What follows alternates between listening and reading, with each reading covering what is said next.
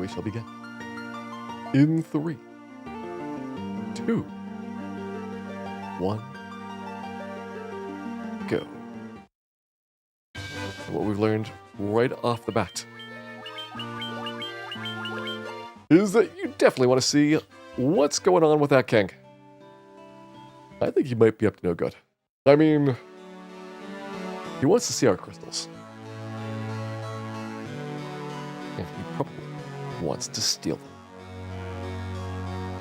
And Iris, thank you for the good wishes there. Chibi Scala, thank you as well for the good wishes.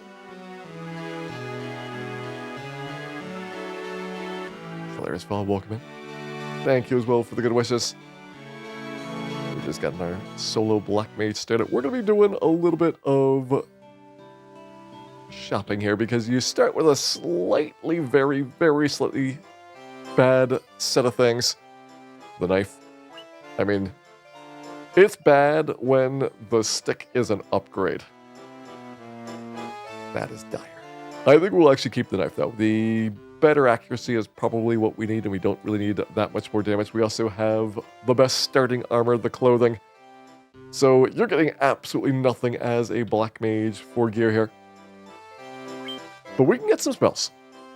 And here are the wonderful options. You got Fire 1, Lit 1, Focus, which is pretty much terrible, and Sleep, which I don't think is all that practically useful, but we're going to try it out on the GBA version because it might be better than it has been on the NES version.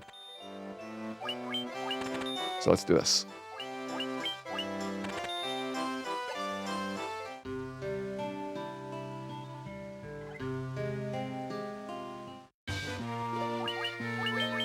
Move our gear from everybody besides Dan. We are not allowed to take any actions other than passing our turn until we have only one light warrior left.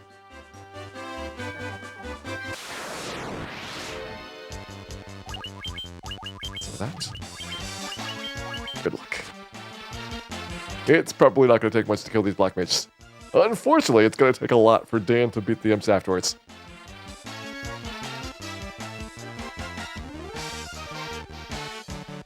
Mr. Sock Monkey, welcome in.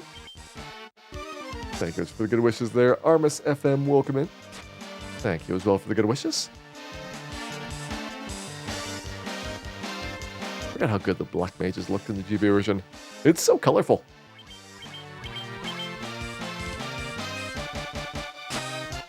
Hey, Allison Chain 20. Yes, this is going to probably be 2 very long nights. I have been saying that about every character class so far, and eventually I'm going to be correct.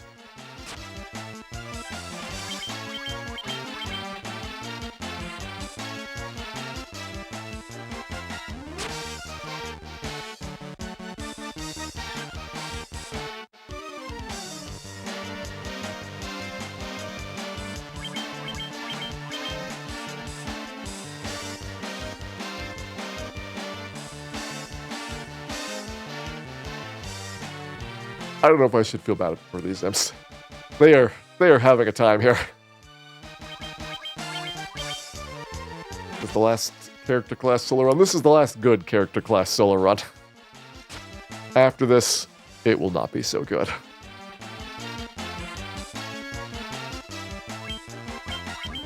I can at least get Chaos out of here. It's gonna be tough getting Phil out, but we're gonna do our best.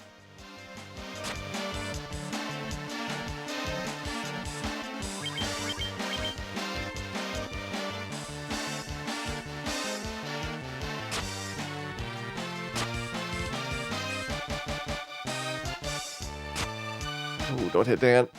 All right. It's a start.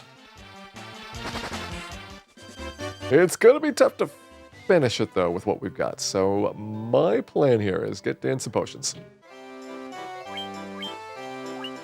2 should be fine. Because the problem is we can't use the inn without really messing a lot of things up. We got those 2 up front. Potion once at the beginning here. Imps are doing 6 points of damage, which means we can take 4 hits, maybe if we get lucky. Alright, this is ideal. Small fight. See villain shall go down here. Not quite what I wanted, but it's close.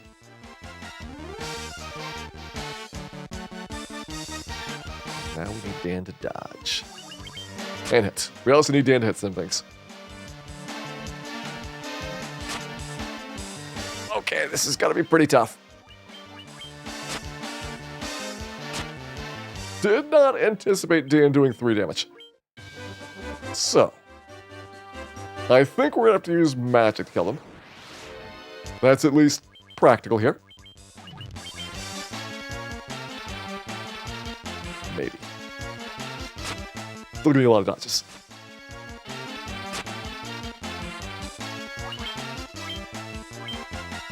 My other alternative is to try to get that sleep spell to work. See how effective it is.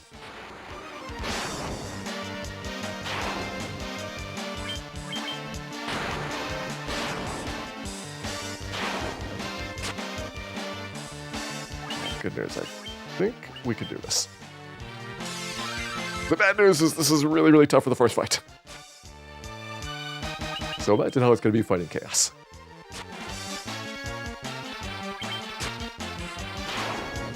Let's see how we did. Thing needs level 1 hit point. 17 MP, we got the intelligence point. Am I going to try again up to 8 times for the strong HP gain at level 2? You better believe it.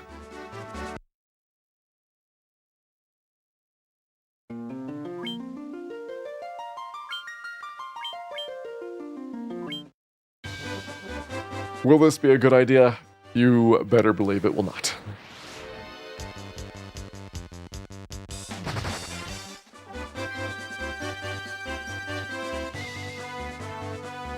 The problem if I don't do this is that you can see how tough it is to kill these imps, just like we are barely hanging on here. So if I have to do every single level for a little while until I get the strong gain, it's gonna be rough. Ooh, we picked wrong. Trying to hit the imp that is not attacked with our spell. Alright, well now Dan needs to dodge, or go first. Alright, going first might work here. We can potentially win this.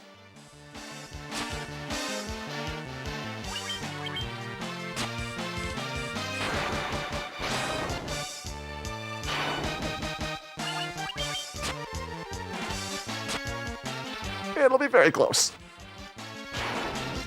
But will be a strong HP gain. Oh yeah, 26 hit points, 18 MP. We got the intelligence point. 1 level up down.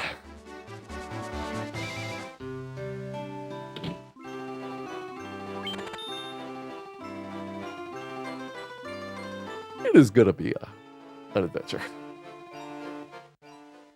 Now we just need to do that 98 more times.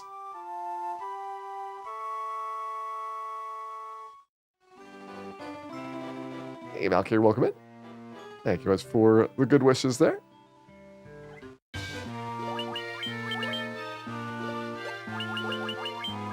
I am hoping that most of the ups are going to have a guaranteed intelligence point. And then on top of that, we can get ideally as many strong HP gains as we can muster here at the beginning. We don't need every single one to be a strong up. We're going to get 999 hit points eventually. It says intelligence increases at 1 hit point, or 1 intelligence point, or is it variable? There's always 1 for your stat points. The only ones that can be variable are your HP and MP gains. I could probably take a second one here. I probably shouldn't, but I definitely can. Let's try the sleep spell. See how effective this is. If they all just instantly wake up, then it is kind of useless.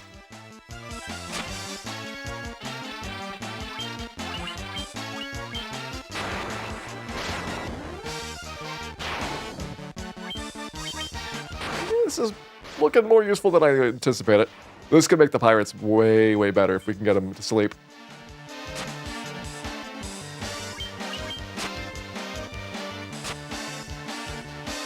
I think it's going to be hard to get to our HP cap. Because we get to 99 levels, we get to have the advantage of HP gains over a much longer stretch than you have in the NAS version.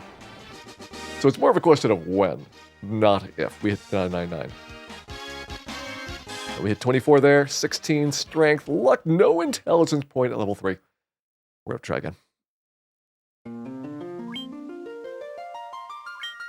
That was otherwise really good. Strong MP gains are rather unimportant. We're going to have a very large guaranteed MP gain because our intelligence score is going to be really high. So you're going to hit 99 MP without really even trying. HP, I think you don't have to try. And at level 99, you probably have a very good chance of making it. Depends on how many stamina points you get picked up early on. But what I am thinking with a lot of these is that the earlier that we can get some good HP, the easier it is going to be to get past the choke point bosses near the beginning. Wizards, Astos. We're going to have a bunch of tools at that point. Tempers, damage spells, but it might take a couple rounds to be able to kill them still. And you need that HP to soak that up. Lich is going to be another great example of that. If you get into the Lich fight, Lager 3 is going to do a couple hundred damage, which means you probably only need 5 rounds to kill him. But that's 5 rounds of survival, which can be tough.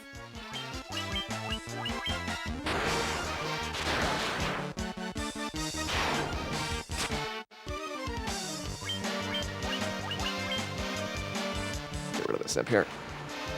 Get the ones that are awake out of the way. And then we should be able to cruise from here.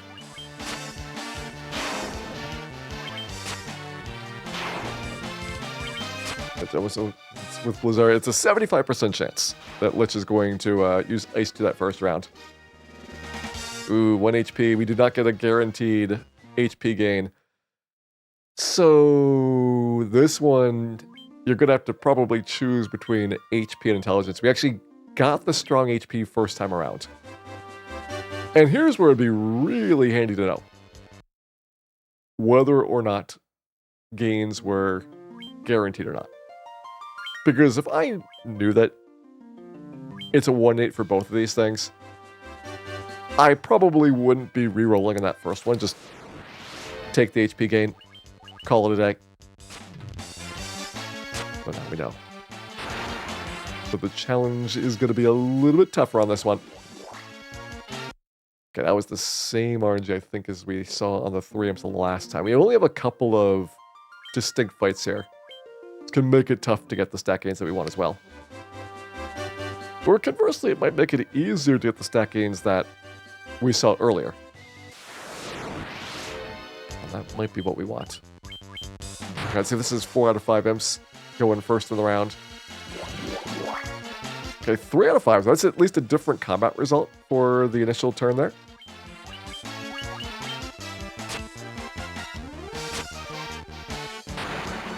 It is useful to see that we have our conditions different so that we have a chance of getting different end results at the conclusion of the fight.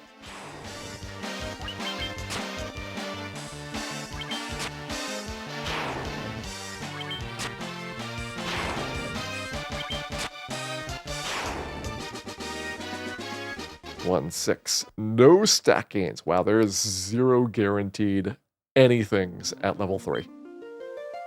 No strong HP, no strong MP, no stats at all. The Black Mages getting hosed at this level up.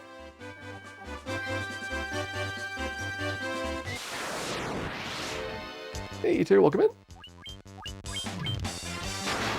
Thank you, it's for the good wishes there. We are definitely in need of some serious good luck with this one. The early bit is going to be very, very tough. The ending bit's going to be very, very tough. In between, we should, though, have a good long stretch where things are feeling very, very nice. Even for the solo Black Mage. You shouldn't really have to worry about survival too much in the mid game. Alright, 1-6 strength luck. Nope.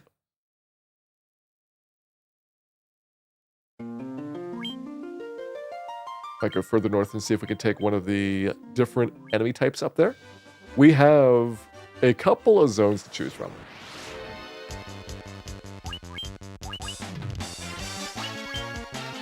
do one knocked out and then do the sleep.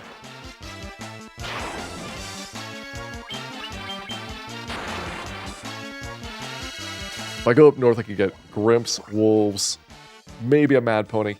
We just want to see different formations so that we have a chance at different level up results. There's a lot less randomness in between the time that you start the game and when the level up takes place on the GBA version compared to the NES version. Makes it a bit harder to get distinct values. All right, 1-6, again, nothing.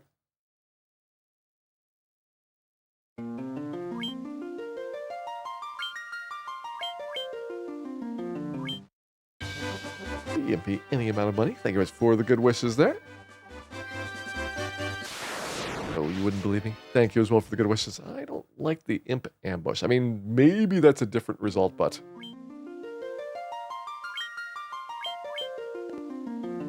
the problem is, I don't know if Dan's going to survive it.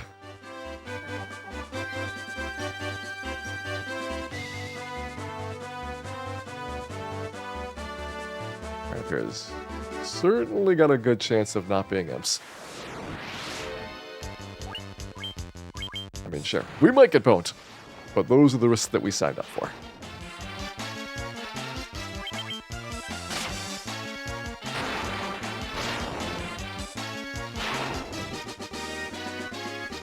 One, 6 intelligence point. I think the intelligence point is more important than the HP. We're going to take that. It's probably pretty easy to get the HP later, whereas the intelligence point, once you are past that point, there's just no going back.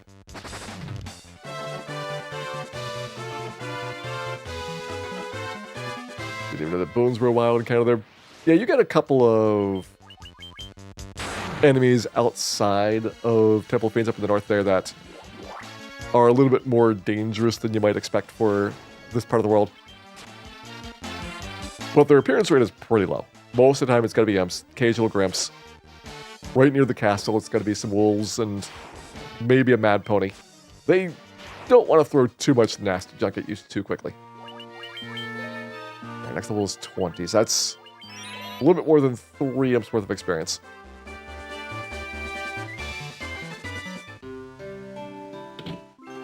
I'm pretty hopeful that the even level ups for a bit are going to be giving you better gains on the NES version.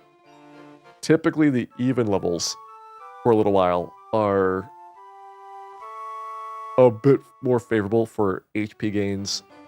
Stat gains are kind of questionable, but I imagine that what they've done is, given that you have on the NES version Black Mage intelligence gain at every single level up point, going to 99, it would probably be an intelligence point every other level. That would make a lot of sense. So I imagine that this level up, guaranteed int, and a decent chance of guaranteed HP as well. So this one could be a freebie.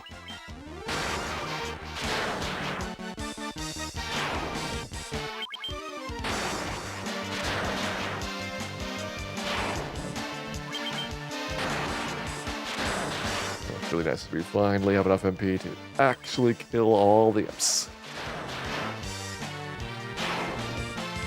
Just think how wonderful it's going to be once we get Fire Turret too. Alright, 23, 17, intelligence point. Yeah, we got strong HP, strong MP, and an int point. That's pretty solid. It would be better if we also got stamina gains, because that would not only give me kind of a durable increase in my HP gains, but it also gives me a little bit of innate defense. And since the Black Mage is very struggling for defense, very, very, very struggling, some bonuses there would be nice.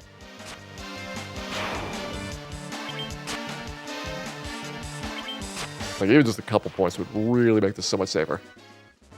Alright, for next level up, we've got 70, so that's a fair ways to go here.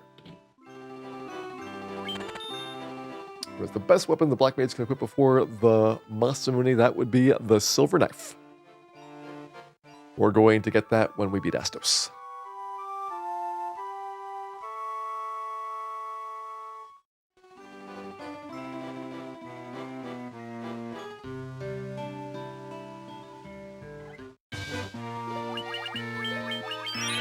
the Mage Staff better. The Mage Staff has, I believe, not particularly good accuracy, whereas the Silver Knife has really, really good accuracy.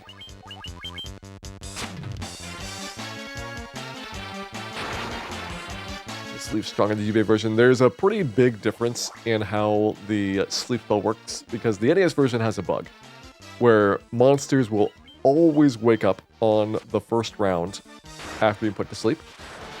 And on the remakes, I believe they use the same rules that the characters do, which is that you only wake up guaranteed if you have a certain amount of HP, which early monsters are not going to have, but pretty quickly we are going to reach a point where basically everything wakes up immediately. So your sleep spell is really only good prior to like maybe Marsh Cave.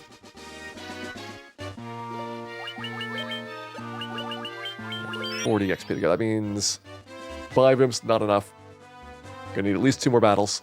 Ideally we get 4 imps at a minimum here because we want to get close to that number. There we go. We got 4. I'll take it. What about the Cat Claw? The Cat Claw cannot be used by a Black Mage, thankfully. Otherwise, it would be even worse than your bare hands.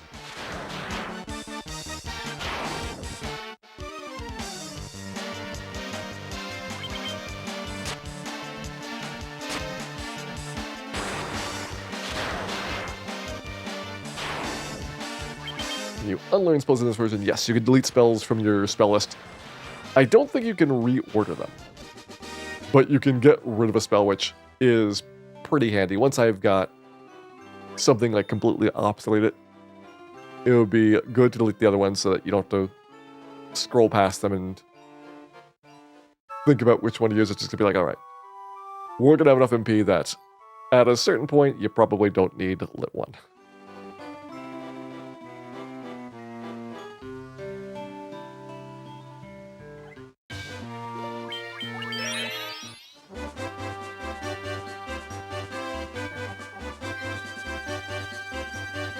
Up here should be our next level up.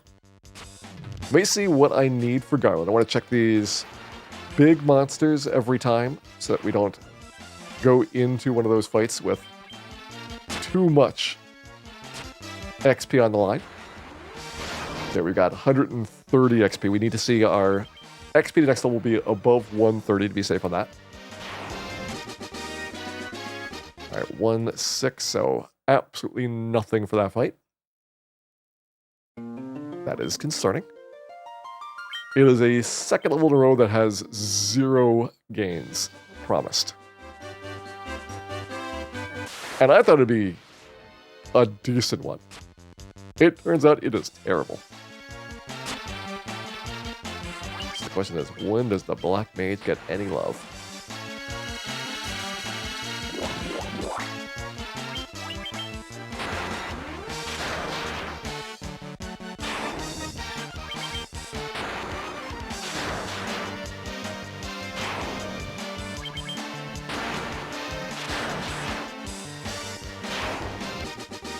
See here, 1-6 strength. So a different result, but not really that much better. Strength is going to be very, very low priority. Of your 5 stats, arguably strength is the lowest, because in ordinary situations, you're not going to be doing melee attacks at all. And in boss battles, a point of strength is a tiny fraction of a temper or a power glove.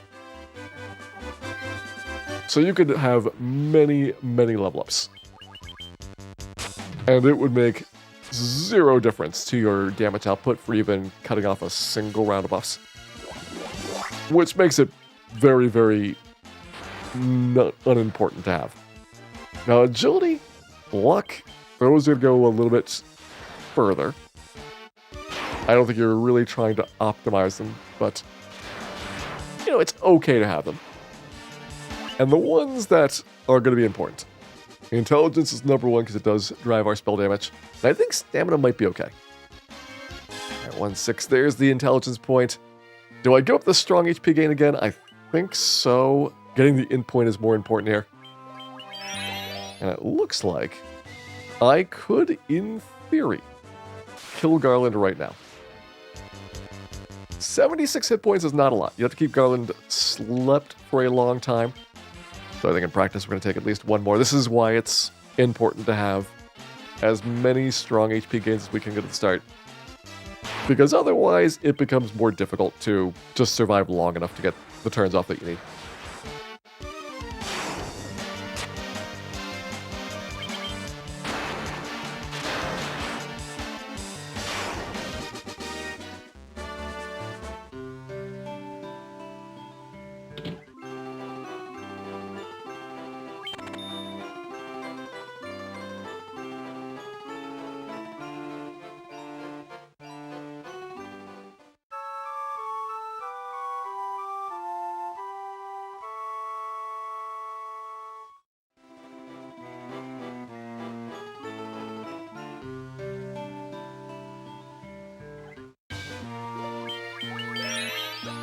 All right, back out there. Hey, Greenleaf, is something going on? Let me know what that was about.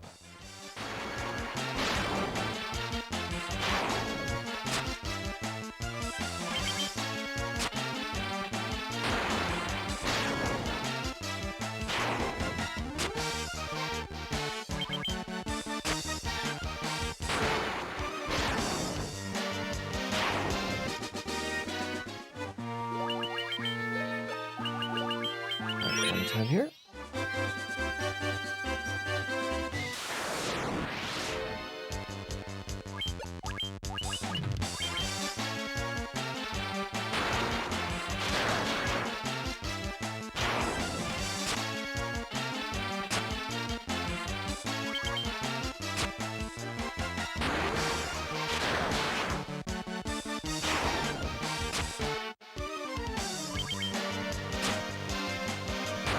Okay, just making sure there's not a problem going on.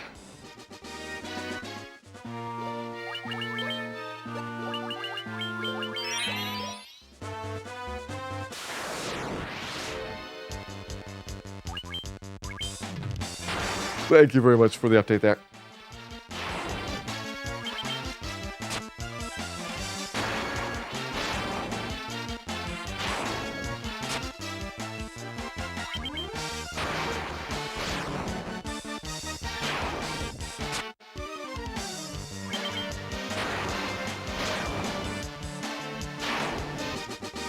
All right, back to our Black Mage.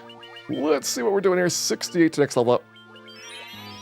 That should be 11 or 12 imps.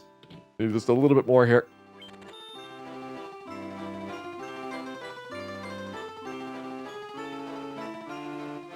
We'll get those done. Hopefully get the strong HP gain this time.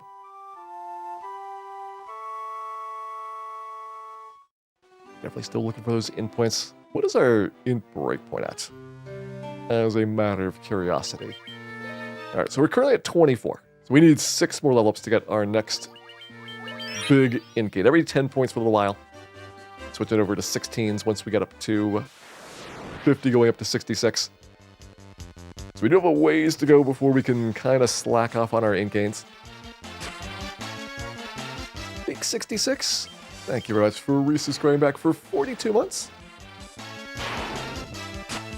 Hope you're having a lovely time tonight. Enjoy the solo Black Mage. It is going to burn a bit.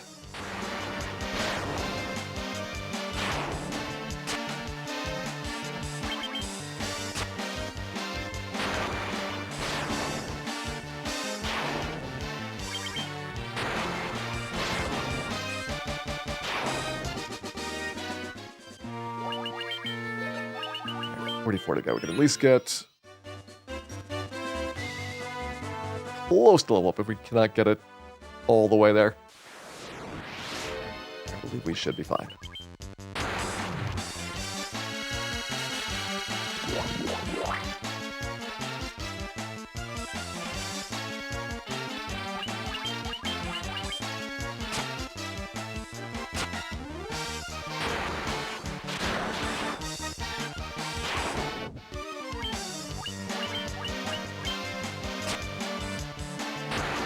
Yeah, make it welcome in. Thank you very much for the good wishes there. North Rex, welcome in. Thank you much as well for the good wishes. Definitely enjoy our solo Black Mage challenge. Pretty much taking up the entire weekend. For your money back. Let's take the save. We are so close to level up, but it's also pretty cheap. In this version of the game, you have zero problems getting enough money from the encounters to be able to do the end trips. For one thing, you're leveling up much faster, so you're getting a lot more spells per day, you're getting a lot more hit points to work with, but also you're getting roughly half costs for everything. So half as much to buy items, half as much to stay at the inn, half as much to level up. And on the NES version, these early level ups are an incredible challenge just to break even. It is very, very easy to get into a situation where you cannot beat the enemies fast enough to pay for your intro, which is a really bad place to be in.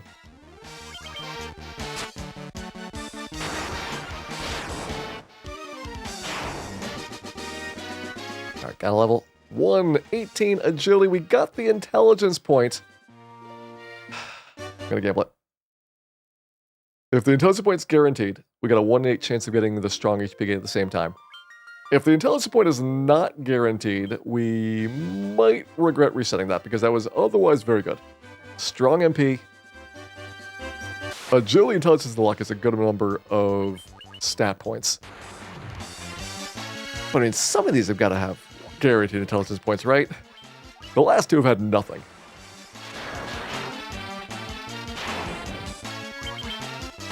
Are we sure that we can trust Dan with super destructive black magic? We are sure that we cannot. There is inevitably going to be some failures. And while some of you may not survive the process, others will have to watch virtual highlight, which is even worse.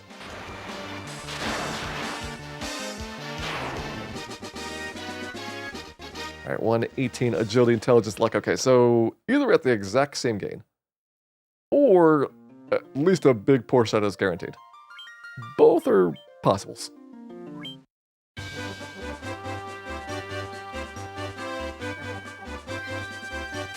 Hey, Seagull and Backslash.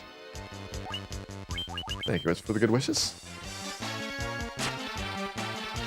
And I certainly hope you do enjoy our solo Black Mage challenge here. Currently working on getting some more hit points.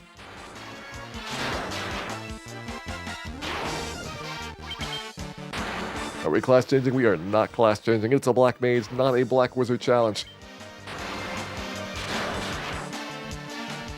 Let me tell you, it is going to be very, very challenging.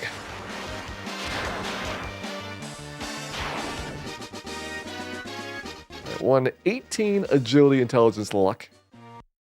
Did we have 18 before? Or did we have 16 for the end? I can't remember if that's a new result or not.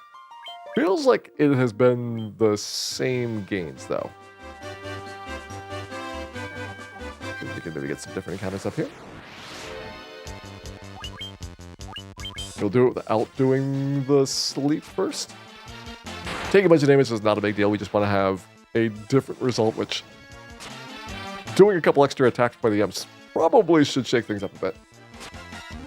If not, we'll definitely see some new outcomes by going up to the north, getting the encounter zone swapped over to the more exotic monsters here.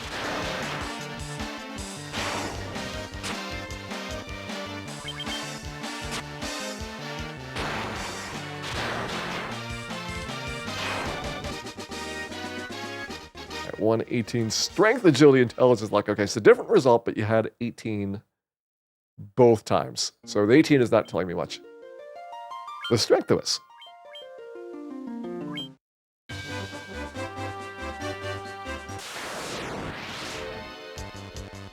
Five imp preemptive.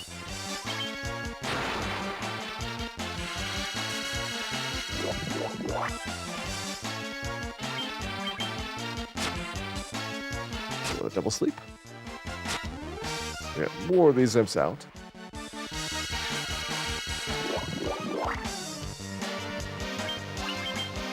We don't really want a lot of turns by the imps, even though more turns probably equals more potential RNG states to be in.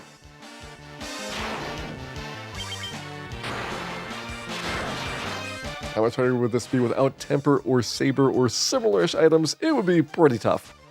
You would not do all that much damage, even with your max intelligence and nuke spells. So killing Chaos before Cure 4 can happen would be really, really tough. Most other things should be pretty doable.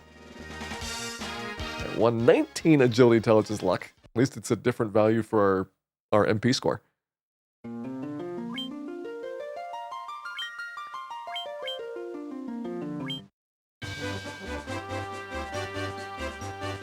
Black Mage doesn't get nuke unless you go to the Final Fantasy V dungeon and get the nuke staff.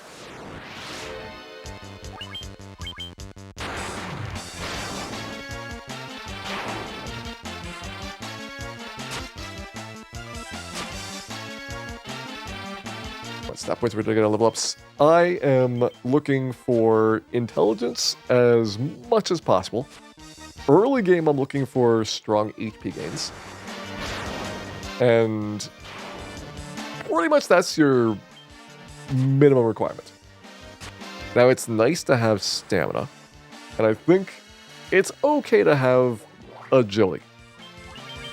Strength, I think, is really unimportant. Luck, I think, is probably not that big of a deal. But intelligence number 1, HP number 2, and stamina number 3.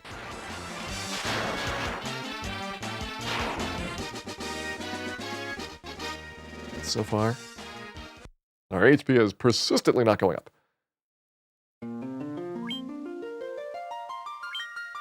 That's the first time we have had the 19 intelligence without a strength point. That might be new.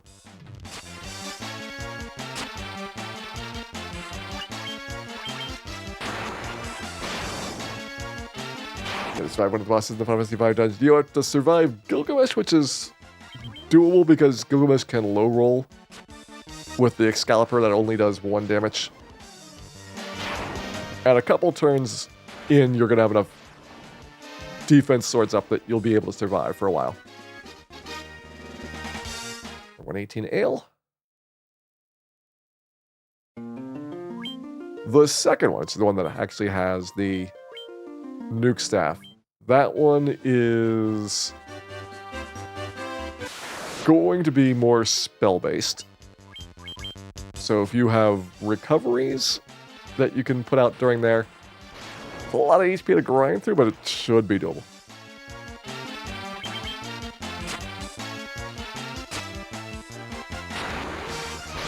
Like it's got more hit points than the Thief and the Ninja. Well, yeah, sometimes there are troublesome issues.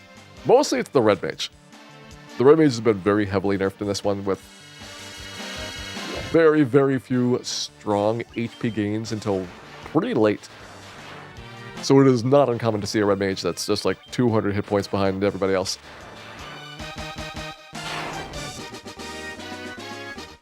And 17 Agility, Intelligence, Luck. Seen 17, 18, and 19 for our int rolls. It's a strong MP gain guaranteed on there. Just a question of where in the range do you roll. Seems to be guaranteed for intelligence, agility, and luck. But we have not gotten anything else here. Let me try running from a fight. Give us a little bit of a new baseline to work from. This early on, I could probably get away with a couple of levels that don't have HP gains. But we just had a few already, so I'm feeling kind of bad if we have to do another one. Maybe that's just the way we're going to have to roll. Kalonzo 2, welcome in. Thank you much for the good wishes. I'm going to give this maybe 3 more tries. And then just take the 119 Ale at that point.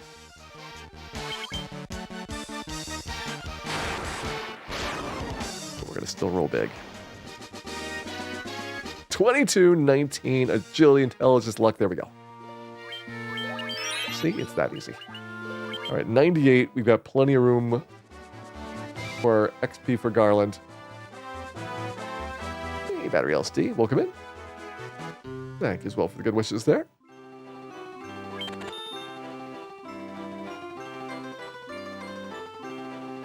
I could probably just buy a couple of tents, and they're not going to be that much more expensive at the end. I don't really have a lot of things I need to buy for the Black Mage. It's a pretty cheap character class for a while. And that would let me avoid having to go back to this town as often. Let's see what we're looking at here for the prices. So sleeping bags are 50. Oh wait, sleeping bag does not give me the MP back, right? It's the cabin that starts doing it. Yeah, it's not nearly as good. Alright, well, new plan. One Garland murder coming up.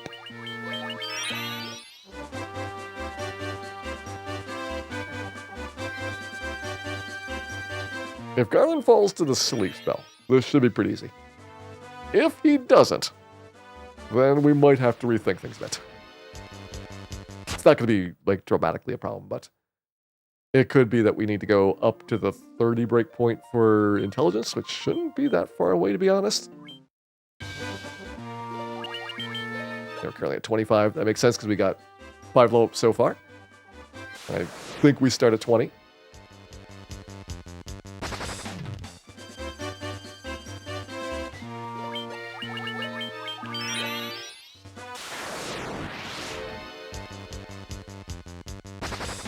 Imagine sleep actually being useful only for a very, very short period of time.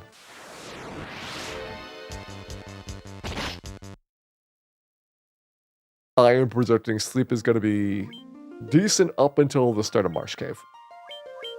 It means I can get a good amount of grinding done with it. It is going to help with these first couple of levels where you just have very, very bad HP. But once it becomes time to, like, do real fights, at that point, sleep is probably going to go back to doing nothing. I imagine the wizards are not going to be put to sleep all that easily. Astos is going to be similarly tough. But Garland, you never know what you're going to get with Garlands here.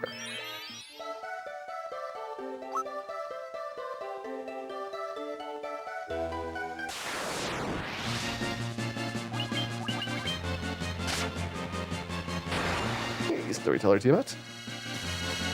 Welcome in. Thank you guys for the good wishes there. Alright, missed on the first sleep.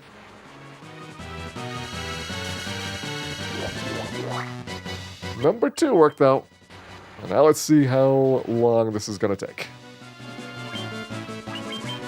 Look at the one out.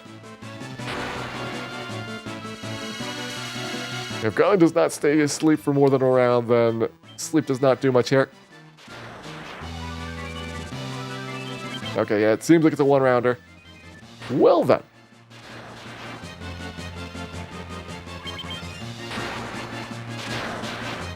This could be a trick.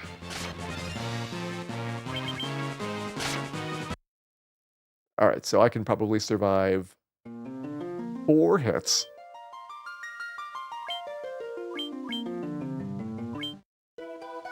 Means ideally we get 5 rounds, and that's around 200 damage. Garland's gonna have probably more hit points than that. And if it's the current HP, then maybe sleep works once we get Garland low. But this is gonna be probably a bit tricky. Ooh, that's a good dodge. That's 2 good dodges.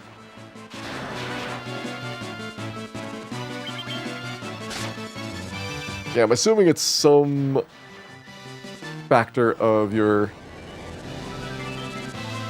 enemy HP, but I don't know if it's current or maximum. It just looks like they have fixed the bug where it always wakes up, no matter what their HP is.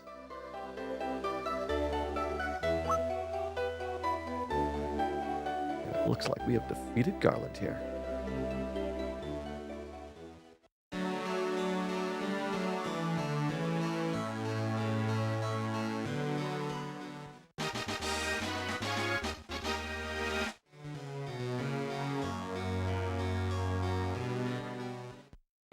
We've also acquired some loot. Alright, first bit done. Next part is going to be building a bridge. And then after that, the next big challenge, the pirates.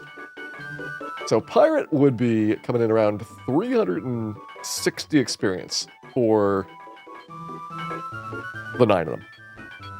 I don't want to level up on pirate fight, which means we have to have at least 360 next level. We previously had like 220, so that might be 2 or 3 level ups until we can widen that gap up a bit.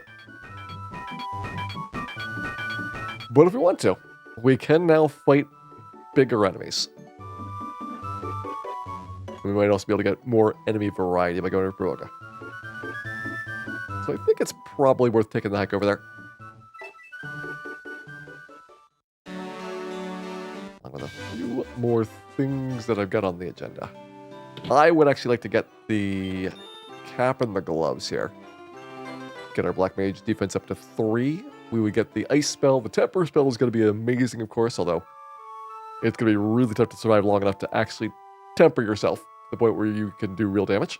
So ice one is probably going to be superior for a little while. But we need that extra point of defense. I need to go back to Temple of Fiends again. We'll try to get that 90 experience on the way. 90 experience is 15 imps.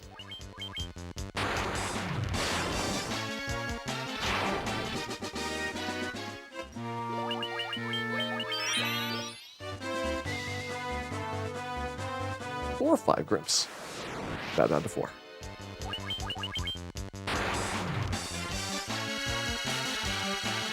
Temper is really good. Like, temper is going to be really good all the time. I feel like probably Wizard's better off with Lit 2, because that should be in a range where you can think about one-shotting them by the time that you're going out there. But you're not going to be one-shotting Astos. And it would be interesting to see if it's easier to mow him down with spells or to temper up the Black Mage in terms of number of turns. Considering that he's got double the normal HP from NES. NES is probably 4 spells. That would be like 8 rounds with spell damage. And it's gotta be less than that with temper. 24 left to go, so we have one more 4-pack of M's before we level up.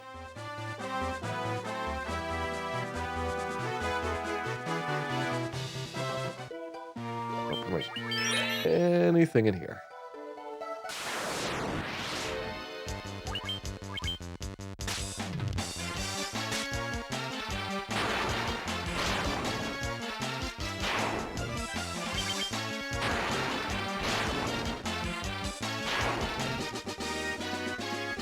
We got 22, 7, agility, stamina, no int point, though. All right, we're going to find out if int is guaranteed this level up. It has been guaranteed 1 out of the last 3, which is not a good sign.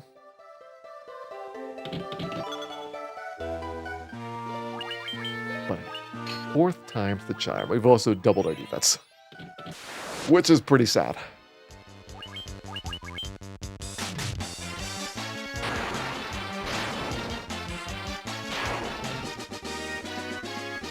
All right, 1-7 stamina. That HP gain was not guaranteed.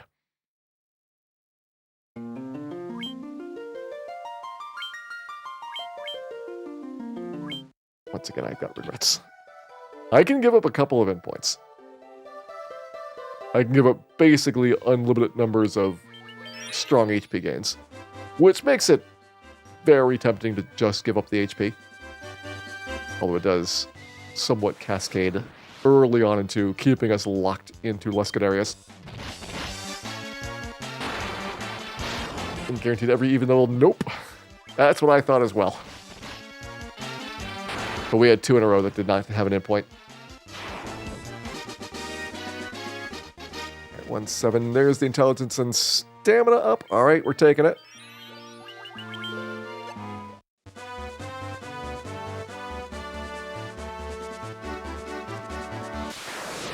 269 to our next one.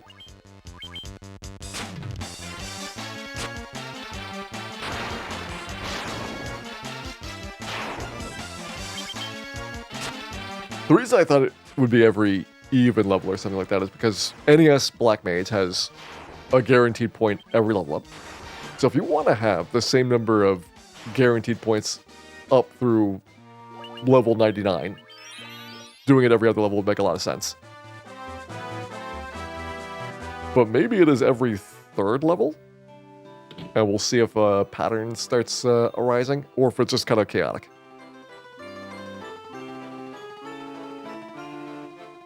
Sometimes it can be tough to tell because the first, or even the first couple level ups that you get might just coincidentally have something on there.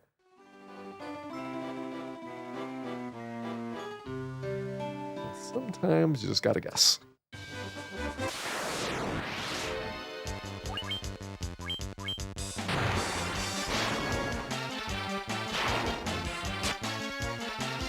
Yeah, this place should probably just be attacking these smaller groups of imps. It's a longer animation for the spells.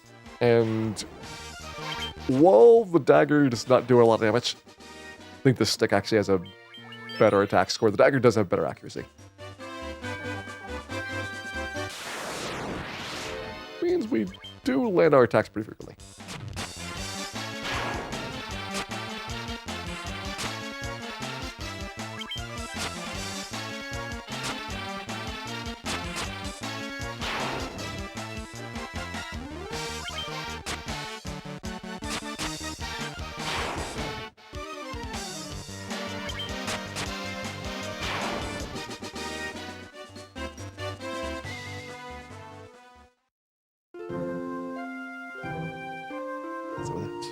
Let's head across the Bridge of Destiny. I wonder, if everyone else is dead, who's taking this picture? A mystery that may never be explained. AJ win 250. Hope you're getting some good Final Fantasy nostalgia. This is a great introduction for people that would like to get into the original Final Fantasy, but maybe not quite as hardcore as the NES version. Lots of quality of life improvements in GBA make it so much better for playability. Buying stacks of items, saving anywhere. Just a generally faster pace of, well, everything. Travel, battles, level ups. And you get a bunch of nice bonus content.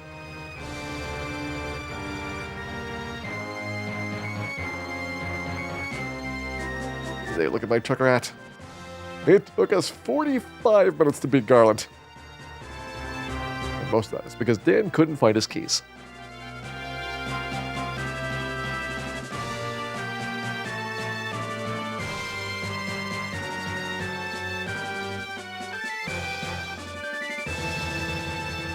Is stat min-maxing necessary on GBA? It's probably going to be pretty important for some of these character classes. Fighter and Black Belt, I didn't really do a lot of min-maxing. Basically a couple level ups with strong HP gains at the start so that you wouldn't have to be as miserable for the first stretch of it. But they're pretty happy to just kind of cruise through, take whatever they can get. The three mage classes, I have been progressively being more demanding of their intelligence scores. I think these are very, very vital things for mages, especially for the damage that a Black Mage wants to do. White magic seems to have a little bit less of an intelligence dependency. You can get away with having generally worse scores and still do kind of okay. But I've noticed that black magic especially is, for damage, very, very dependent on your levels. Getting good intelligence.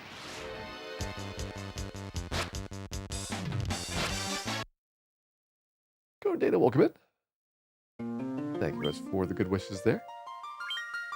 As for the thief, well, that one's gonna be pretty bad. Thief is gonna have some real serious challenges. It does not get any good mechanism for taking care of Wizards and Astos. Like, it is going to be extremely rough for a long, long stretch. And that's the one where I'm just kind of hoping that you're going to have enough level ups that the fights can be done before the monsters all run away. That was a massive problem on the NES version.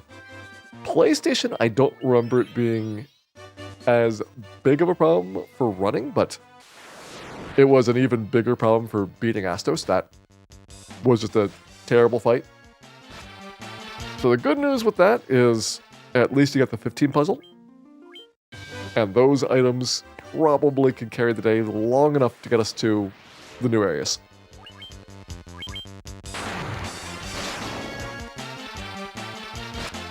Yeah, Wizards definitely 15 puzzle. 2 blue fangs should kill them. Astos, you're going to need a lot of fangs. So it is kind of challenging to imagine that we're going to farm that much. And you also want to farm a lot of elixirs. So 15 puzzle is going to be getting a workout. Good news is that the fangs are 3rd place prizes and elixirs are 2nd place prizes, so you shouldn't have to compete on the times. Alright, so Ice one, I'm going to say probably gets used more often right now. Maybe? But definitely Temper is going to get used way more often in the long run. So I would like to have it. We have a bigger knife. Maybe we could upgrade the size of our knife. We cannot upgrade the size of our knife. This is Black Mage discrimination.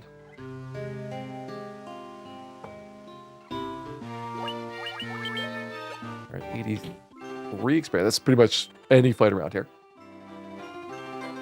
And it's only a tiny bit more money to use the Provoke in, so I'm not too worried about going broke from excessive in-trips.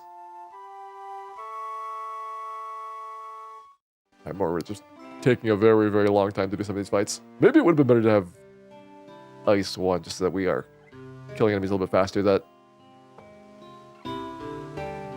may have a small impact on what we can fight around here. There's our gloves. Did you love your gloves? We have now tripled our starting defense. It is still not very good.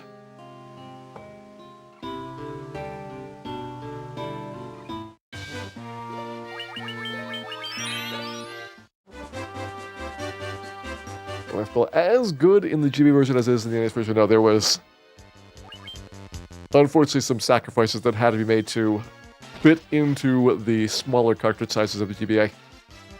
And the lamp just had to go.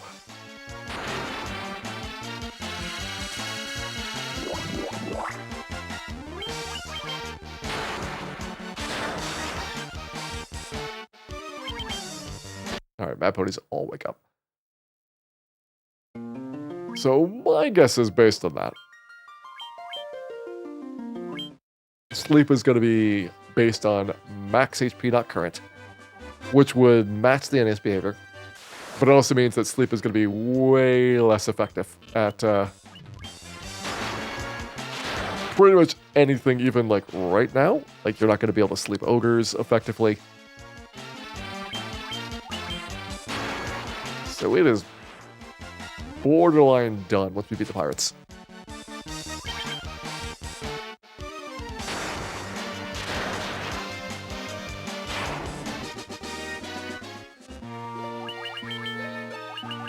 One more battle like that would do it. Thief gets more agility in the GBA version. Yeah, Thief actually starts with enough agility that you get 2 attacks per round at level 1 with a rapier. Which means the Thief is kind of neat for the very first battle of the game. After that, it kind of goes downhill. You'll keep that agility advantage for a little while, and it just does not have any kind of enduring value to it, unfortunately. But it sure seems like it would help. Problem of the acceleration is that the other melee classes also max out their accuracy by the end of the game, so Thief maxing out earlier just means that you're making the early game a little bit better, but your late game is going to have no improvements. And it's probably going to be quite miserable.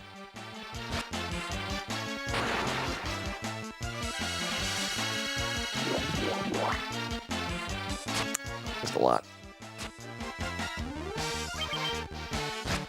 Get the rest to sleep here.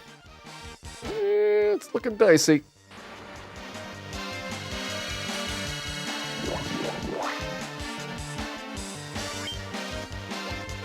I don't think Dan's making out of that. Better start would probably make that possible.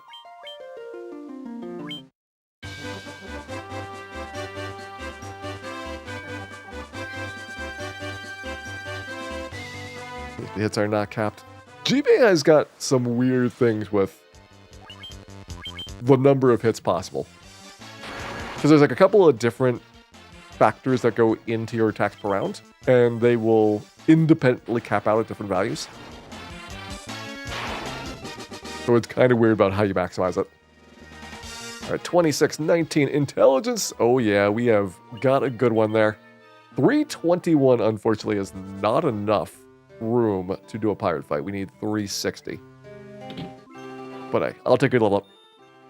Strong HP, strong MP. We got the endpoint. That is what we want to see a lot of. I mean, strong MP is probably not even that important, despite Black Mage using MP like mad. You have easy access to ethers, which give you a whole bunch of MP back. Hey, Dakineer, welcome in. Thank you much for the good wishes, and certainly I do hope you enjoy our solo Black Mage here tonight. Get the enemies down here. I think these are smaller groups than the ones to the north of Provoca. And Dan does not do well with large groups.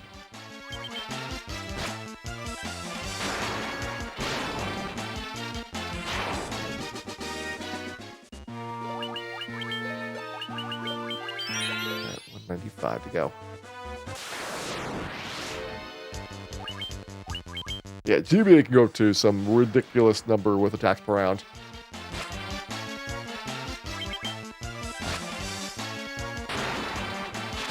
Especially with black belts. But for the other character classes, you kind of need to have things maxed out for your accuracy score. And then you need to have the bonuses from the usable items also maxing you out. So even if you've got max accuracy, which is going to be 255, that'll give you a base of 8 attacks per round and doubled up to 16 with fast.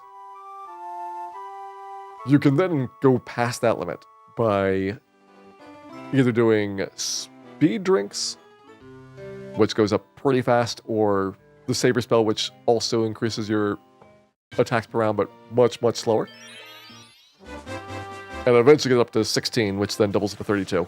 And then the black belt is the one exception that they can go and get a much higher base, because they will have another doubling on top of that. But it takes a really long time, since you have so much of it has to be done in combat for each fight that you very, very rarely actually need this.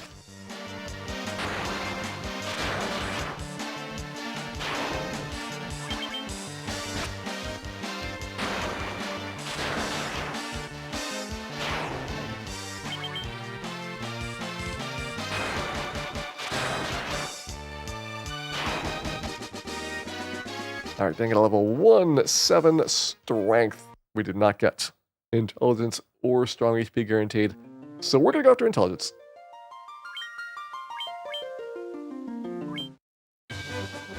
Which unfortunately means our HP is going to continue to suffer. It's a 1 in 64 chance that we get both at the same time, and it's probably not worth it. That's a lot of work. 1 in 8 just to get the intelligence point is tough enough as it is.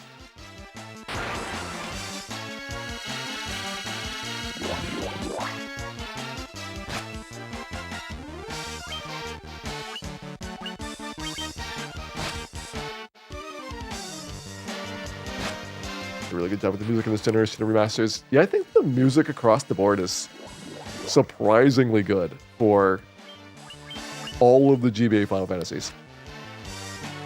And the reason I'm surprised is because a lot of mobile ports really do suffer a bit on the music because you just have a lot of limitations on what those systems can do for sound. It's not that they're not trying, it's that it's very tough to get something that sounds good with a tiny speaker.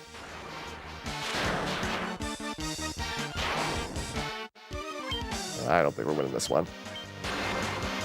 Trying to stay ahead of the sleep, but it is very, very hard. Yeah, Dan's out of there. Well, the good news is I believe we have seen very little of what is potentially possible for level ups. So at least we will have the option to see, hopefully, some new stat gains.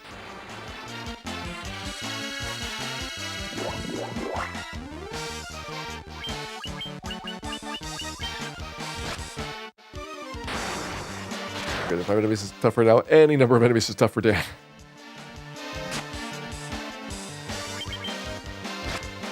But especially these girls, they start dumping on a ton of damage. And things that are much tougher than this, we just can't put to sleep. They'll wake up in one turn, and that means that you're trading one turn for their one turn, and you're doing nothing. That's assuming that you even hit for the spell cast. Alright, let's try an ogre. 100 health. So our damage is very, very good. This is much better than you'd have with the NES. Fire 1 or lit 1 spells makes it actually practical to fight ogres with these.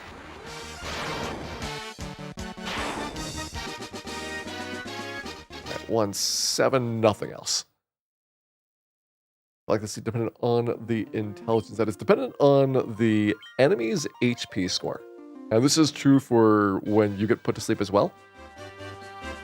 If your HP score is over a certain value, you get a guaranteed wake up. So sleep is, for most of the game, going to basically be one turn. Under that score, you have a percentage chance that is basically how close you are to the threshold. And on NES, none of this works. The enemy wake up is 100% regardless of what their HP scores are. But it looks like it works basically like that on the remix, where you have to pass the magic defense check to land the sleep. If it's over, they instant wake up on the next turn. If it is under, then depends on what their HP score is. The ones that are really, really low will pretty much stay asleep for a long time. And the ones that are kind of close to it seem to wake up usually in 1 or 2 turns. Alright, 1-7 stamina. That one's not going to be enough.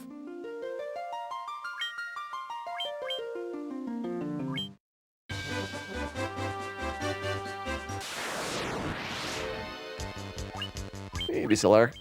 I do not do streaming as a living. I am very happy with not being a full-time streamer. I respect the people that do it. I can see just like how hard it would be and how much stress it would be. But I always treat streaming as a hobby.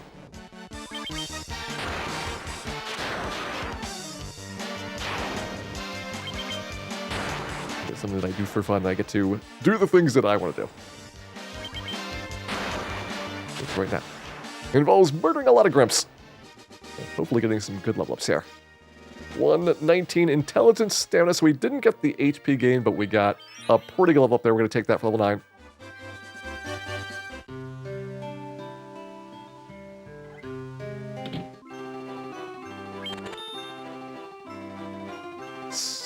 Another wind. 6 white wind. Thank you very much for resubscribing back for 29 months. I hope you're having a lovely time here. And enjoy our solo character challenges. 1.5 more to go.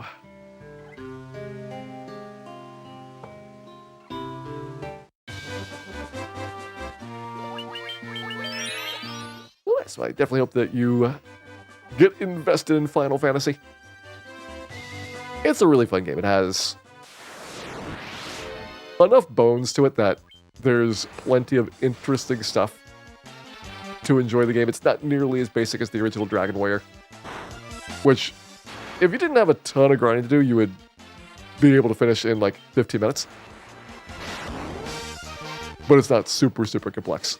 And you can see how it grows in this series over the years. Alright, 287. I might be able to squeeze another fight out of here. The ogres are pretty nice. The creeps are fine. Double Mad Pony, probably doable. Maybe not. Dane does not have enough defense. But we tried.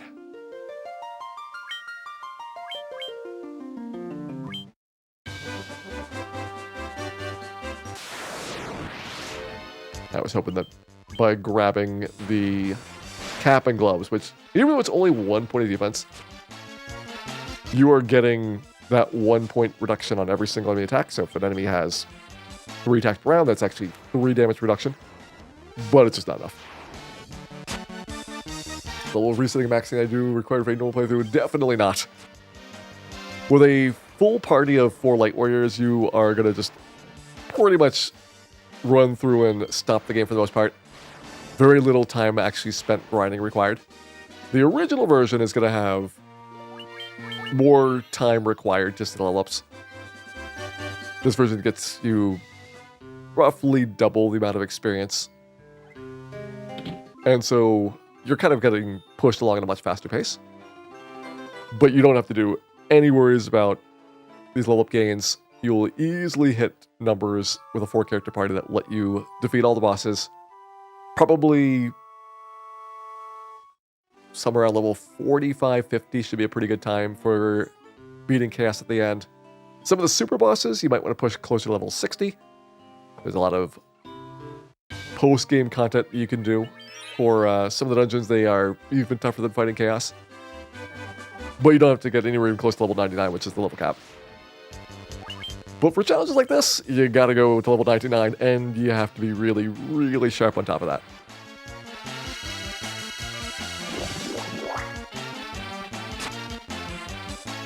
The hardest start of the solo run so far.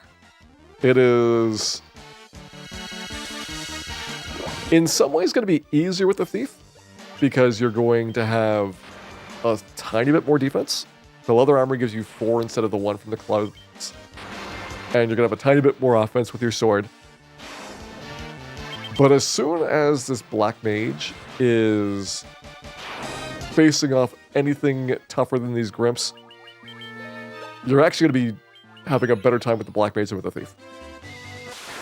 Because for one thing, the spells are a guaranteed hit. Don't have to worry about accuracy at all.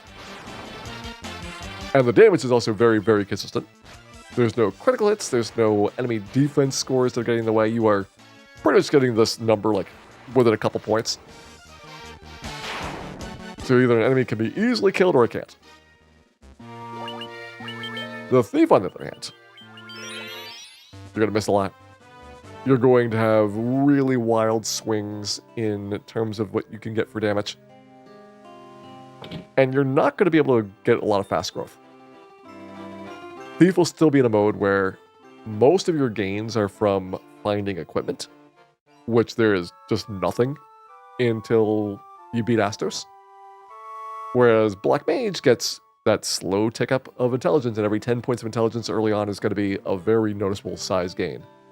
Like, we'll probably see this in 2 intelligence points go up from that 40 damage to, like, I'm going to guess 60 on my fire spell. Like, it'll be very significant.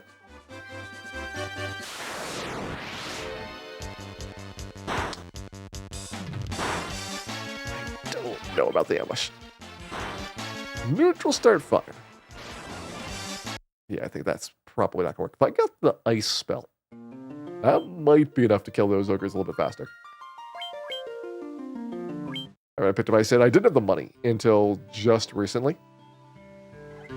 I'm spending so much per trip in that my cash has been kind of flat. So I gotta make sure I've got enough room to be able to pick up a spell and then also be able to continue getting in trips afterwards.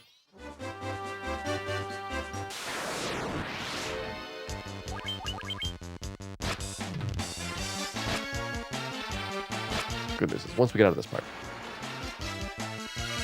we can pretty quickly get the money for a Lit 2 or a Fire 2, and the increase in power, even though it's costing me a little bit more MP per cast, is ridiculous.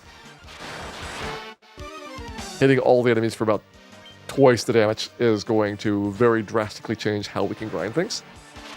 And it'll also change how difficult it's to get level ups. We'll be able to beat up a lot bigger variety of monsters, which means we have a lot more variety of potential stat gains to look at. Right now, we're still kind of hemmed in by the fact that it's only a couple of fight situations we can actually end the fight on. All right, 220 strength, intelligence, luck. Do I roll the dice for a better one? We're rolling. Hopefully that's a guaranteed endpoint. Otherwise, I have made a tremendous mistake again. And this is why we need a table of all of the guaranteed point gains on these characters. At least then I would know what my odds are.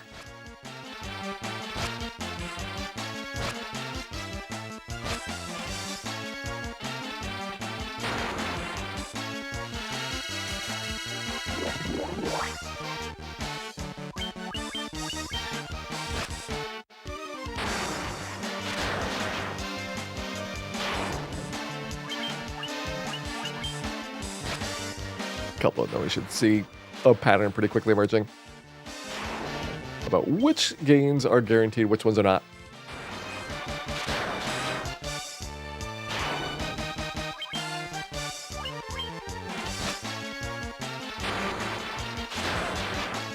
Dan is slower than all the woes. Dan is slower than a barrel full of Agam molasses.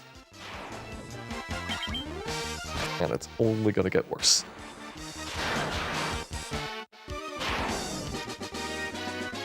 All right, 219 strength, intelligence, luck. I mean, at least we know that the intelligence point is sitting there waiting for us. We got something nearby the start. It's got an end point. The stat gains are overall not bad. All right, that's a good couple of bonuses on it. But I want more.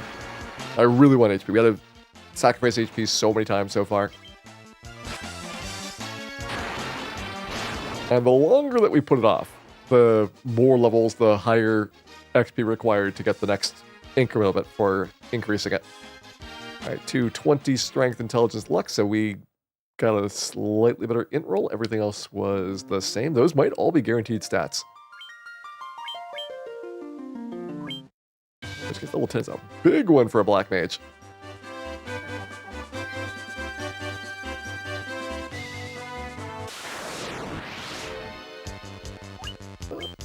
This one may be winnable now.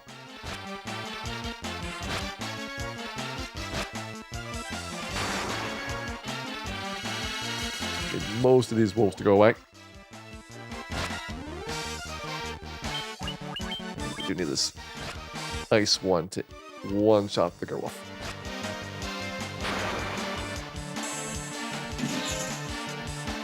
It didn't. Slight bit of damage though. Very, very slight.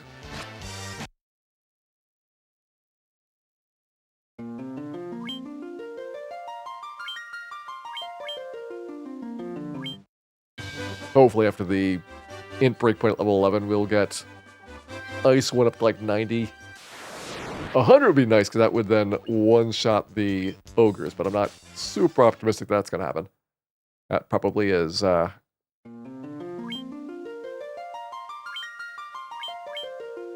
more practical once we get Fire 2 or Lit 2.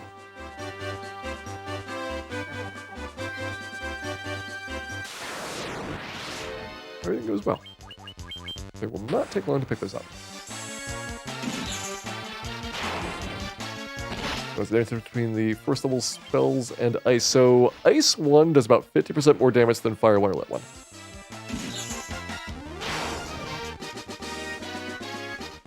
Two 19 strength, intelligence, luck, same level up.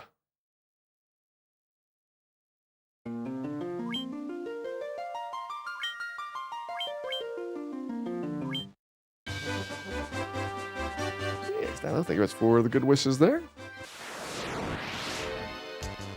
Right, I don't think we've had solo ogre so far.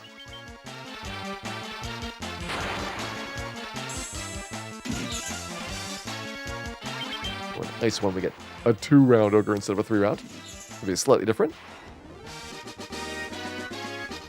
20 strength, intelligence, luck.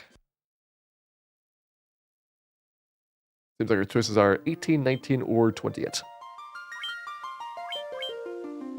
I wonder if it is actually a smaller range for the strong level up gains on this version. Because I'm only seeing a span of like 3 for these. We had a couple times where it's been a strong level up, and it's always like plus or minus 1. 20 strength, intelligence, luck. Same one there. That would be kind of interesting if they had tweaked that as well. And this is got a spread of 5 points for it, which is even more fun when you need to get like every single stat perfect. And it's got a 1 in 4 chance of getting the gains that you want. So it has a little bit of a better time going for just absolute maxing out levels whenever you can. But in return, you absolutely have to max out levels. You cannot take partial results.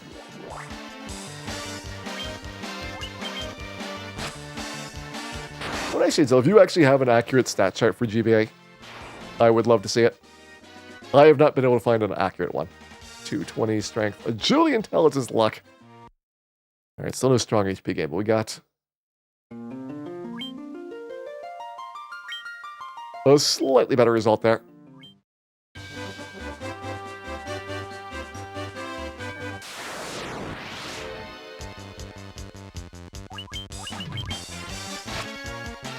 Hey, Puzzle Will, welcome in. Hope you enjoy our solo Black Mage playthrough.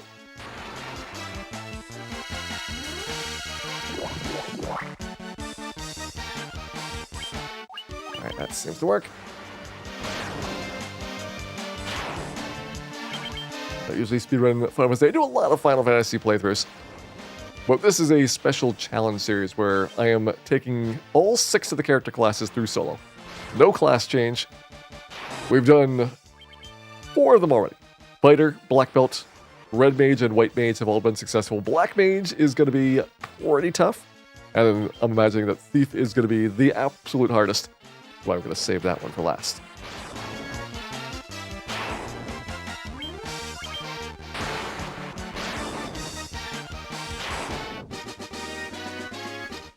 Alright, 18 strength, intelligence, luck. That one is looking the same.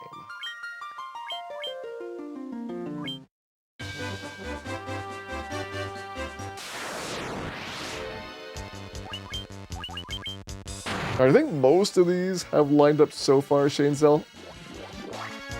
But we definitely had 2 levels in a row early on that did not have an intelligence point. So it's not quite perfect. But I imagine this is at least relatively close.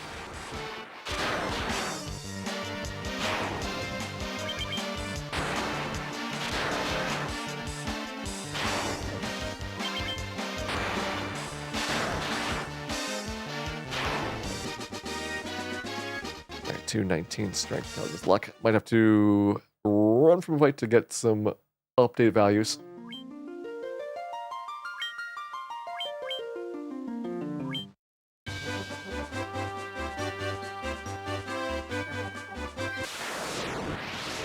Yeah, it's believable that there just isn't a better resource out there. Like, this might be correct for PSP, but GBA was slightly off and they made some fixes to it.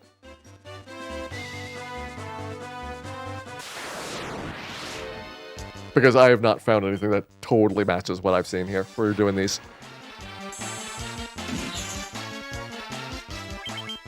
And doing these, I've learned a couple things about GBA stats that I did not previously know. All right, 220 strength, intelligence, luck. Still not saying that strong HP gain. We're going to keep trying.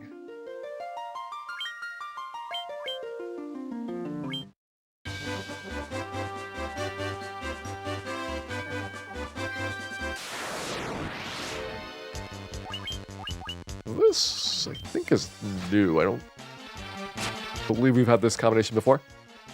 We're probably getting some new stuff after running from that ogre fight.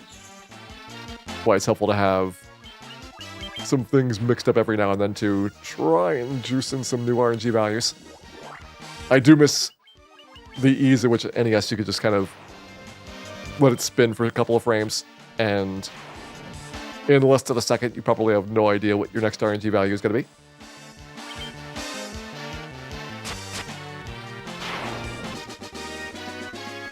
To 18 strength, intelligence, luck. Still the same result. Because I'm getting the endpoint, I can pretty much cut this off whenever and at least have the most important thing for us. So let's say if I don't get it by 128, we'll give it a couple more tries at it. Then we'll take the endpoint, push our HP gains out some more, possibly be able to do the pirates at this level even without the HP gains. So it's going to be very, very dicey with needing to get the pirates put to sleep very quickly. And hopefully they stay asleep for a long time.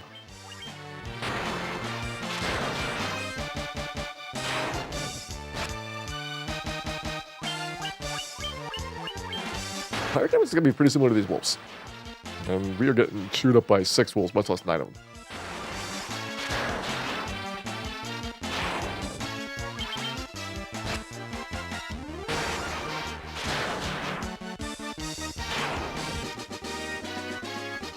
To 18 strength intelligence. Like, all right, one more try. We're taking the next one, whether it's good, bad, or thievish. So this one's gonna be it.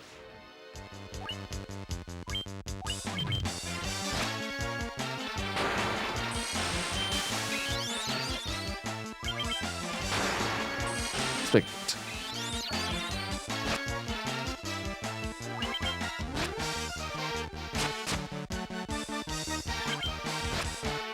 Dan didn't make it.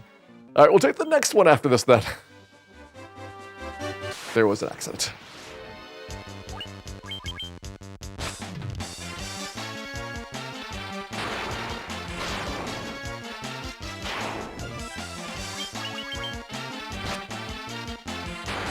Blind help on pirates. I feel like the sleep is going to be more important.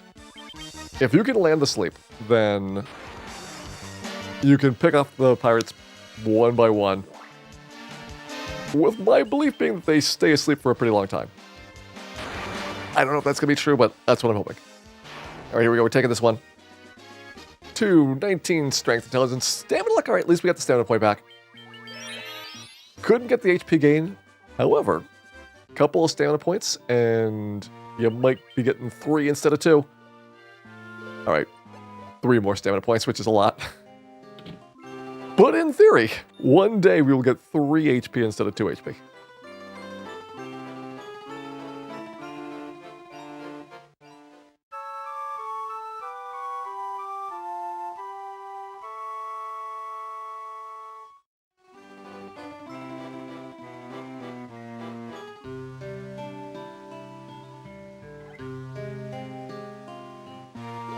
Yeah, 520 to next level up, so we've got no worries there. Let's see if we can give Vicky the business. You gotta get past this point to get AoE spells. AoEs would make this trivial. And looking like these pirates really not that threatening here. We're getting a lot of dodges in. Basically as good as that first round could have gone. Pretty solid.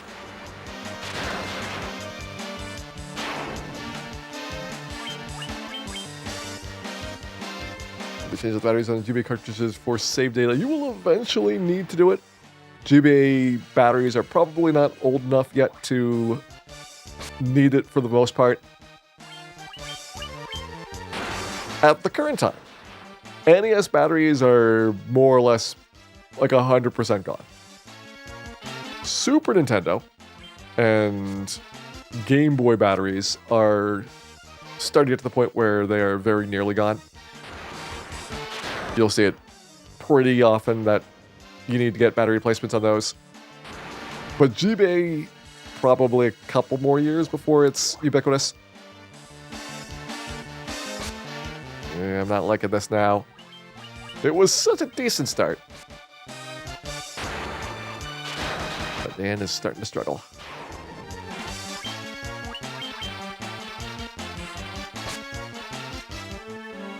This is where just a couple more strong HP gains.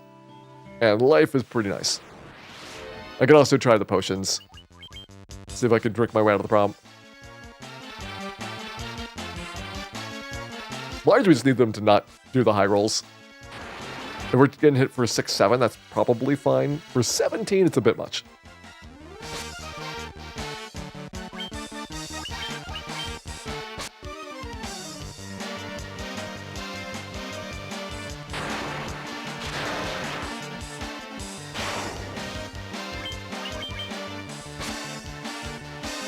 I'm glad at least one person appreciated that gave it 1-1. It truly is only one. But one is a start. That's not a start. That is a massacre. All right, try again. You also, for obvious reasons, do not have access to the 15 puzzle until you beat the pirates.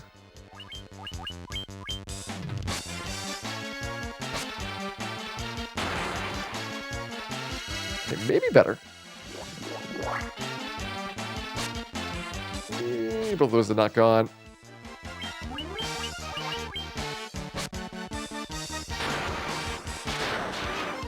Getting outsped by the pirates is not helping things.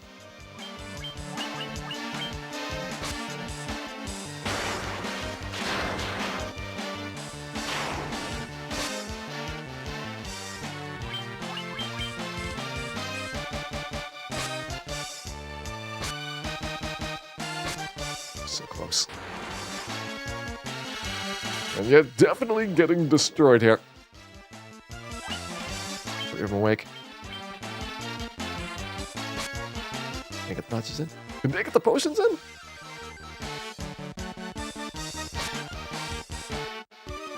Ooh, they are all awake now.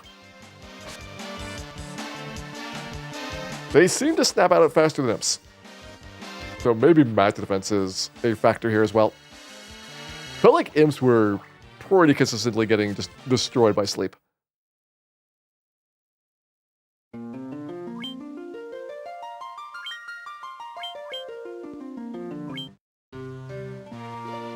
Only 134 cash. I cannot buy a spell right now.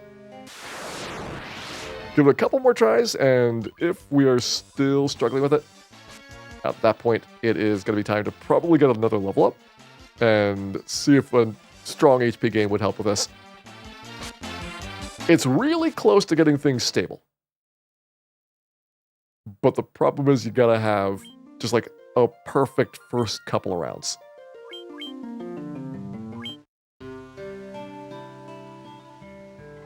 Like the very first attempt was looking super good. I think I took like 15 damage before the pirates were all asleep.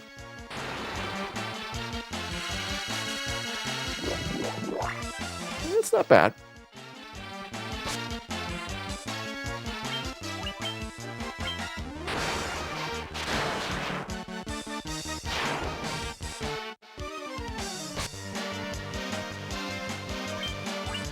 There's 4 of them up.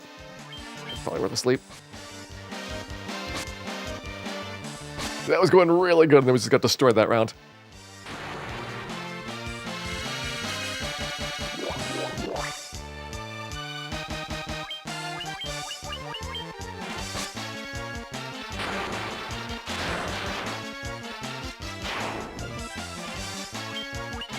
And they all wake up at one time.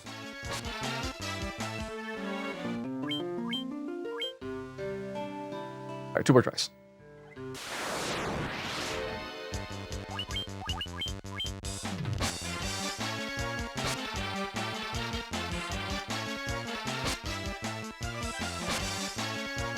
Five damage. That's pretty hard for that first round.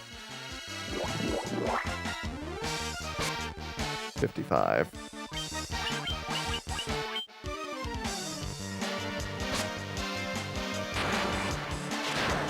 One nice thing on NES is just a lot of the wake-ups happen during the round so that you can immediately land a resleep.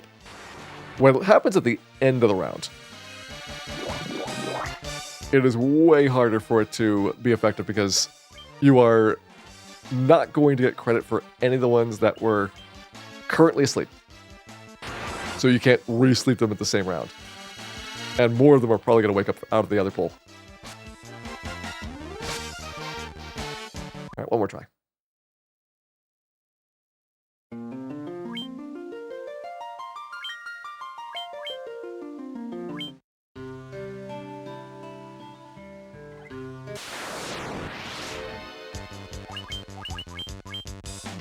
This time Dan's going to do it. Dan is not doing this. Dan is getting demolished.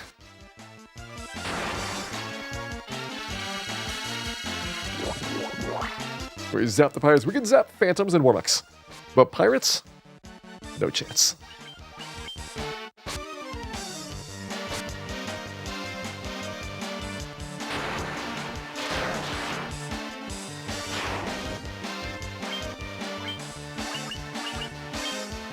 That was Solo Mage. Solo Mage went really well. That one was 8.5 hours.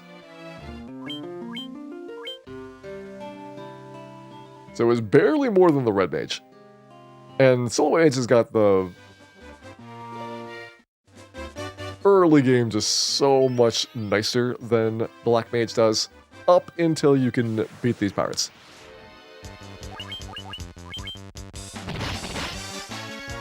So unfortunately, this is going to be a pretty nasty bottleneck for us.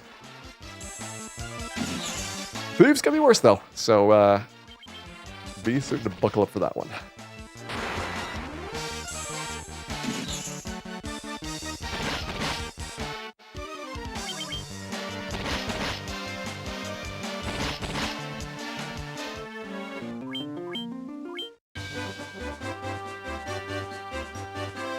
White Mage's got a couple of very, very nice things. One is that you have the ability to increase your defense. Either armor absorb or evasion. Both are excellent ways to improve your survivability. And those stack up incredibly fast. So White Mage is within a turn or two taking 1 damage from the pirates. And yeah, it might take a while to kill them, but you're taking almost no damage in return. Lots of defense, not a lot of offense.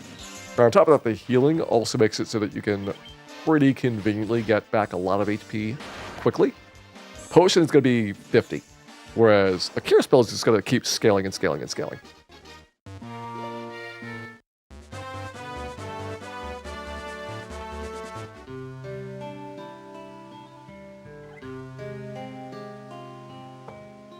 Get out of the way!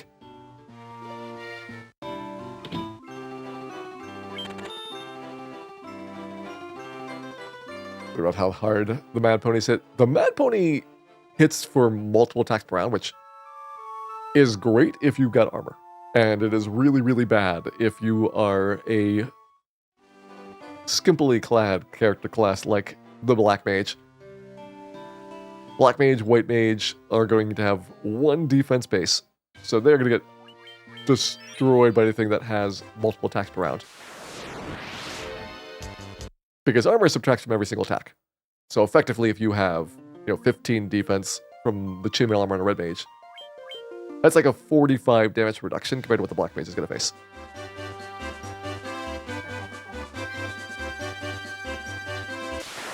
Yep, potions and buffed. You get 50 for the regular potion, 150 for the high potion. Makes that actually pretty effective for routine healing. I wouldn't recommend high potions in battle for the most part. 150 sounds like a lot right now, but it is probably less than what a lot of enemies do in a single round of combat. So unfortunately, it does not scale super well.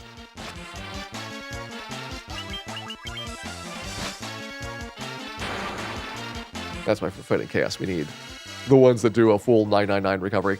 Anything less is barely even getting a turn back for the one turn that you use. So it's pretty rough.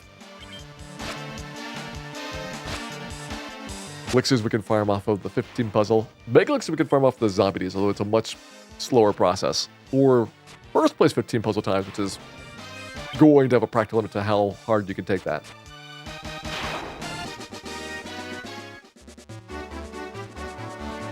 Look at these numbers. We are losing money on these in-trips. This is why I have to be very careful with cash early on. 24 gold from killing the wolves. 50 gold for staying at the end. And being negative is really, really bad.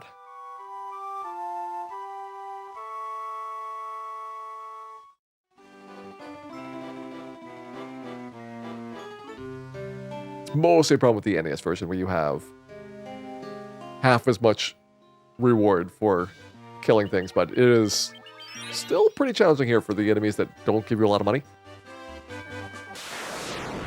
And it's not like the Black Mage can practically kill things that are much stronger. I'll also point out that this level up is supposed to be a level up where you get 0 guaranteed points. And that means we're going to have a 1 in 8 chance just getting our int points.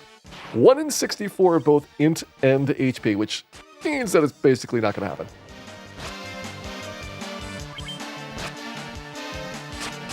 We have to go up to level 12 to fight the pirates.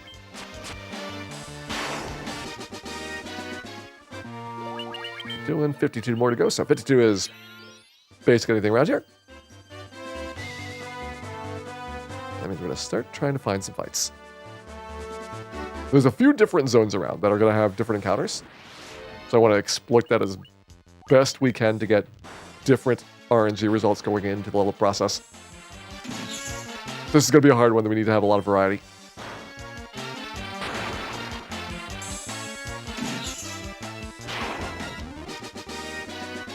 All right, 219 agility luck. Okay. That means that it is true that both HP and intelligence are not guaranteed.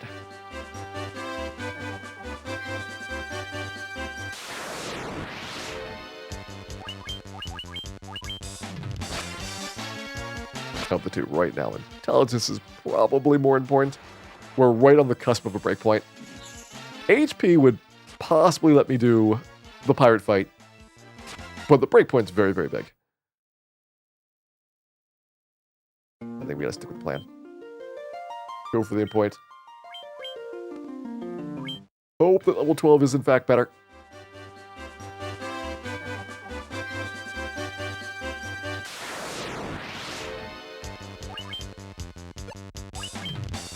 I believe this is enough XP. It's 36. Actually, no, it's 42. Hope this is enough money to stay at the end. That's our new hope.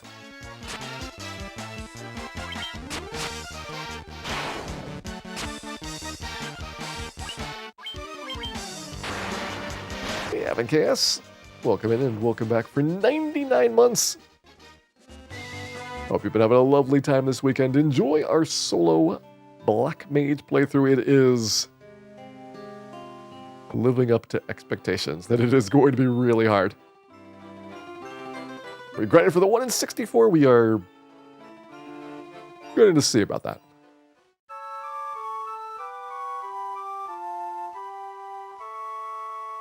Because the Black Mage has such a struggle killing the enemies until we have player 2 or lit 2, which is currently gated by the boat, and a little bit of money.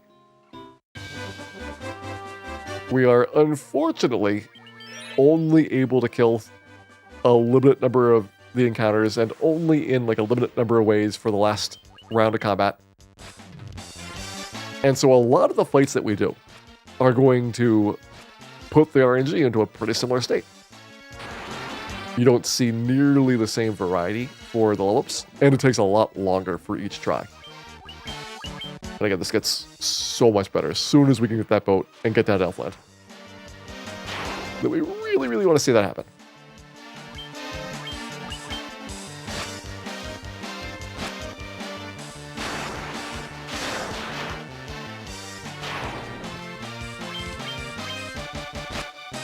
Alright, I think we're fine.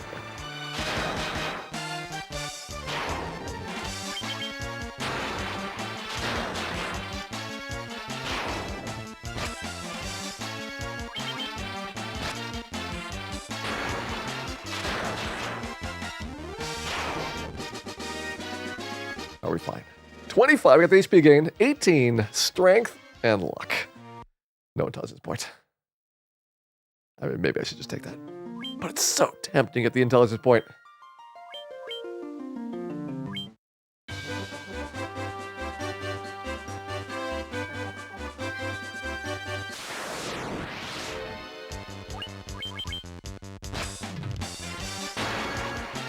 So creep, one shot. 2, 8 stamina. Good variety so far.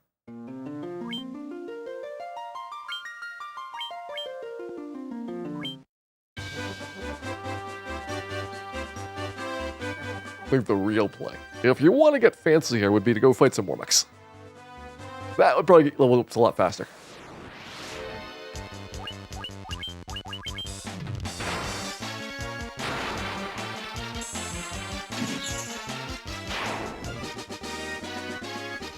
Do 8, nothing else.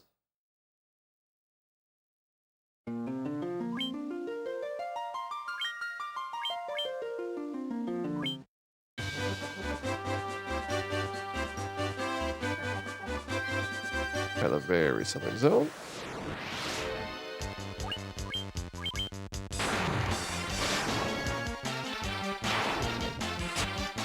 I've got 4 zone lines in pretty close proximity, which means at least here I can bounce around to different types of encounters, which should hopefully keep the level ups fresh for each time through.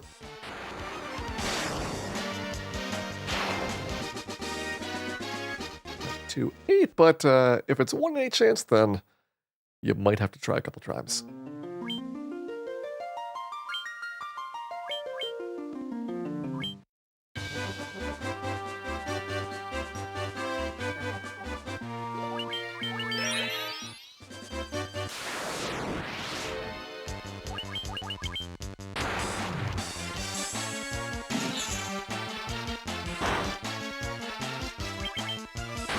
Solo ogre.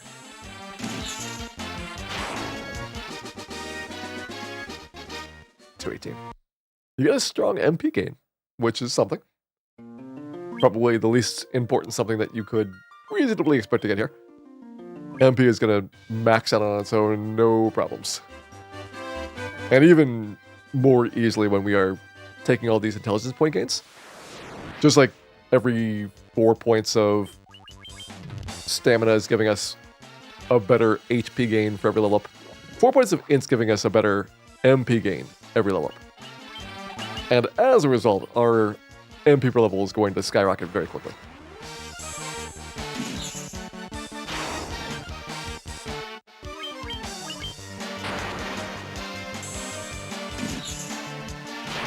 Level requirements similar to the White Mage. The Black Mage probably has very similar leveling requirements, but the early levels are going to be much, much tougher to get. We need to pretty much just hit super high on intelligence, front load a bunch of HP gains, can kind of ignore most of the combat stats, and hope for the best. 26! Sorry, I got the high HP gain. We got a potion. We did not get any intelligence.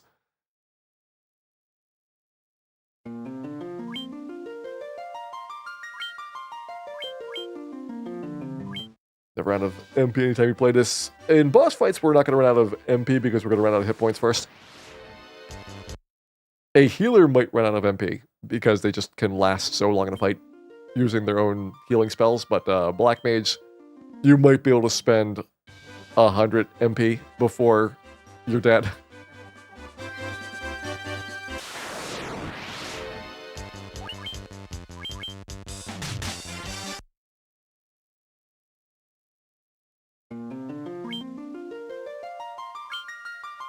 We get both HP and intelligence. We're just going to get intelligence. I am willing to sacrifice the strong HP gain to get the end point here. The problem is, if you see the HP gain, it would be kind of nice to think about taking it, but it's just going to be a concern that it's going to drag down the pace of our ingrowth. And yes, later on I can sacrifice a lot of endpoints. I really don't want to have to do it. I'd rather turn that into later on I could just choose level ups really, really fast and I don't have to do any thinking. Because then it goes from 10 minutes per level up to 30 seconds. Alright, 2-8, nothing there. Alright, so we've been trying the bottom zone. Let's try top zone next. Got a couple fights here. I don't like these fights. They're so slow. Whereas if we had Lit 2 or Fire 2, they would be 3 seconds lock.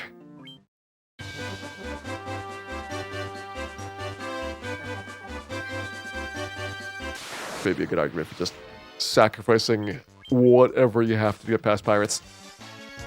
And then once you're past the pirates, then you can be picky again.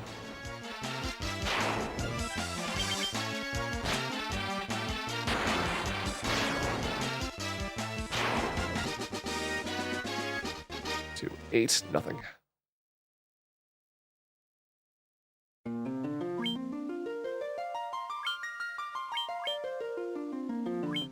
Oh, that'd be so nice to have. An AoE spell at the start. Like, we do more damage than we need to versus the really basic enemies like the imps and such. But it's very, very tough for taking out these bigger ones.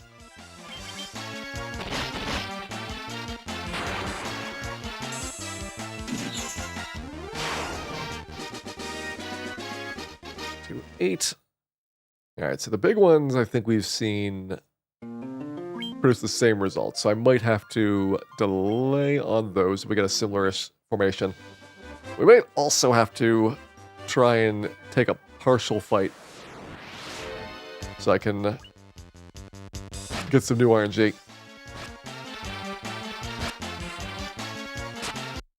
But I need to fight better than that.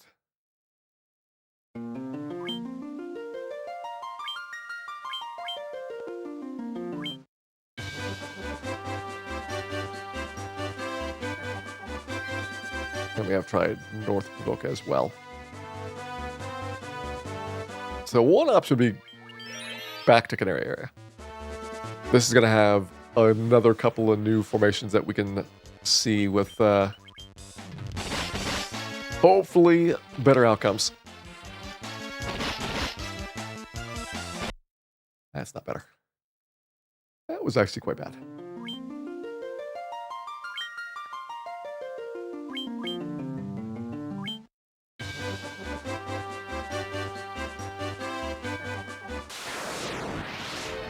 This one is maybe a somewhat important level up. I'm going to give it until 2 hours, and then at that point, I will take a strong HP gain if we still can't get in a point. Just the first one that happens. But until the 2 hour mark, we're going for intelligence. We don't need HP. We don't need any other stats. Just one intelligence point would do it.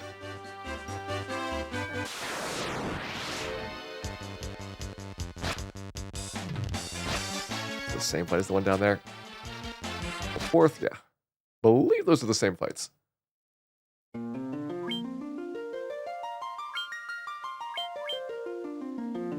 Bring up to the same damage numbers, but it's very likely going to be that going from the menu screen into loading the file was the same number of frames, giving you the exact same combat results as we had before.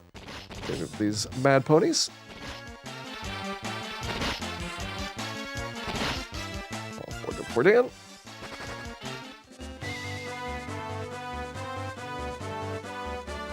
Yes, I'm looking for int and HP, not necessarily at the same time, though, which is the one thing that could potentially save us. We don't have to have the optimal level up with every set at the same time. And of the two, I can always get HP maxed out even with skipping a bunch of these, whereas intelligence, I have a limit to the number of ones that I can skip. There's a luck point.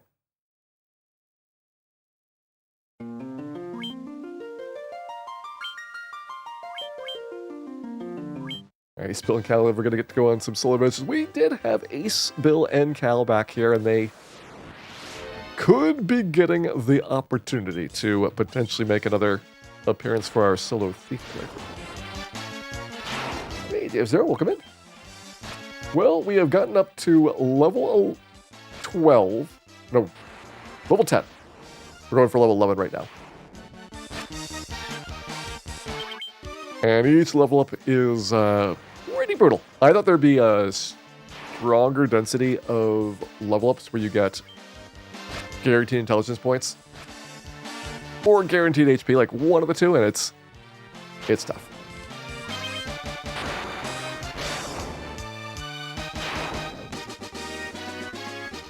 To 18, got the strong MP gain.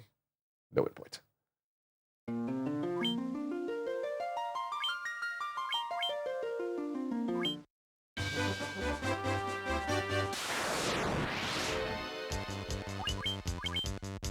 Alright, so last time we did this with Ice, which is a 2-round fight. We can make it a larger number of rounds.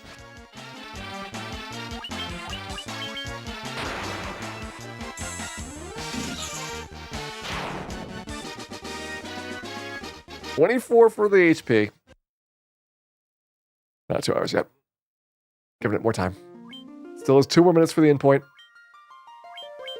Then we will fall back to HP. Once we're at the fallback mode, then it's a little bit friendlier because that is going to be the opportunity to get potential multiple results in. So you have a much higher chance that any one particular one is going to be satisfactory.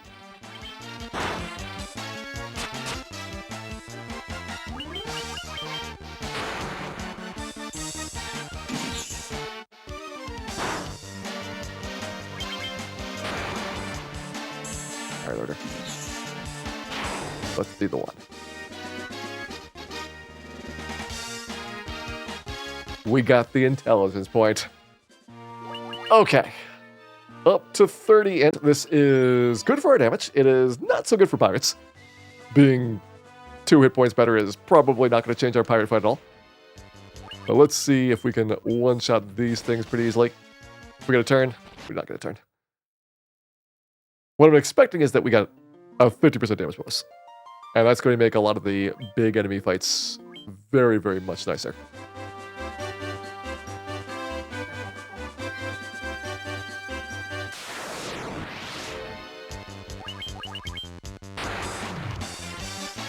So we're doing 45 before on fire and about 64 for ice.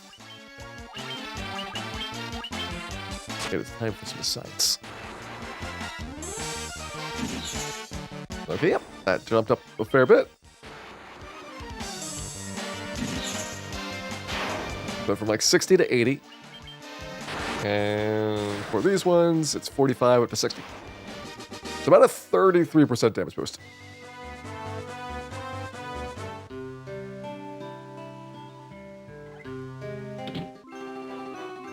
Not quite enough to one-shot ogres, but it one-shots mad ponies, it one-shots gerwolves, werewolves, probably iguanas.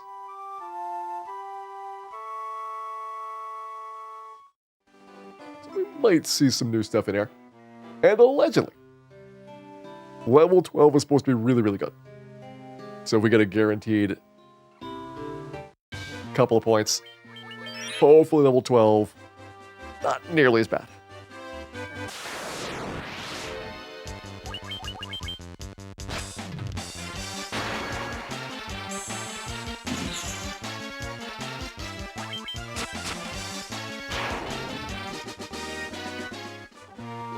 That'll be in 404 experience. This means that for the NX version, on top of how tough a lot of these are, you are taking phenomenally longer for each intermediate grind to happen. There's like twice as many enemies for the same amount of experience. You can't save anywhere, so you have to go back to town and can only hang out there for getting level ups. Dungeons are incredibly perilous and dangerous places. But here, a lot of things go so much nicer.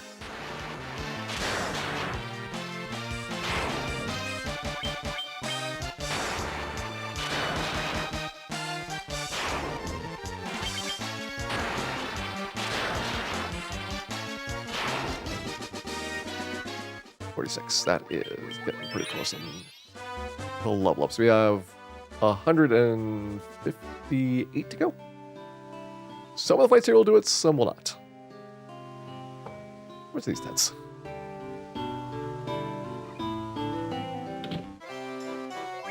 At a certain point, being in tents might be the better option. I cannot get tents here, which are cabins in the original game. It's complicated.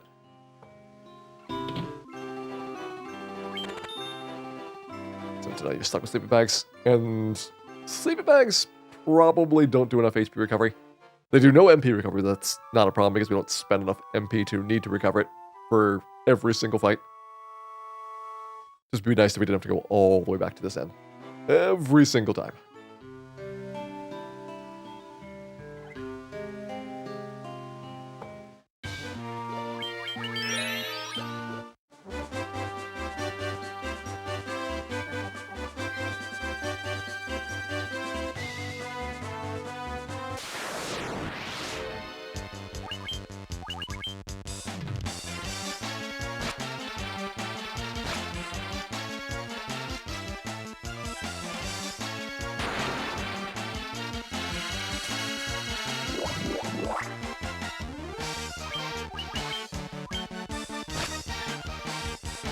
Pretty crummy sleep, but should be enough here. Gonna get this girl out of the way.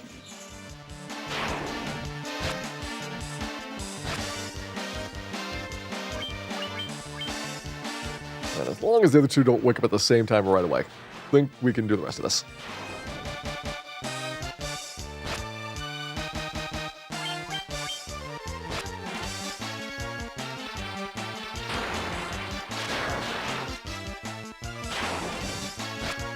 Alright, it's looking a little bit dicey.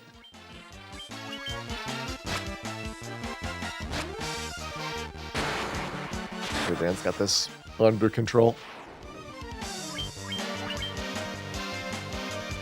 Everything's got to be fine.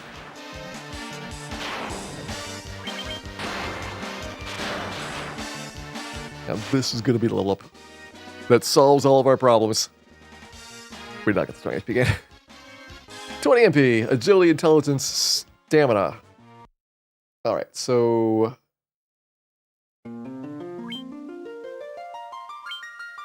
this will be another thing where the chart looks to be incorrect on the level up gains. This one had a strong strength marked as guaranteed, which we did not get the strength point there. But we did get a lot of level up value. So that is at least something.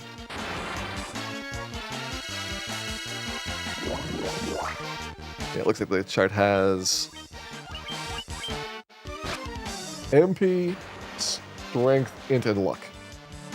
We got basically a good number of chunk of things.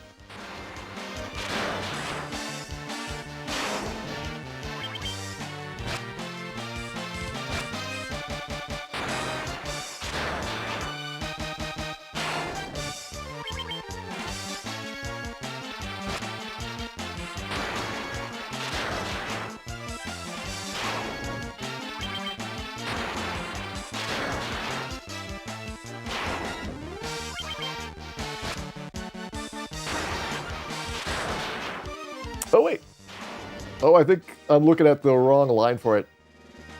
Okay, this would have agility, intelligence, stamina then. Looking at 2 down, yes. I had that incorrect. Now I see what that is.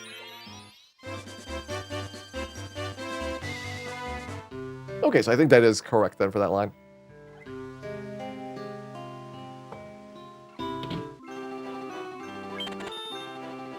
Okay, it's good news. We get the intelligence point guarantee. We just need the 1 in 8 chance of the HP gain. And if the pattern hole is level 14, would be free. Be very, very nice. And we pick up the Vorpal Sword moments before it tragically gets sucked out the window into space.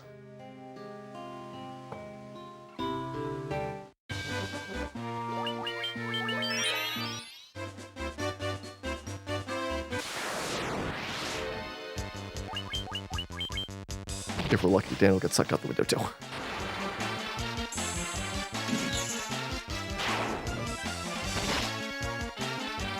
And if we're real lucky, 1 in 8 chance of our HP gains right here. This is going to be the one.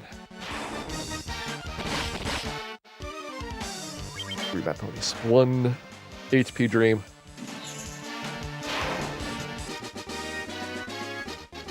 We didn't get it. Got the bonus luck point though.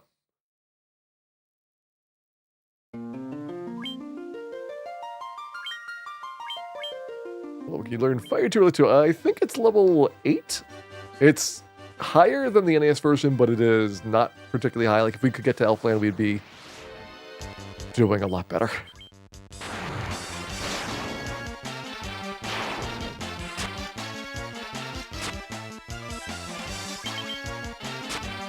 That data I know is accurate. Somewhere on the internet there is a table of what level you need for all of the magic levels in the game. And basically each character class, there is a level which you need to be able to buy the spells. Alright, 220 agility, intelligence, stamina, and the potion.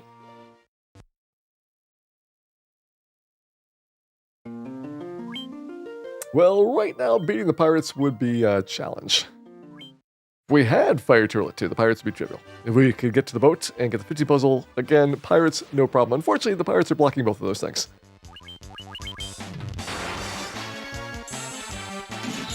And so far I've been optimizing for getting kind of the most intelligence, and we just need a lot of HP right now to be able to survive a couple pirate rounds. So HP is the big thing here. And we got 2 of it.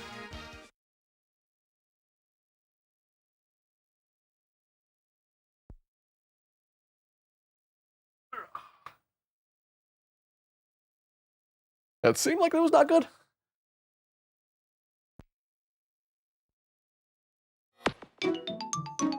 Let's try restarting. Luckily, we save very, very often.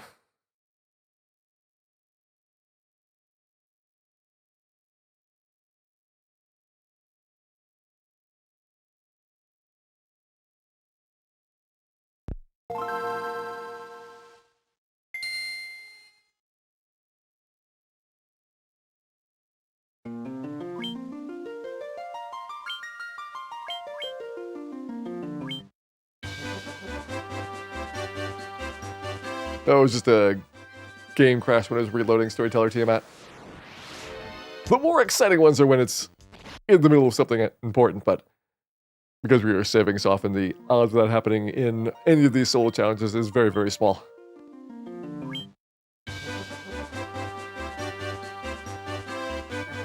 Let's go this way. Maybe the Peninsula Power has the levels that we need. Are we getting all the way to the Peninsula Power? Where are the encounters?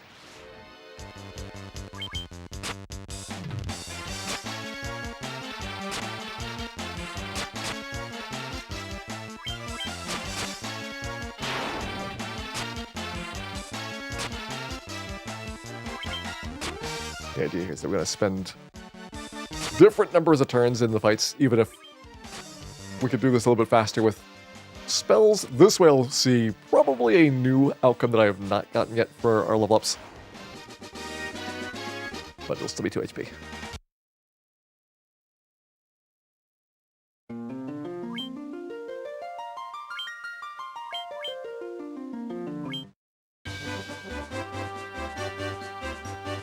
Good one.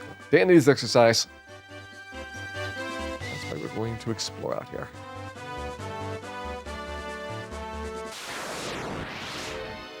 This is the exact same fight. All right. Can we mix it up a bit? Could also just try taking part of the fight and see if that gets me a different value when I save afterwards.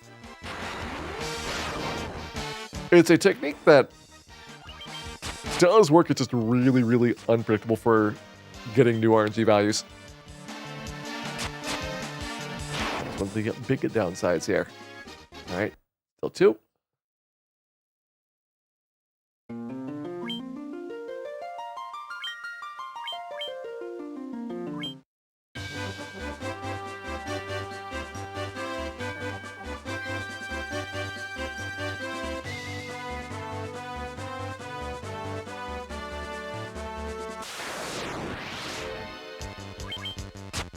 Okay, same battle. This time I will stab first, then spell.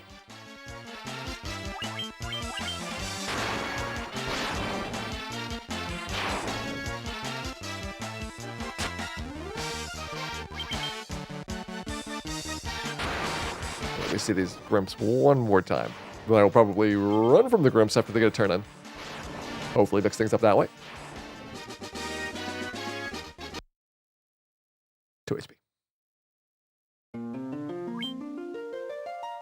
The different attack spells make a difference. I do not think that there is any difference between the spells when it comes to the number of random numbers used up. So I believe if you, say, swapped out fire for lightning, it would be the same results. This would be new, though.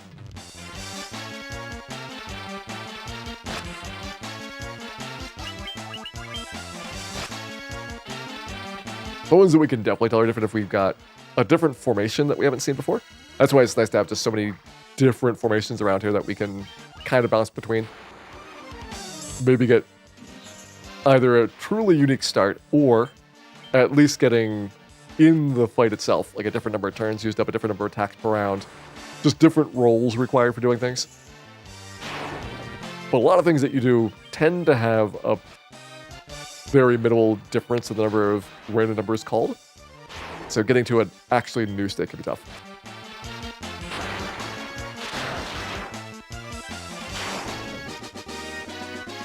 $25. There we go. We got the big HP gain. 20 agility, intelligence, stamina. Level 12 is done.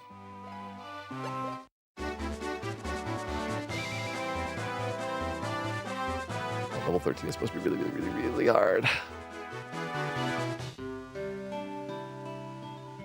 So I think we're going to try the pirates again.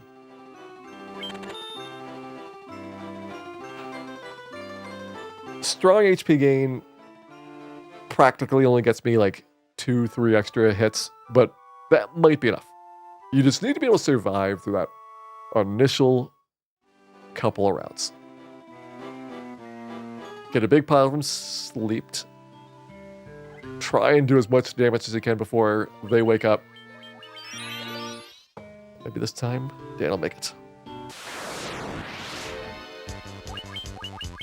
Hey, let's Pine Bard. Welcome in and thank you for the good wishes there. I don't think Dan's making this. We're taking maximum damage from these pirates.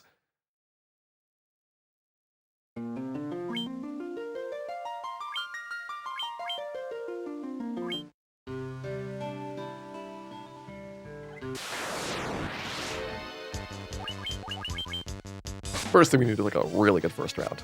Ideally, you're going first. Worst case is like a couple pirates go in there, but we then land asleep for a big lot of them. Dodges. We need so many dodges.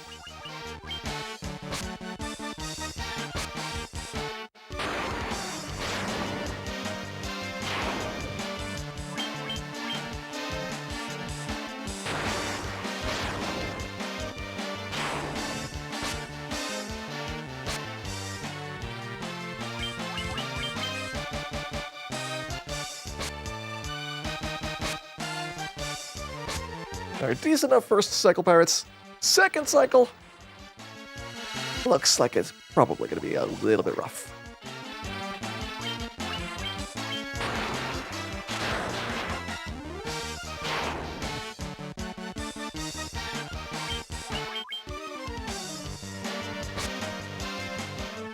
Got 3 down. Thing is, I expect it to be like, basically you do nothing until you get really close, and then it flips from being completely unwinnable to being very trivial quickly. So it's hard to tell how close you are really to getting the fight done. That was not good first round. Yeah, we need many dodges. And we need early turns for the sleeps, especially.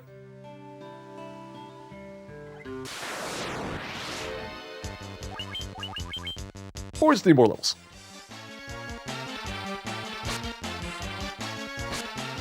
Okay, 39 damage, 47. That's already more than I want to take. I've yet to see Dan go first in our current cycle here. We had 1 or 2 where you went first and got about the same number of pirates down as we did for this one. So we could probably get 1 or 2 more down at this point. And that might be starting to get to the range where it's actually interesting.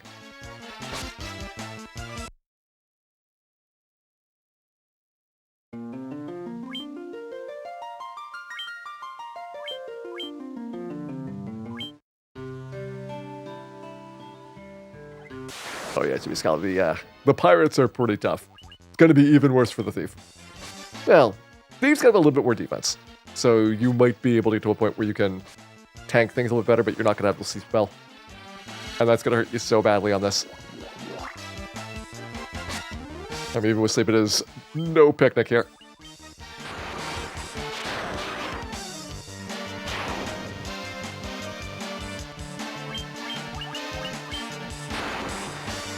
That's a good first turner. That's a 2 pirates attack this time. Yeah, both hit.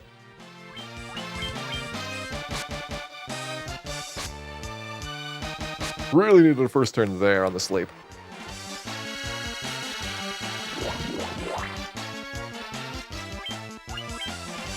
Yeah, this one's toast. He's still fighting back.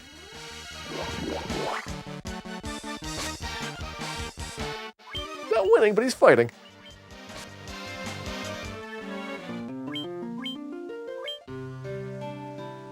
Give it one more try, but it looks like we are a comfortable distance away at this point still. Get a first round sleep off, that would be at least a sign of like what our peak performance at the beginning of the fight's gonna be like. It is so front loaded for this that you just need to have like the first at least 2 cycles go really, really well.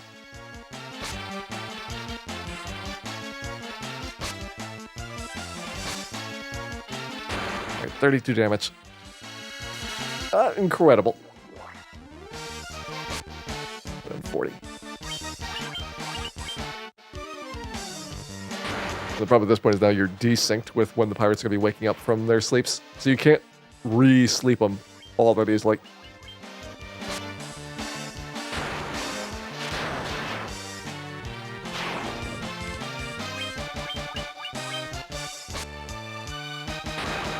Three hours to solo Black Mage. Yeah, pirates is a pretty common bottleneck. This is a just very tough sequence for solo characters.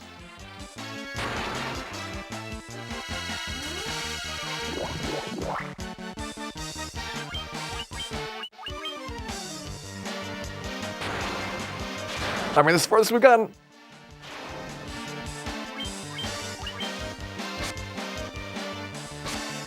Oh, these are coin flips guessing which pirate's going to be waking up first.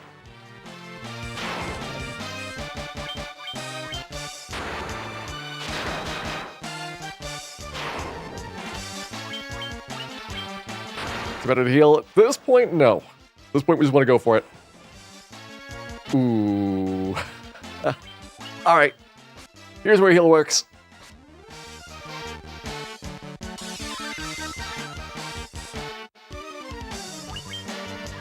And here's where we win. Okay. Pirates. They were pretty tough. I will give them credit for that. But we got their leather shield. And we have defeated Bicky.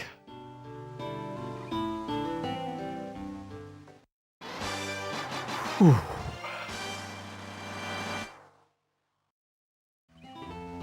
Things are now going to be very, very different for our Black Mage after this.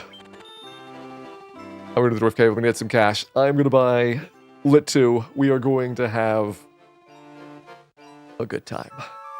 Because now, instead of taking like 10 minutes to get ready for a level and a couple tries at it, it's going to be like 1 minute to get ready for the next level up. It's going to be probably a quarter of the time to get each level up done.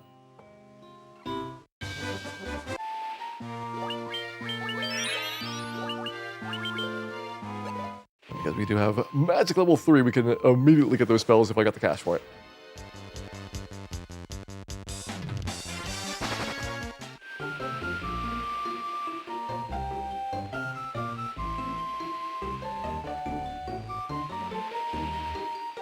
Probably not that far away from 4th tier spells for a Black Mage at this rate.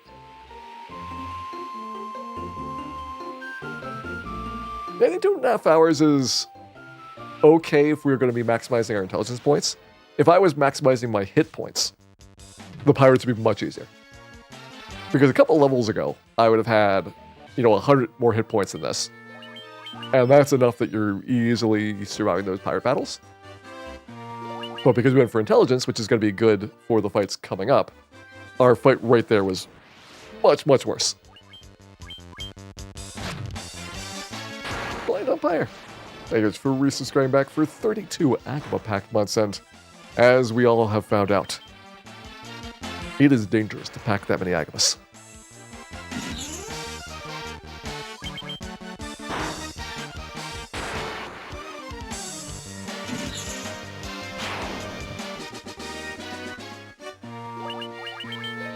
Okay, 100 to go. That means solo Asp or something is probably pretty close. Also probably pretty deadly. But we are doing our best here.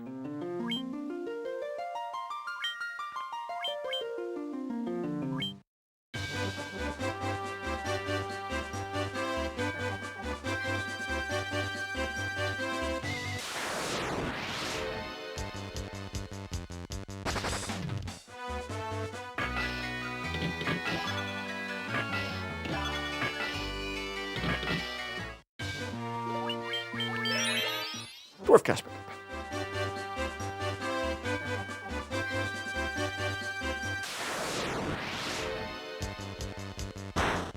Might be doable. Almost. There's a couple of formations where Dan is going to be faster than enemies. You get a first strike, free battle as well. But the encounter rate in this version of the game is so high that you get maybe a couple steps, and that's about it.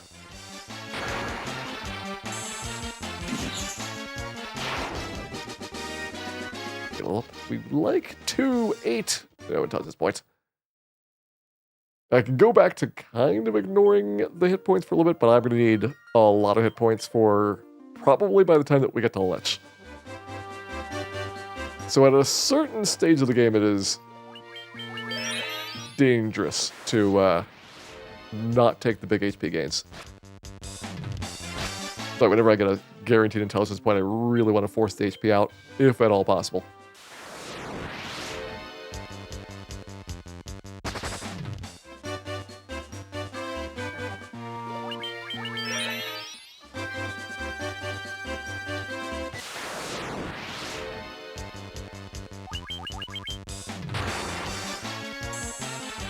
Unfortunately, at level 13, we get no guaranteed stats. We just gotta hope for the best. Yeah, Jilly probably is not quite as good as we can do.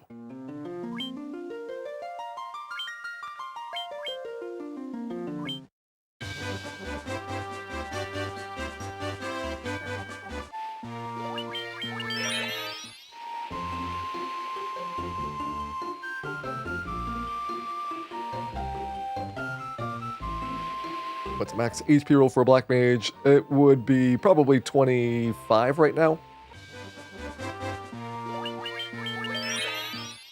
Might be 26.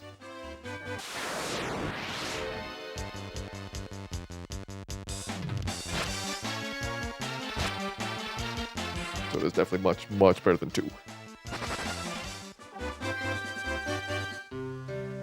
Speaking of things that are just so much better, Lit 2 is going to be fantastic. Alright.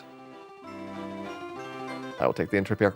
We can now be very confidently cash positive. I will probably be able to do multiple fights per intrip, which is nice, and the inn is close to the Provoca.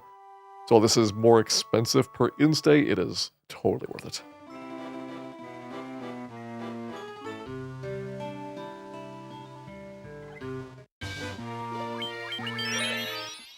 And if you didn't get your cap from Temple of Fiends, you would finally be able to get that extra point of defense now. Let's see how lightning does against things that are neutral to it. Very nice. We got the intelligence point. I am going to call that good enough for this level up. 13 is done. 885 for 14. 14 should have a guaranteed endpoint, and it says a guaranteed HP gain, so this one might be totally free. It would be wonderful. We have not had a free level up for a while.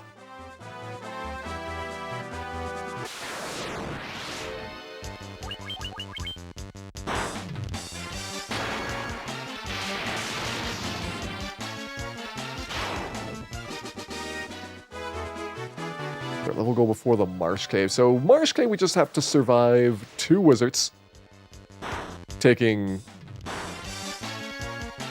basically 3 shots at us. So if they do 80 damage, I need like 240.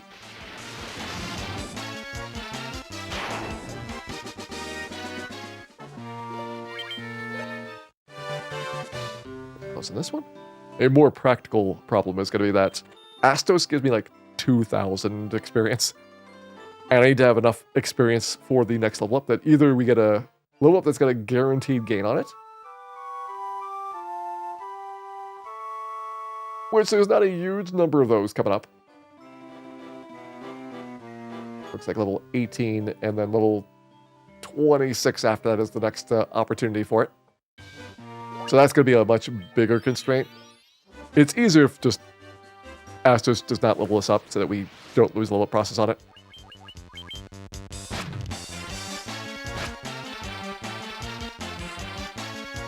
That'll happen long, long before we have any problems with wizards.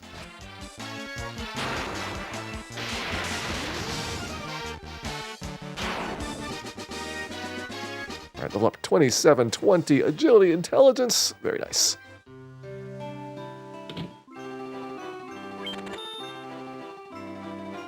All right, freebie level done.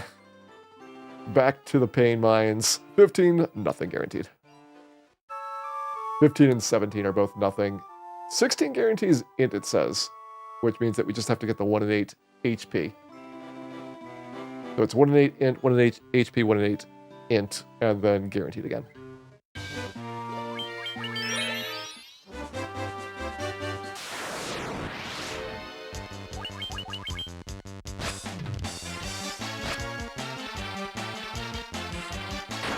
Power up in Elfland. Yeah, it feels like there's just such a big increase in capabilities at this point.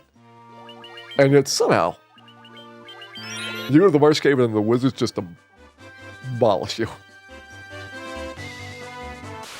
Hey, Dolphin, welcome in. Hopefully having a good time with our Black Mage here tonight. We have managed to beat Bicky. That was a very, very big accomplishment.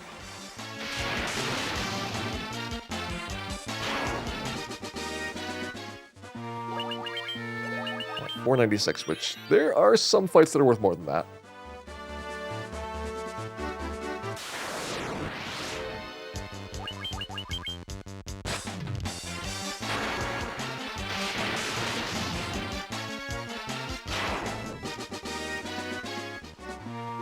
190 down, so we'd be at like 300 to go. I think it's worth just taking the in trip here. And after a while, it's going to be worth doing the tents, which are the cabins in each version of the game.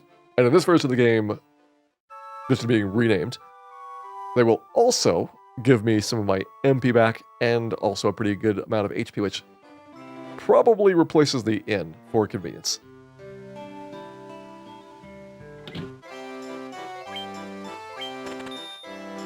There's our fire spell I would probably also next want to get.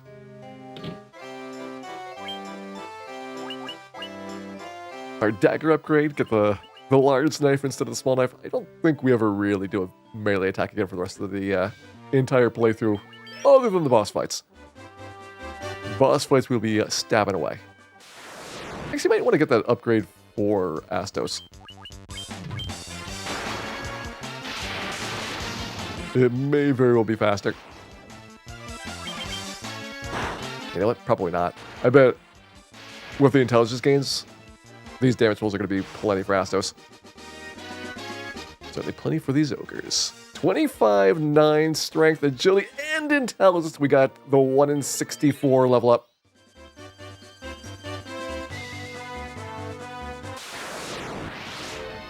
We are going to celebrate that one. Okay. Nice level up.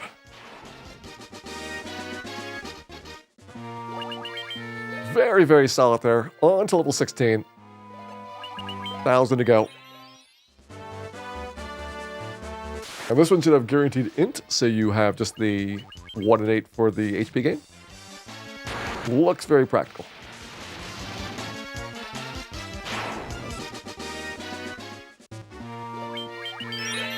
That puts me 1 strong HP gain ahead of where I expected to be.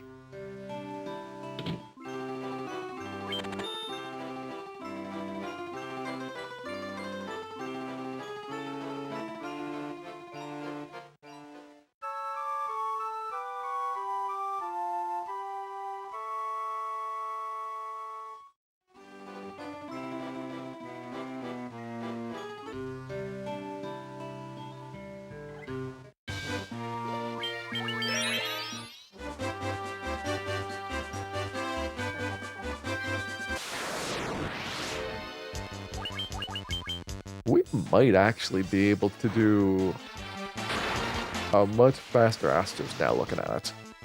Just putting some ideas out there.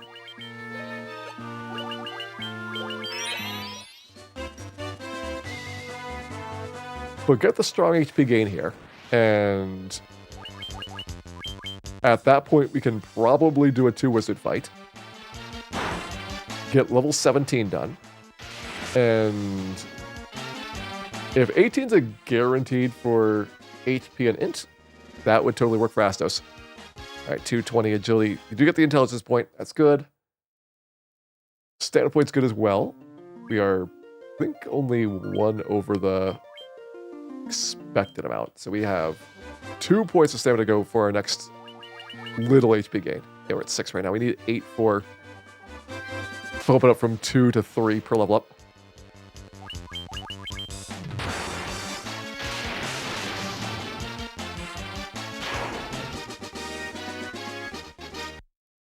There.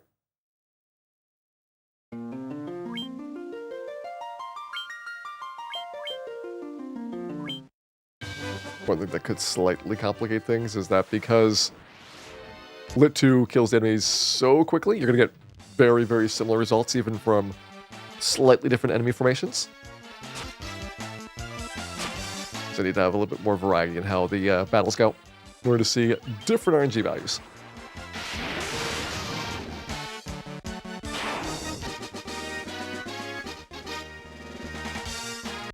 Got a 2.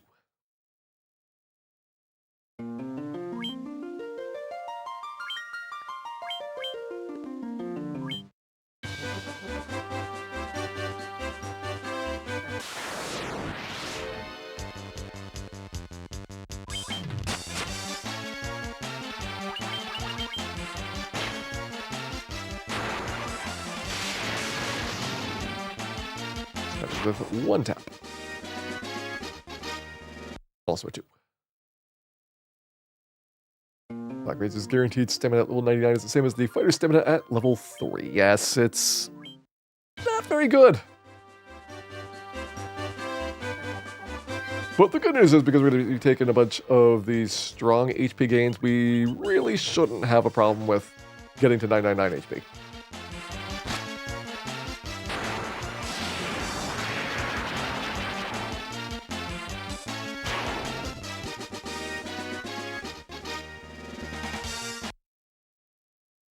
Getting the strong HP, though, that's going to be a problem.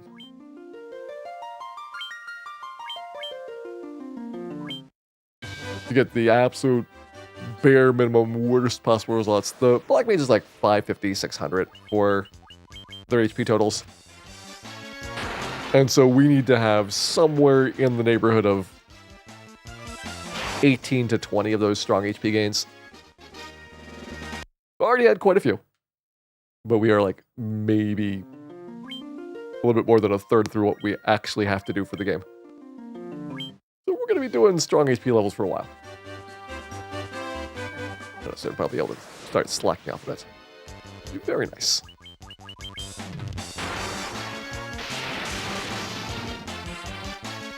Once I can just focus on intelligence, it gets a bit easier.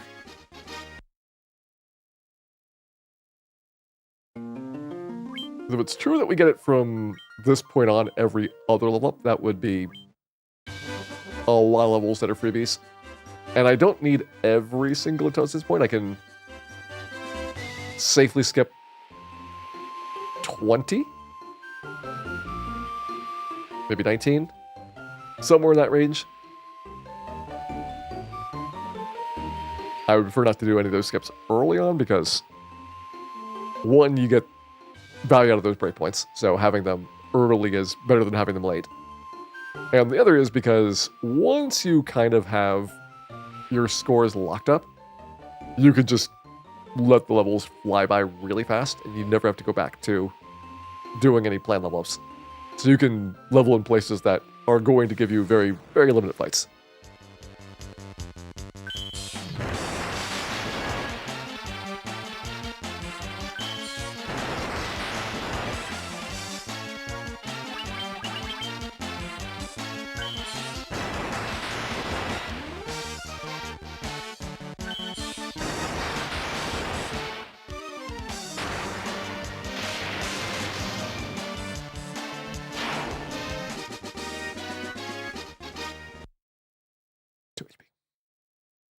I was hoping it'd be something new. Got a couple of zones around here for different encounters. There's the one right around Elfland here. There is the one to the west. Once you get past that little mountain range, at that point you get a more difficult set of encounters. You got the boat encounters nearby. Hey, Phyllis, welcome in. Hope you have a good time here tonight. We are currently trying to get a strong HP level up on this level. 1 in 8 chance, assuming that we actually get distinct RNG values, which a lot of these are probably not going to be distinct.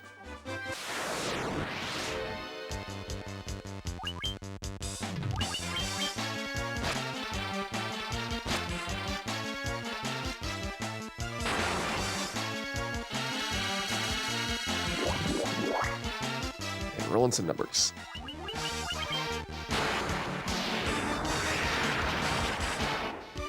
Every double creep with a sleep first turn. Same result. Well, actually, that's a worse result because we got 1 point less of intelligence, or less of MP. Intelligence should be fixed. MP can evidently vary by a range of 2.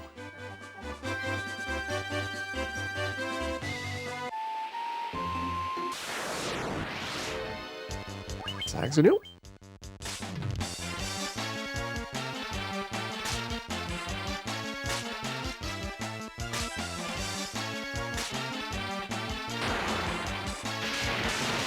Provides advanced RNG, yes. So I do a bunch of battles for a while, and then I try to get a partial fight that I run away from, get the RNG scrambled up again to get another couple of battles.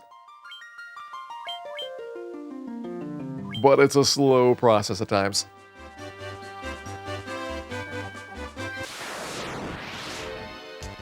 All right, this one we've already seen, so we need to take a little bit of time here.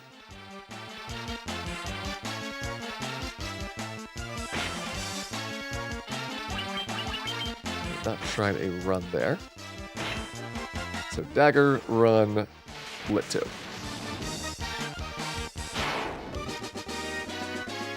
$27, there we go.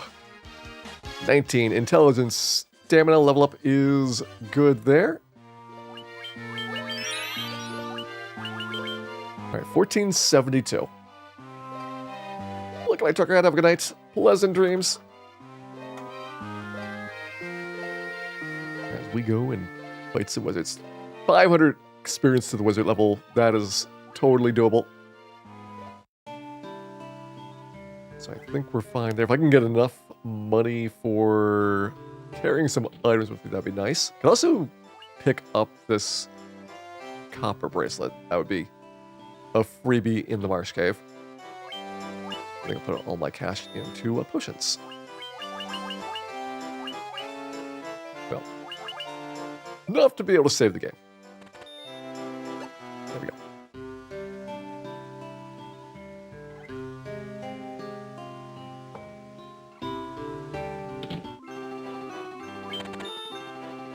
What is the next intelligence breakpoint? It is 10s up until 50. So we hit 30, next one's gonna be 40, then 50. Then it turns into 16s.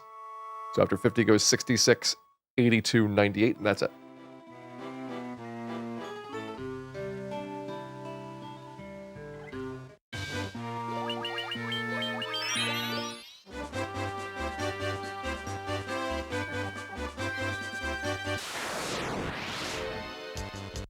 So technically we've got what?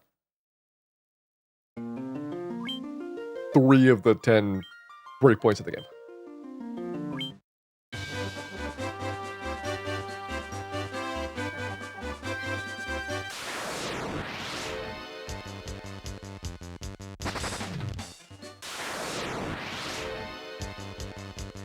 Really want encounters here.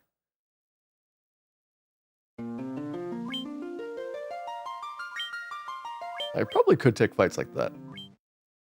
Ogre fight back. We could probably take most fights pretty easily. I was wanting to spend some healing potions at recovering afterwards. But I don't know if it makes a noticeable difference to have the XP now versus wait for a bit. That's the exact same battle.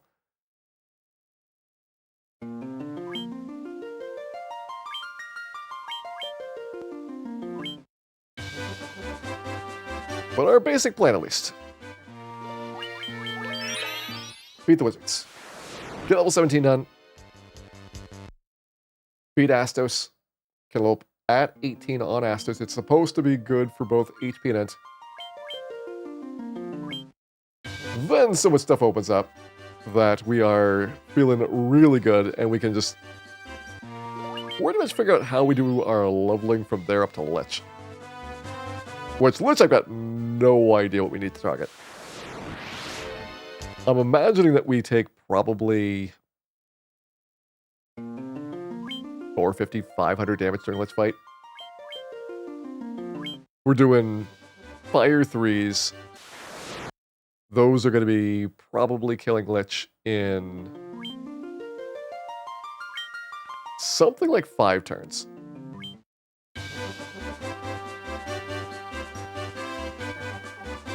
Almost certainly it's going to hit by the ice too. Let's say that's 150. If Lich doesn't do a whole bunch of attacks, maybe we don't need that much HP. Like, I would probably want to have like at least 350. But I am starting to see some ways in which a really well-oiled Black Mage could make this happen pretty fast. Yeah, this becomes a question of when does it make sense to go and do that Lich fight? Because to do a vampire fight,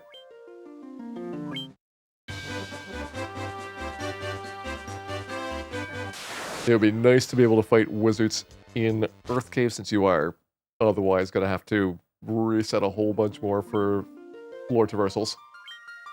Anything else besides the wizards you can run away from. But does doing a Lich early open that much up?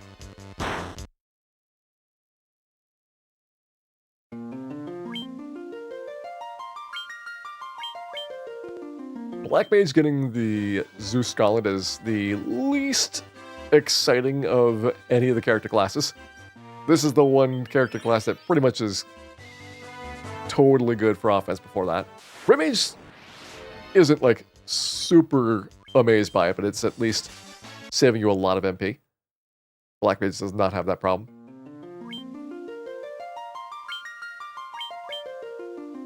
But I remember from Red Mage and White Mage that mummy grinds were definitely pretty solid. Mostly White Mage. Red Mage ended up doing Earth Elementals? Yeah.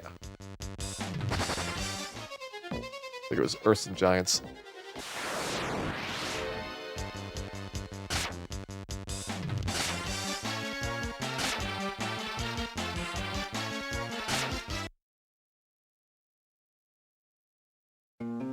I mean, if our Black Mage does as well as the White Mage does in a mummy grind, I probably don't have to care that much about Lich level targets, because if we get it going really smoothly, that is a grind that's going to go super well for us.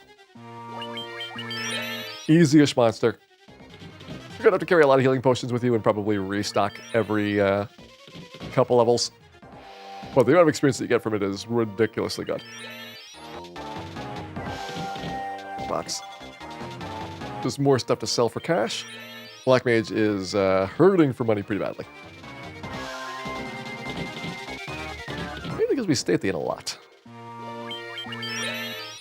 And order too much DoorDash.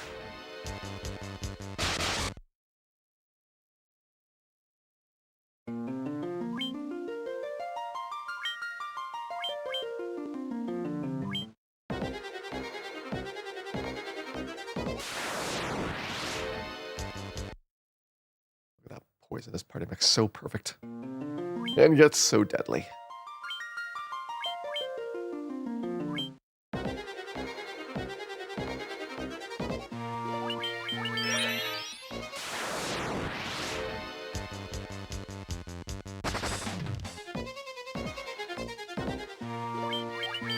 Now, allegedly, the Marsh Cave has a lower encounter rate than most of the dungeons, and it is true, but it is still a lot.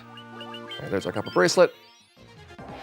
Upgrade from 1 defense to 4 defense for our body armor. It's not a lot, but against enemies that have multiple attacks per round, that is very helpful.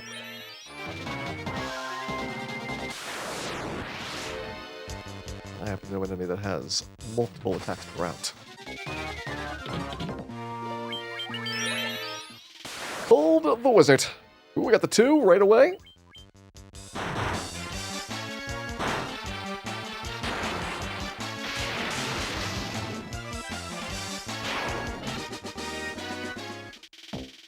We just got the crown. Less than half an hour from Bicky to the crown is not bad. I got 920 for level up. I need that before fighting Astos. Astos is going to be giving me way more than that. So we have to roll level 17 successfully.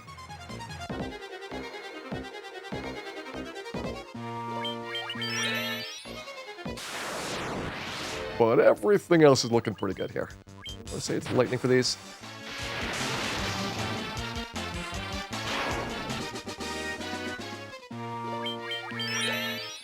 But if I can take a fight for some free XP, not any issues. Might as well do it.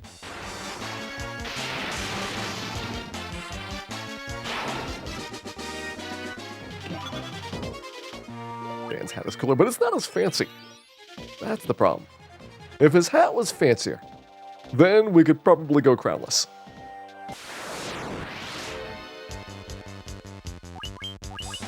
Let's see what we got.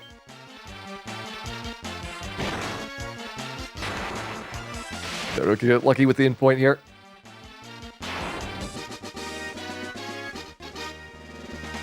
Strength, agility, no intelligence. This is going to be a chance to see some different enemy formations as we go through the Marsh Cave before we get out of here.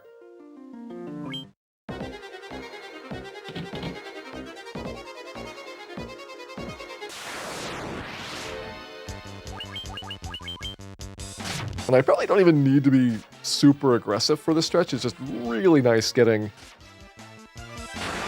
one of the difficult choke points out of the way for questing, so that we can get focused on the real things in life, which is getting your stat points maximized. 2, 9, Echo Grass. That is terrible. Not only is that a bad item, but we got absolutely no bonus stats for level up.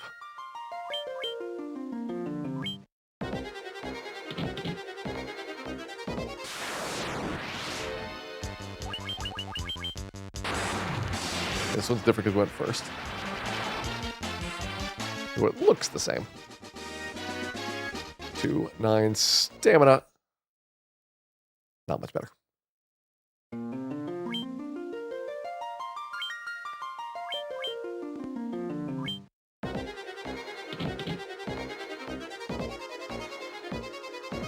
Technically, at this point, a stamina point is worth like 20-something HP because it's a quarter of an HP on every single level for the rest of the time. But in practice, we have better ways of getting our hit points.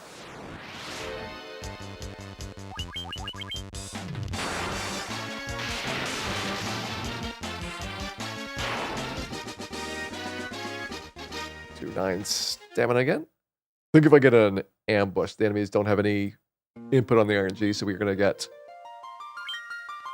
basically that stamina point every time, which is not really helpful. And if we don't get an ambush, we probably get destroyed. Alright, so this one, I believe, was the Echo Grass one. But that's the stamina one. Which one was Echo Grass? That might have been the one that we had for the R-Bones when they take a round.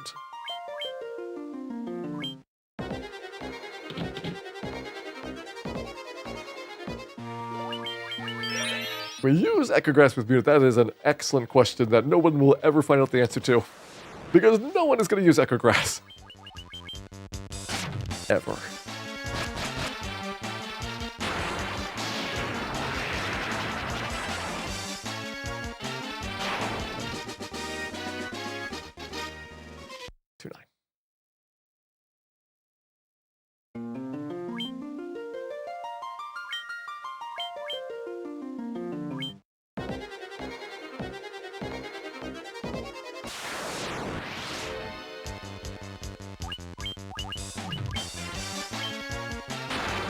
Alright, Scorpions, even though it's a different fight, should give me the same result because it's just a preemptive here.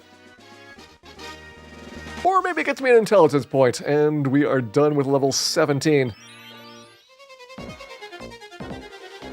I am taking that one.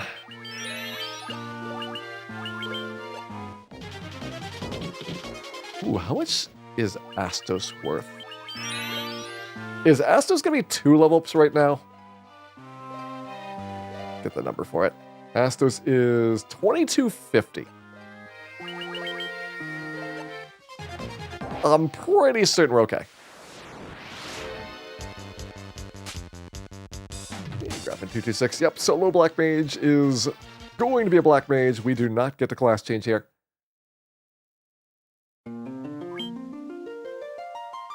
Welcome in. Watching Like Bison. Thanks for the good wishes. We are doing a solo Black Mage challenge here. This is night number 1. I'll feel pretty good if we have defeated Lich by the end of the evening. And our objective is to beat Final Fantasy on the GBA version with 1 character. We're not allowed to do anything at all until the other characters were dead. And they are not coming back.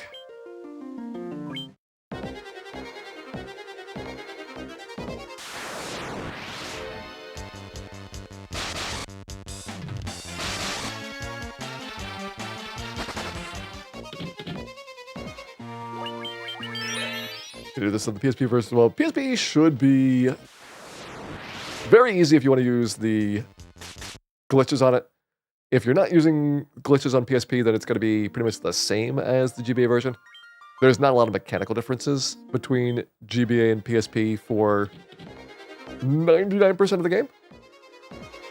But PSP's got some really funky game-breaking glitches introduced, and it's got the one additional dungeon at the very end, which would not impact what this challenge would do. Pixel Master would be similar-ish. I think Pixel Master, because it's got more randomized actions from the bosses, a little bit tougher to kind of predict what levels you need for things, but the basic idea would be the same. And then NES, I've already done all 6 character classes, solo, no class change. It is an incredibly brutal experience for some of them. In comparison, these are probably like 1/5 the time as the NES version. It has been very, very nice.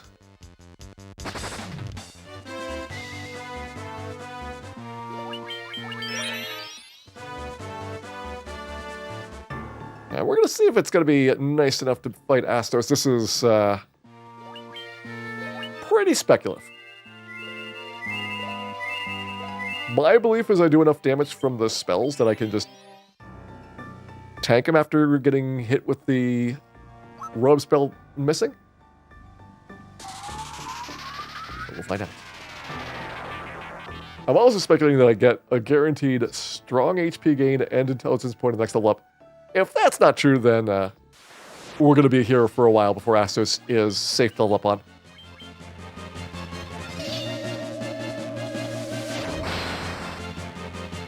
And that's the rub. 118's looking pretty good. That's 4 rounds.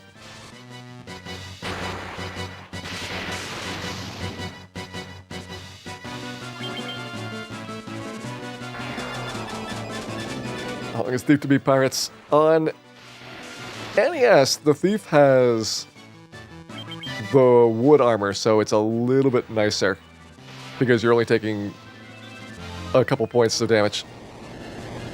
Alright, before I hit this. Level up. Let's see it. 24 HP, 20 MP, agility, intelligence, luck. We're good. And with that, we have got the crystal. 3 hours is, I believe, faster than Red Mage and White Mage, and slower than Fighter and Black Bolt. So really not too bad. 1,000 away from our next level up. But we'll do that once I get this questing done. Because this is going to open up a lot of stuff. Might get some experience.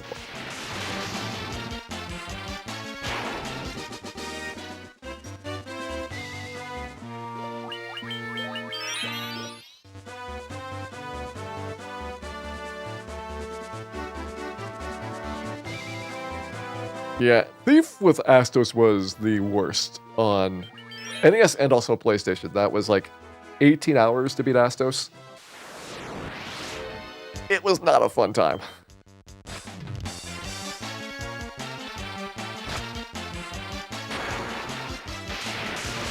For NES, most of that time is spent grinding on enemies. For PlayStation, most of that time is spent fighting Astos. Over and over again until you get the perfect, absolute ridiculous fight.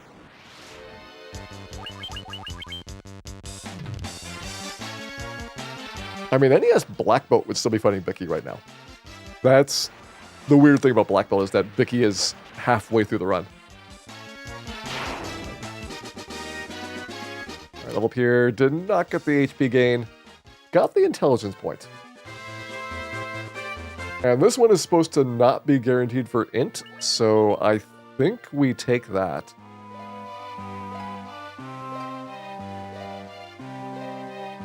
Level 19. Yeah, let's do it. We're keeping it. I can afford to take about half levels without strong HP gains. This should be fine.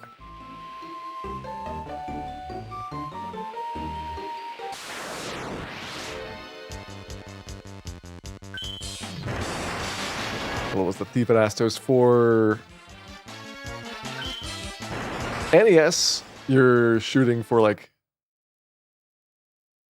22 or so. It's a lot of experience. And again, the problem that people notice is that at a certain point you have a high enough level that the enemy's morale score is not enough to stay in the fights. And there's just a very small handful of enemies that will not just instantly run. And even those are going to probably run, a certain percent of the time faster than you can kill them. So you'll actually hit a point with Thief where very likely you cannot get any experience anymore. And you just have to fight Astos at that level.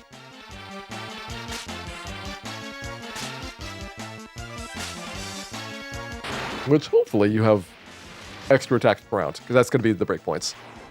Scimitar and Saber are your two weapons. Scimitar's got a little bit better accuracy. Saber's got a little better attack power. And depending on what level you are, one or the other is going to be the optimal choice.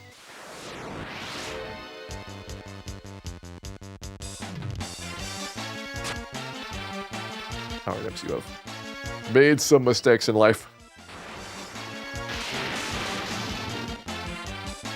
Damn, not messing around anymore.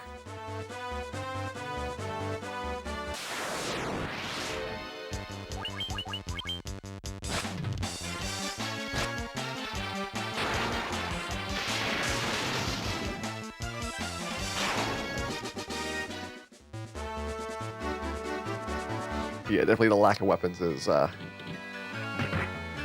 something of a factor, but even afterwards, the Thief doesn't get much of an upgrade. You beat Astos, you go from the Scimitar to the Rune Sword, and that's your last upgrade until you get the Mazrune. There is simply nothing in between. Black Mage is going to get the Silver Knife, and then nothing in between that and the Mazrune. But the nice thing is the Black Mage doesn't depend on weapons to do damage.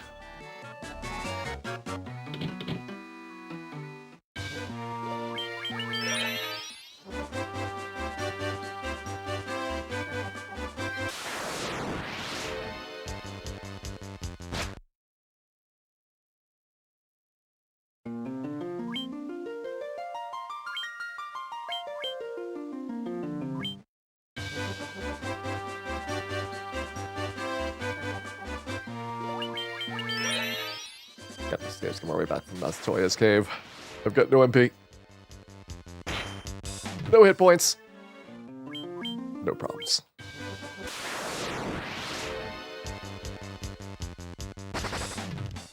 The encounter rate is something of a problem.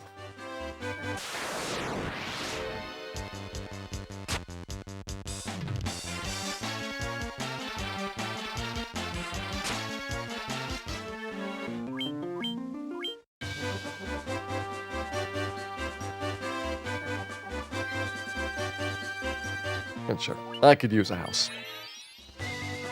But that's like almost an entire battle's worth of cash I'd be spending.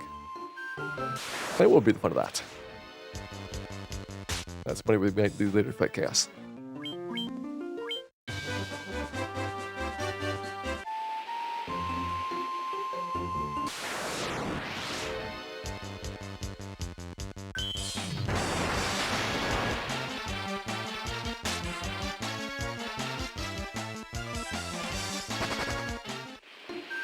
Cast Cure through the Rune next. Yeah, that would be an adventure. There's a bunch of bonus dungeons with some decent items. They are pretty late in the game, and they are also more difficult to get through than it is to beat Chaos. I think for all the solo character challenges, even if you wanted to go into the bonus dungeons, it would be probably not really worth your time.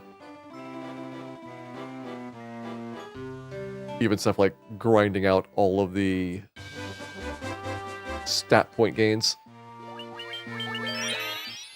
Getting the Mind Plus or the Speed Plus up there to improve your stats would take much longer than just doing a couple extra resets and level ups.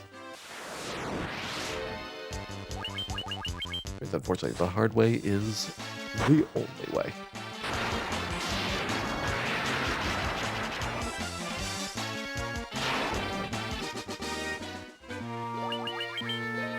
Still plenty of room for the next level up. Grab our Mystic Key. Or whatever item might be underneath the bed of the prince here tonight.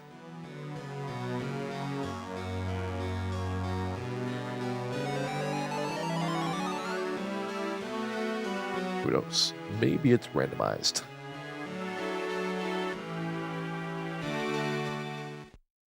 It was not randomized.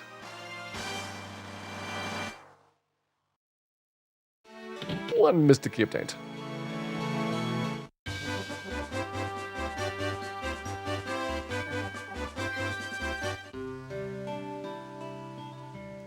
Ether's better here than Tense. Oh, we need a lot of healing.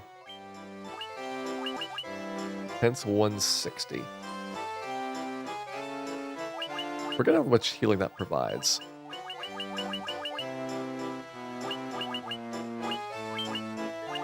Healing potions are probably better. Go ahead, like a bunch of those. I get high potions as well, which is going to be 150 a pop, but those are also more expensive. And while we could go back to the Mars Cave with the silver bracelet, we could also, and this is possibly even worse, go to the town of Belmont.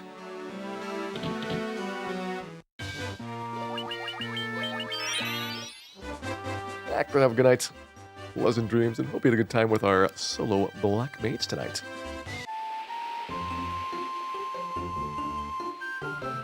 Probably got another good couple of hours left. I would like to get as close to Lich as we can. I want to say everybody else has gotten to Lich by the end of night number 1. Some of them much beyond that. The fighter actually beat Chaos in one night.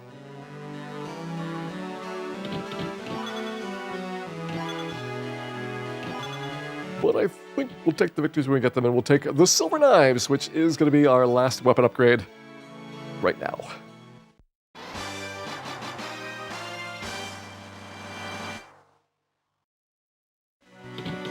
And 228 hit points on a Black Mage. Can you imagine having more than 3 casts of Fire 2 on a Black Mage? That is luxury.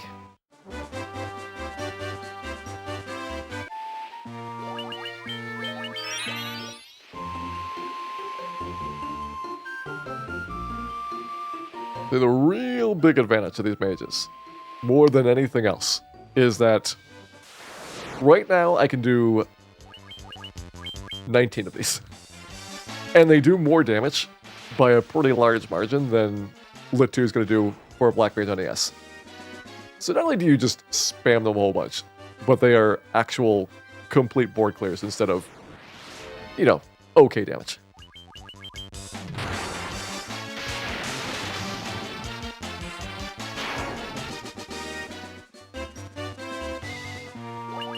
Over level here, 1,000 to go. Nothing here should be worth more than like 500.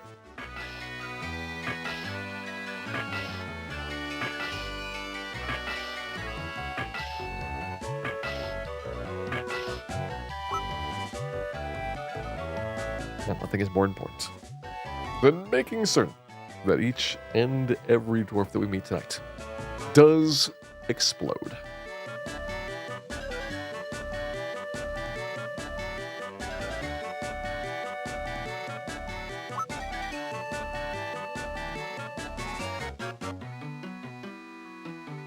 Now, I would like to point out the logistical difficulties of imagining that hiding behind a small wall is going to help you in the slightest. When this entire cave not only explodes, because that's step number 1, but then fills with water, because that's going to be even worse.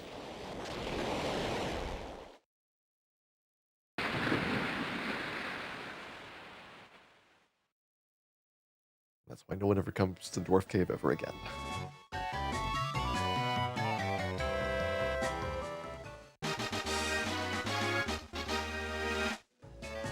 Also hear this guy to the north is trying to forge a vorpal sword. Which, if that doesn't want to make you burn down this place, I don't know what will.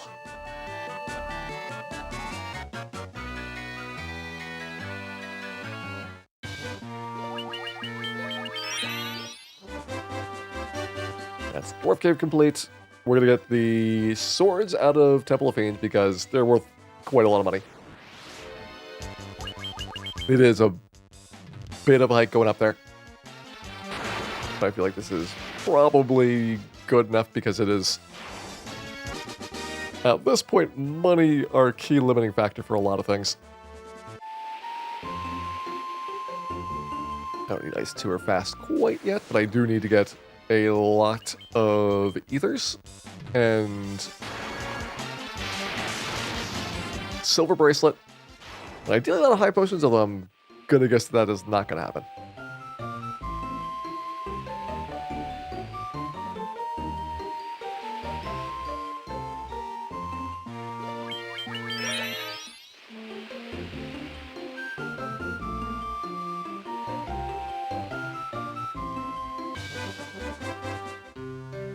Start with the ethers. Other nice convenience about GBA is you can sell any type of item in any of the stores. Do not have to go to a specific weapon or armor store to do this. Just get my inventory nice and cleaned out. That's out of there. That's out of there. Don't think we need any Phoenix Downs. I probably don't need the cottage. And I'll do that for a while if I want to.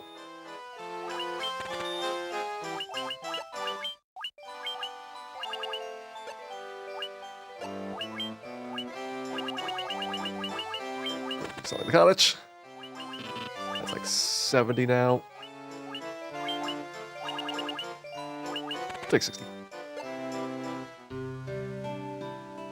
At least a decent start out of them. I feel like I'm going to use way fewer ethers than potions. So I probably don't even need that many. Each ether is 50 MP, which is 3 fire 2s on mummies. Each potion has 50 hit points, which is like 1 hit from a mummy. So practically speaking, I'm likely going to use like 3 to 1 potions to the ethers here. It's a matter of how far do you want to travel to restock things. After 1 mummy grind, you should be able to buy whatever you want from all these early towns.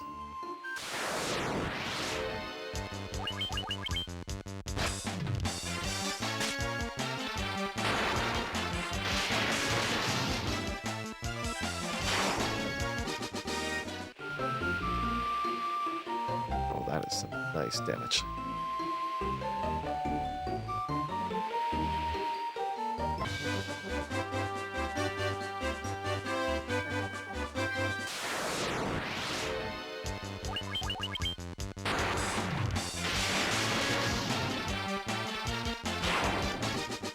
I really definitely am going to level this up, but let's just see what our number is. 169, never mind. We are not that far away. That's still a lot of imps. Well, there's probably encounters in Temple of Fiends that are going to be worth more than that. Especially the gargoyles that are blocking these items.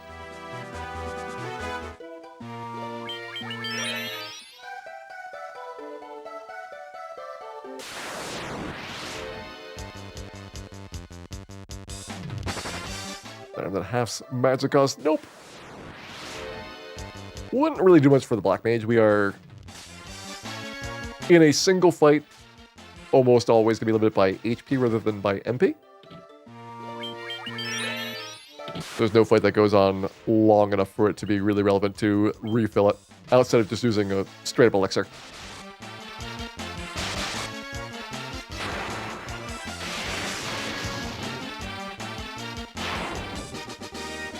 $396, dang, it's a little up. HP 2, MP 22. We got the intelligence point. This is level 20. So in point guaranteed. That means we want to reroll until we get the strong HP gain here.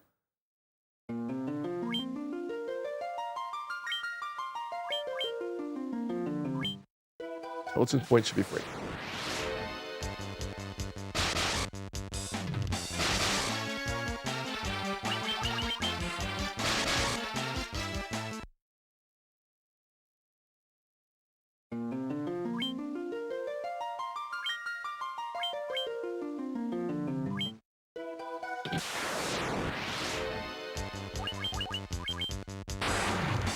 And going first is new, so we have at least a different RNG setup here.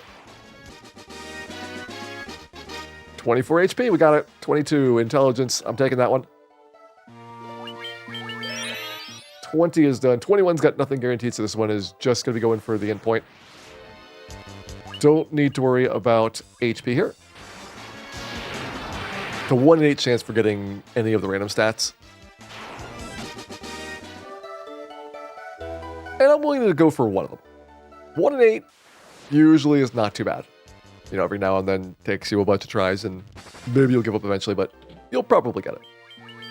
2 at the same time, be 1 in 64, is very, very, very hard. We see only a handful of those in the entire game playthrough, and it's not worth trying to reset to get them. What's nice on NES is that while you probably have more levels that you have to force out, each individual stat's only a 1 in 4 chance. So 1 in 4, you need 1 stat. Very nice. If you need 2 stats, 1 in 16, really not that much worse than you have on a typical level up here on GBA. And the 1 in 64 for 3 stats is the same as the 2 stat case here. That's where it starts to get pretty questionable.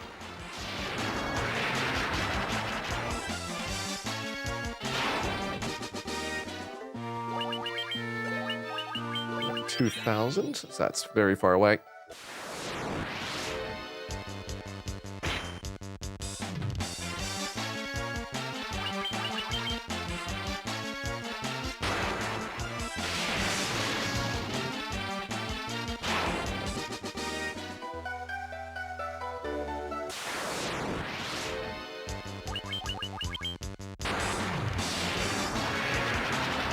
So we get the dwarf items. I'm going to get all the items eventually. But I need to kind of pace myself for the monetary expenditures.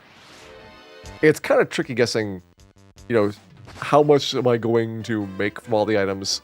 And then also I need to buy stuff from Melmon when we get there. Maybe need to buy stuff from Crescent Lake. And so it's a lot easier if it's from my portion of items that I've gotten so far. I am good to go. Spend whatever I want, get the rest of the items, and then spend that cash.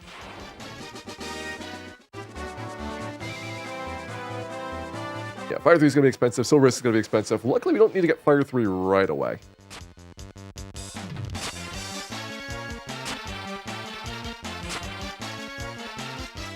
I'll be able to one-shot the mummies with Fire 2, no problem. But we will need things eventually, and Silver Bracelet's going to be very vital.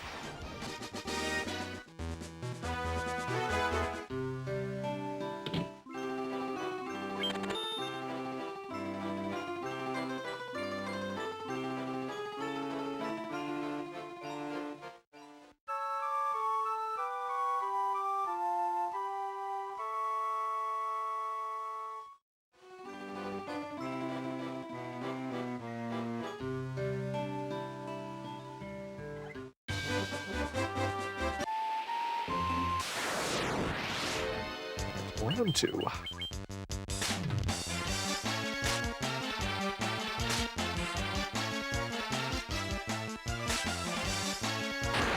Well, admittedly, probably from a travel time perspective.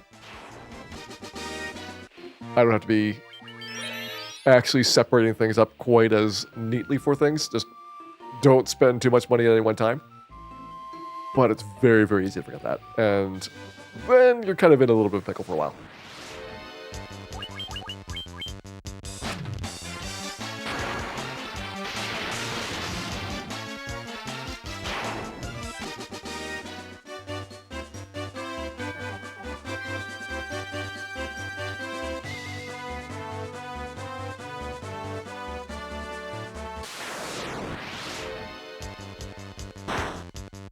Push my ogres.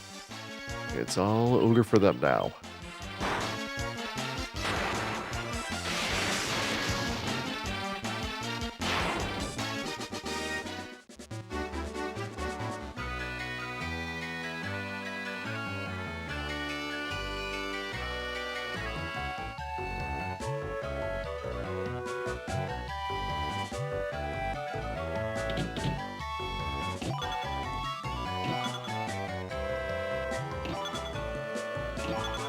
3 swords. Should be good with that.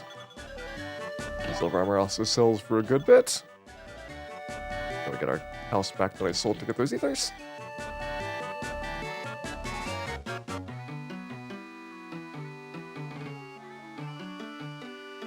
Houses realistically just need the one in between Vampire and Lich, and you should be fine. And at that point, you will probably have good transportation to wherever you need to go before it becomes an issue.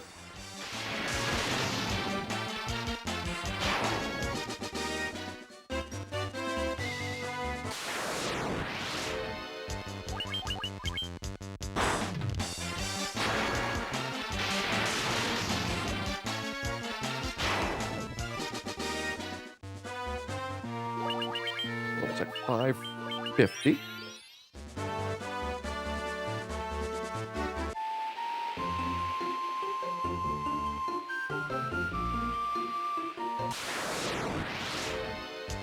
I don't know if the hit points are going to work out.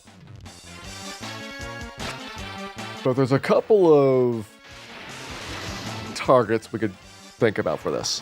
One target is going to be to try to do the same thing I did with Astos and find a level up that's going to be safe for killing Lich on. I think the next one is level 24. It's really not that far away. And then it's a long, long ways after that. So probably before the next one after 24 happens, it'll be possible to have a level up where Astos is, or Lich is not going to be enough XP for level. So we probably could do whatever we want.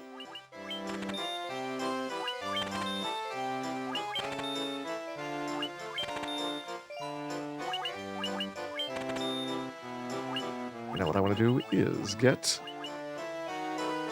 a silver bracelet.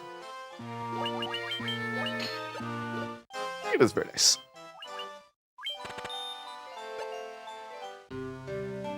Next thing we're going to get is going to be our spells here. We got 5th tier spells a little bit and 4th tier spells to grab. There's Fire 3 picked up. Ice 2 and Fast are going to be our 2 big ones at 4th tier. Fast will be basically lasting the entire game. Ice 2 lasts until we get the black shirt out of Sky Castle, so it's got a pretty healthy lifespan.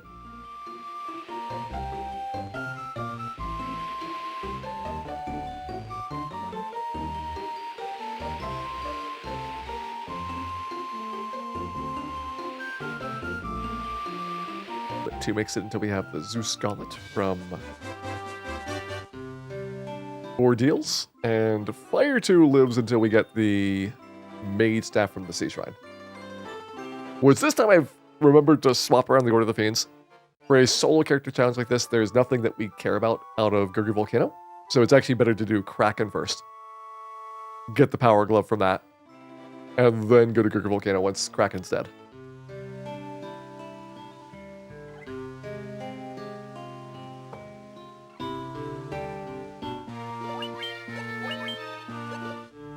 Looks good.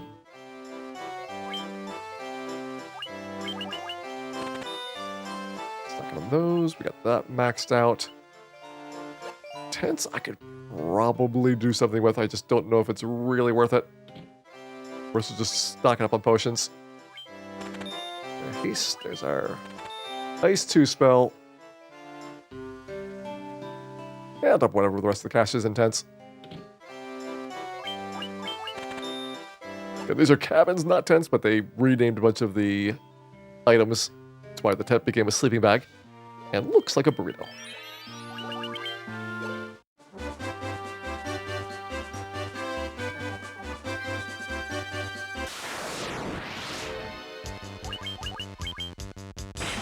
We are going to get a level up here. So we are coming in 21. Means this one is just take the endpoint. 2, 10, strength, luck, did not get it.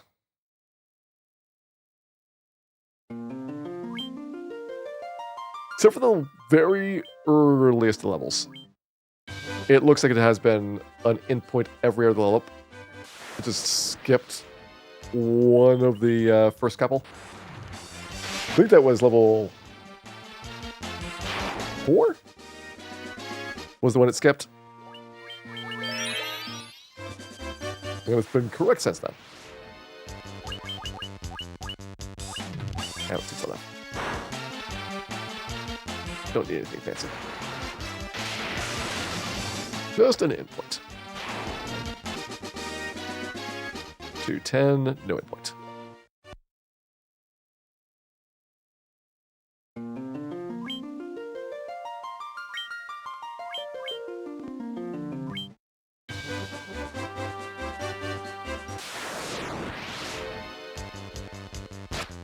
Yeah, we'll take the ambush. Better to see a bigger variety of enemy formations to try and get this level up done.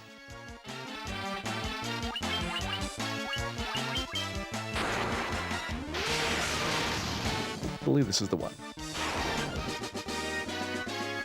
210 agility. No intelligence.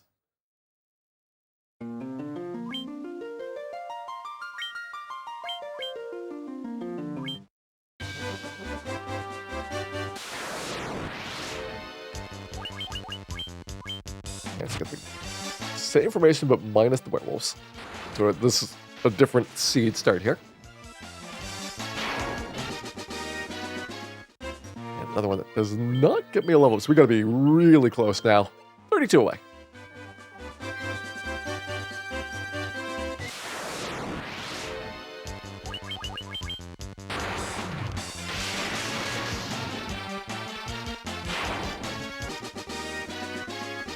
$24.10. Got the strong HP gain. Did not get the intelligence point. I gotta admit, strong HP is starting to get kind of enticing for some of these.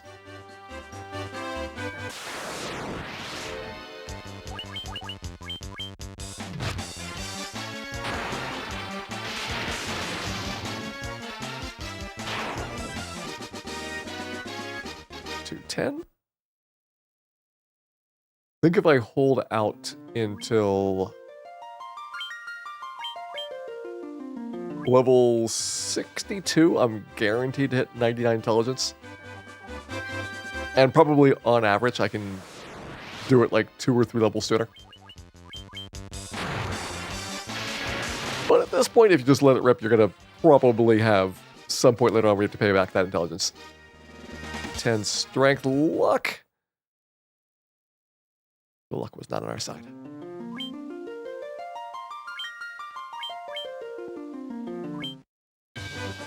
Instead, it was inside damn the entire time. Like a parasite. Or a disease.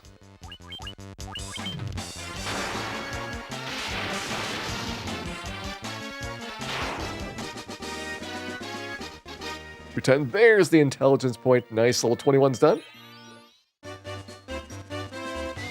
22 is guaranteed intelligence, so we just need to get the HP gain there.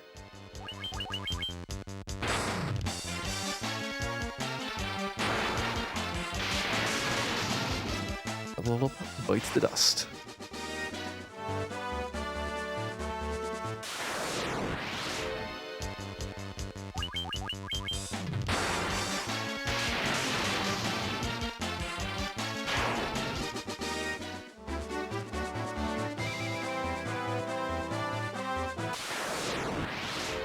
Oh. Feel like I'm using so much stuff up on the way there, but it's gonna get refilled by a tent. Doesn't actually matter.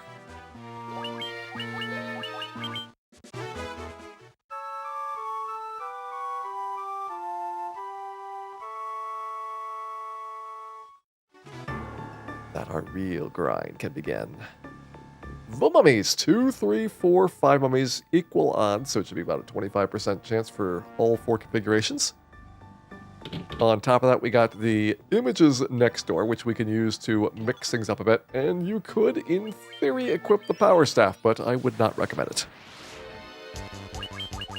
Here we go.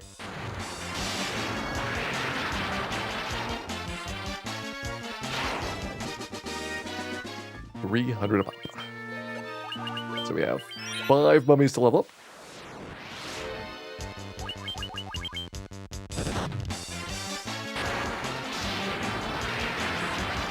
Spending roughly 1 push every time I get hit, so I can do that 99 times. And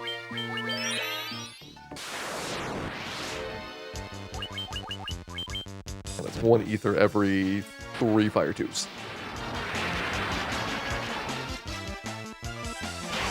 This is 22. We're looking for the HP gain. Did not get it. I should probably check to make certain that you do get the intelligence point, just in case. Been right for the last couple of ups.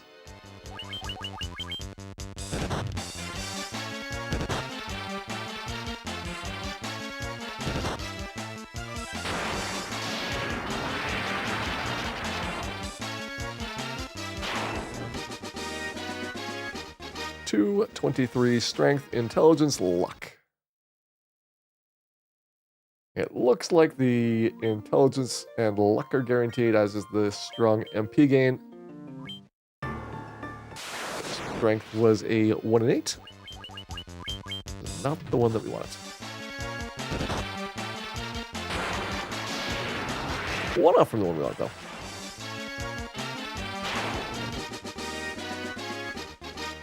.22 intelligence, luck. Okay, yep. Confirming that it seems that MP, intelligence, luck are all guaranteed.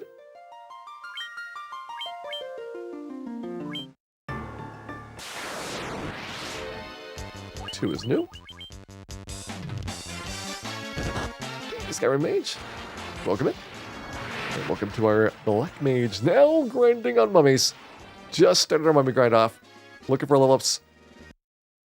This one needs a strong HP gain.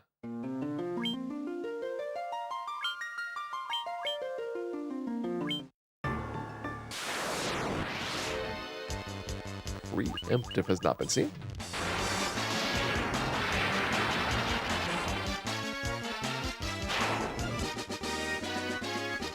$26, there we go, we got it. 26, 23, intelligence, luck. 22 is done. 23 is going to be fighting for an int point.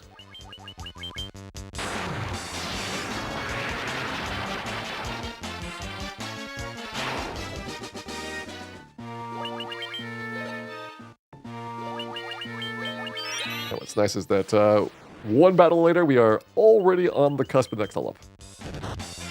It is 2 mummies to go after this.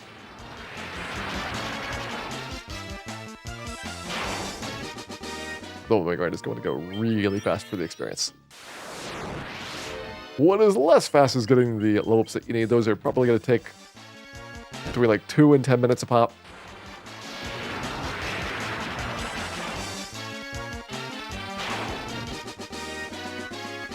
On intelligence 2, 22, intelligence done. 23 was a fast one.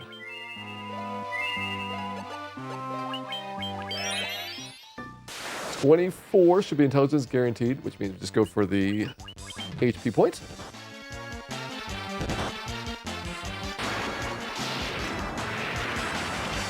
Drag these bodies around in the cart. I mean, that seems like a lot of work.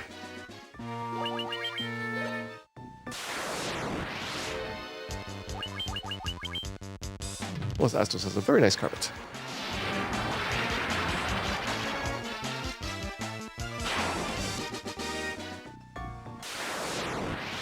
Don't think I can level up here. This one should be fine.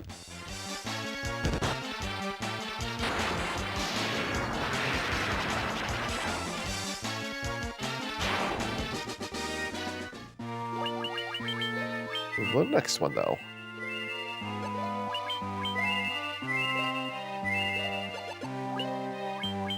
This should be a level up.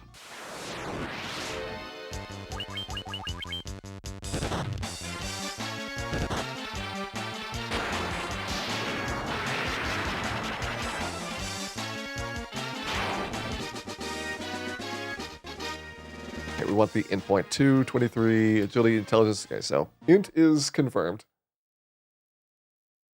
I just need to reroll until we get the HP gain.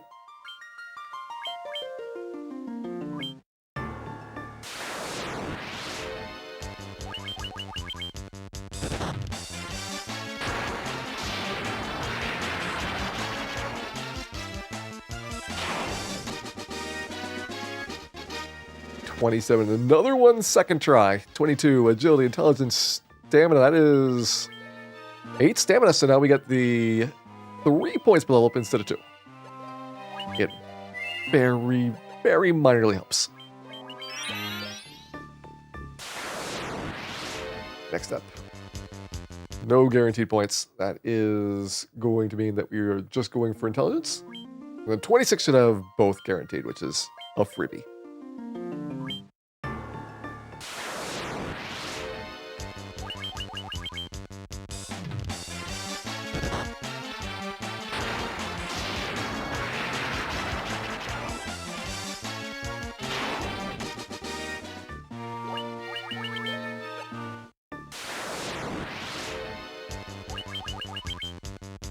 Trying to get a sense of the rough level at which we are going to be in a pretty safe territory for Lech. I want to say it's somewhere in the low 30s. But it shouldn't be a huge grind here to get past Lech. It's nice that we've got some undead fights, which are very vulnerable to fire spells, and we've got a lot of fire spells. 311 strength, no intelligence point.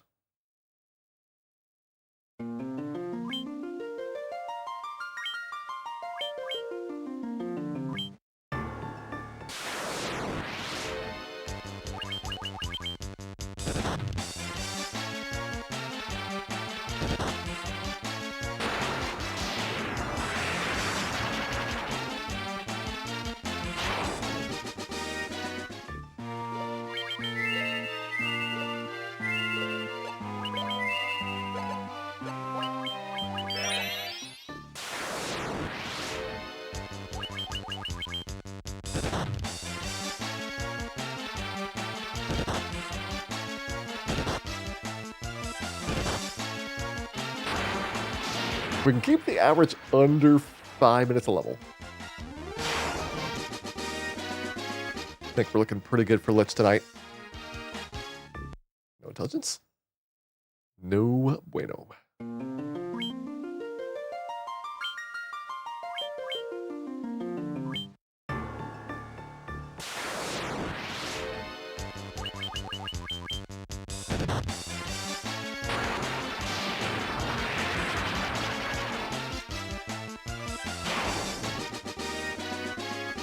Three 11 strength. I mean, we're trying. Dan might not be succeeding, but there's nothing new about that.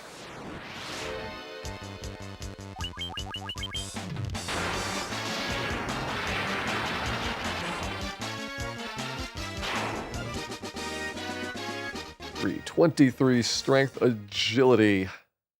Strong MP is pretty inconsequential. It looks very enticing when you see it because that is an extra Fire 2 or Lit 2 cast. But it's going to have 0 long-term advantage for us.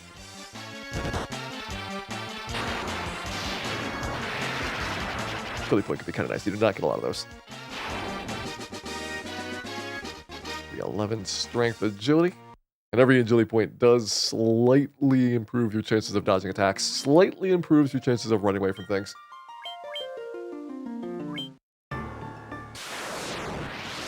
And unlike intelligence, it does not have, as far as I know, any breakpoints that you have to hit. So 1 point should be 1 point better than the last.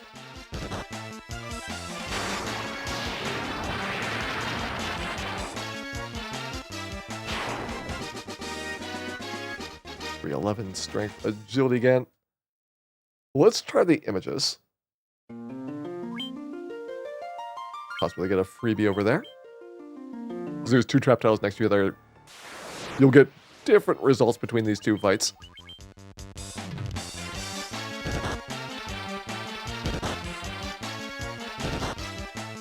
There going to be something special on Christmas? Well, it depends on if people contribute to our Highlight for the Holidays challenge. Because if you want something for the naughty children, virtual highlight would definitely be on the list.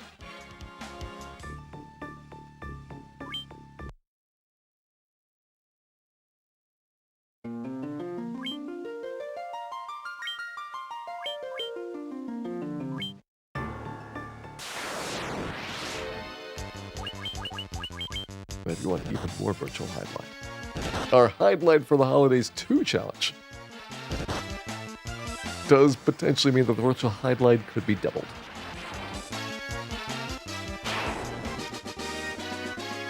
$28. We got the strong HP gain. No intelligence point. Don't think we can take that.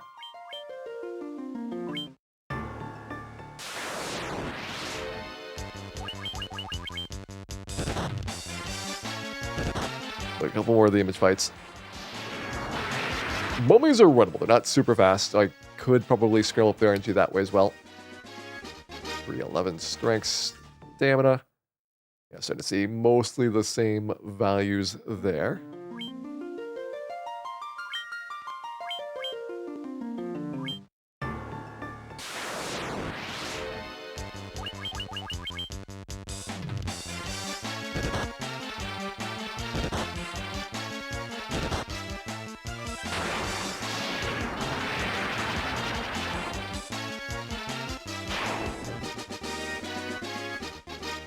Strength. Okay, we've checked both the trap tiles for the quick and easy ones. Let's try these fights with extra round in place.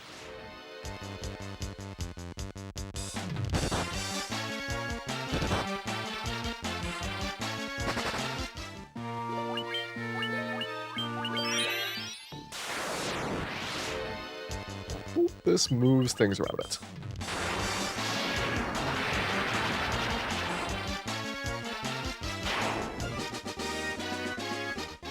.311 strength, luck. No.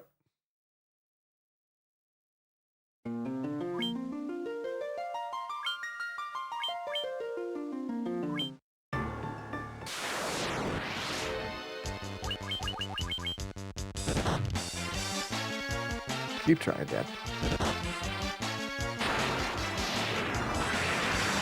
Do a couple up here, a couple down on the images. And see if either one of the other is better. 311 strength. There's the intelligence point. 25's done.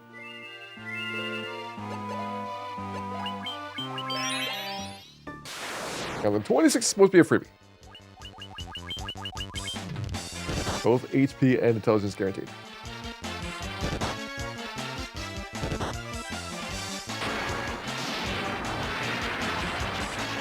You're pushing 375. 28 should get me to 400.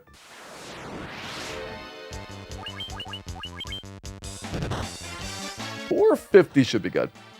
I think we're at 450 by the time we're at Lich. That's going to be probably a solid fight.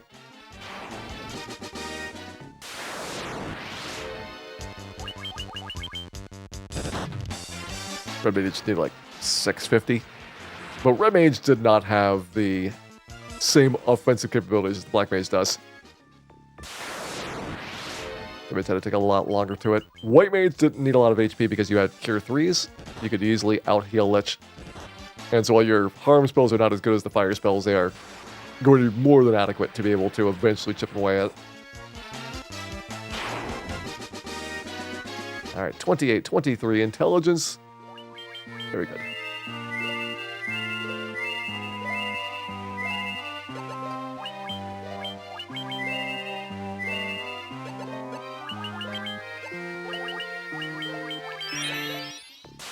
Mummies follow up. Oh, 13. Gotta round up.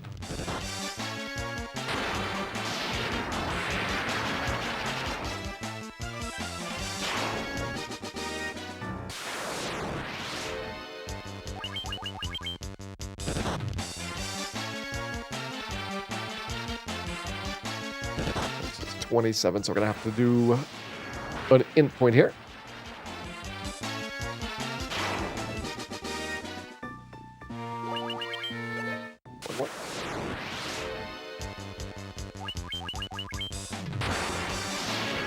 Two mummies would not be level up, which is possibly usable. We see a bunch of fights before a two mummy fight, then we can use the two mummies to get us to different values. Let's poke around here a bit.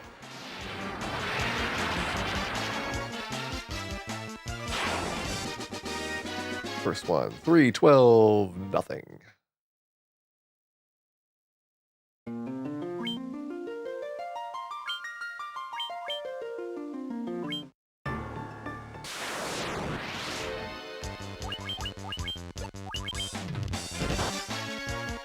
I'm gonna try over here. In theory, these are more dangerous enemies with the stun touch instead of sleep touch, but the mages evidently on GBA have just been wildly buffed for magic defense, so they just never get status defense. Very nice. 312, that's not very nice.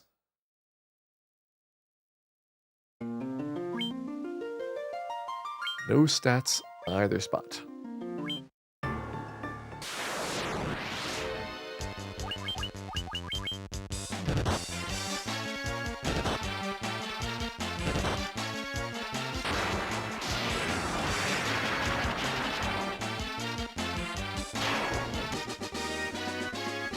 .312 strength. Slight improvement. It is the least useful of the 5 stats, but it was a stat. It is possibly better than the strong MP gain.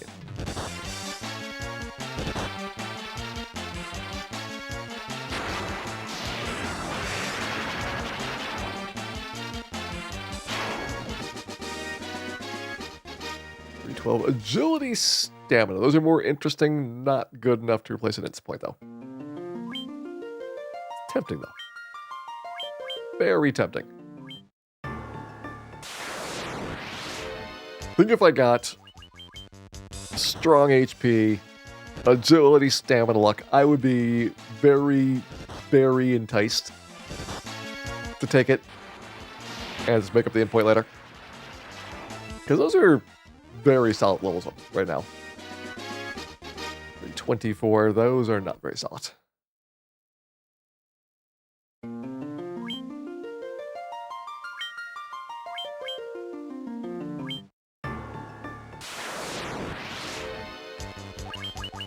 Okay, 2. I don't know if 2 images is going to level me.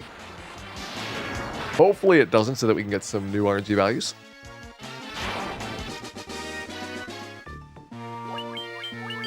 Excellent. Now we can see, having kind of sampled around a bit, we get something good. What's this chance of a strong HP level? Yeah, 1 in 8 for everything that is not a guaranteed result. Whether that is strong HP, strong MP, any of your 5 stats, it is seemingly equal odds of all of those events independently happening. So getting 2 things at the same time, it's going to be a 1 in 64, which very, very tough. And we really had 1 level that had a 1 in 64 level luck to it. And that's purely by accident. We weren't even trying for it. 324 stamina.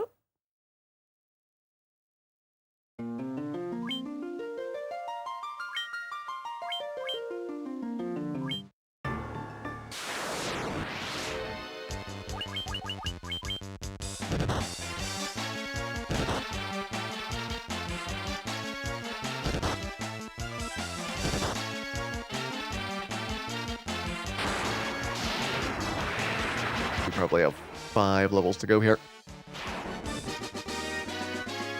312. This one's going to be a hard one. I'm going to put the deadline at 355, and then I will take a strong HP level after that, which is not as good, but I don't want to spend a huge amount of time on a single level up. We do have a bit of dead space to burn things if we need to. 312.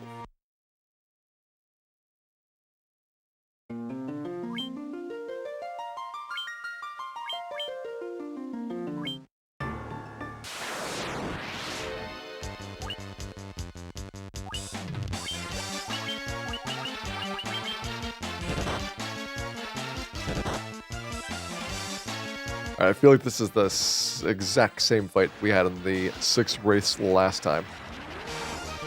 This is probably not helpful. 324, yeah. The one that gets me a strong MP gain. That one is not even worth taking. Even if we were desperate. Are we in a preemptive? I don't think we've seen the preemptive yet.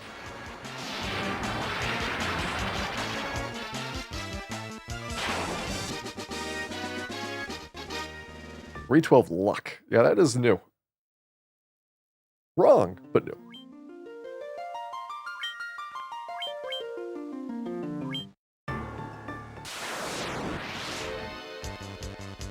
Rerolling.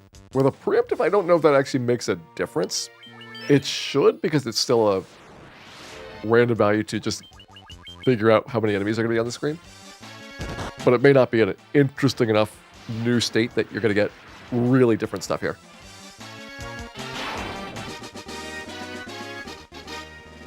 Ritual strength.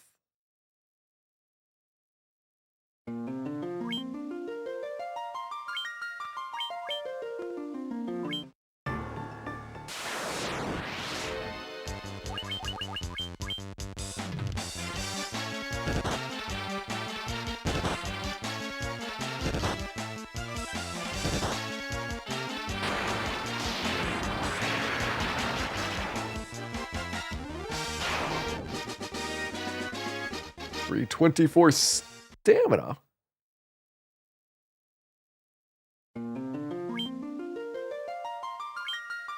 The stamina is intriguing, but we would need a lot of it to make a difference. It is more noticeable in that it is slowly decreasing the enemy damage, more so than the HP gains. 312. All right, let's try running from another one of the mummy fights.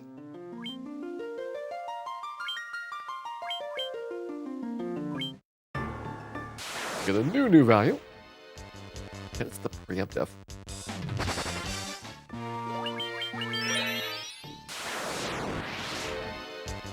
It's got to be the saddest amount of new RNG values possible.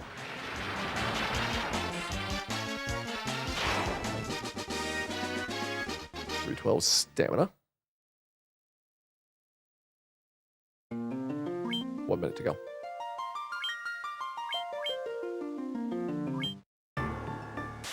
Once we're okay with taking HP gains instead of intelligence, that at least bumps me up to a 1 in 4 chance. I don't think we've seen any HP gains so far. 312 luck.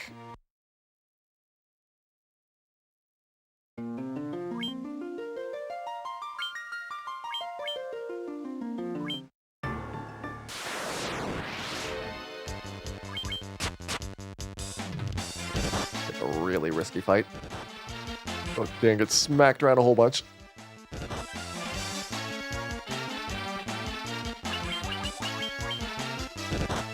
Fire away. This will at least be a lot more attacks, more than we've seen before.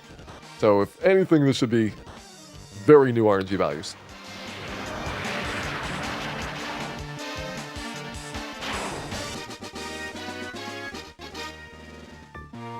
It was not new.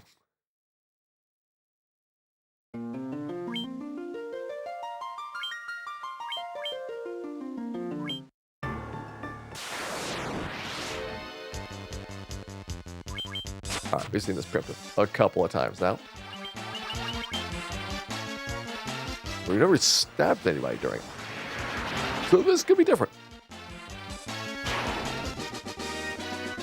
312 strength. Technically, that was different. Last time I got luck.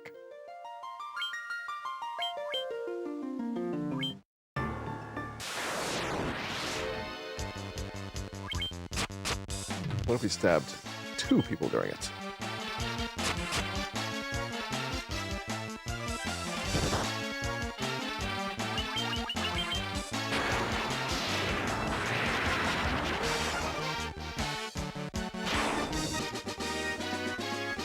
$323. I think every strong MP gain so far has come with something else. So possibly new.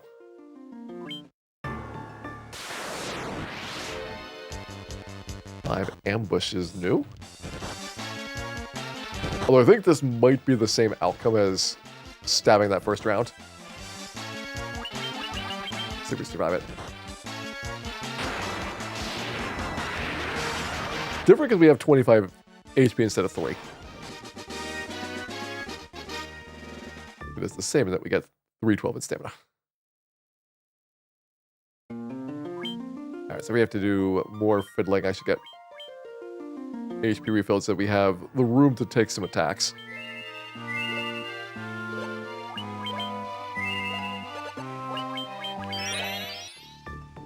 Another option is to go outside, do the fights there, see if that gets me anything new.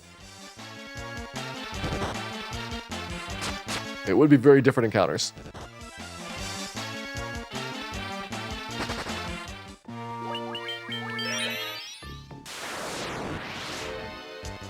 Side here after that.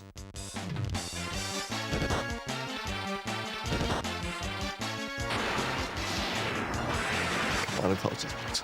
We'll take the strong HP if we have to.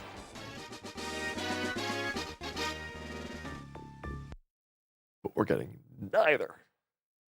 Alright, one mummy fight, then I'm going to go outside, try the random encounters out there. Just get as big of a divergence from what we've seen so far.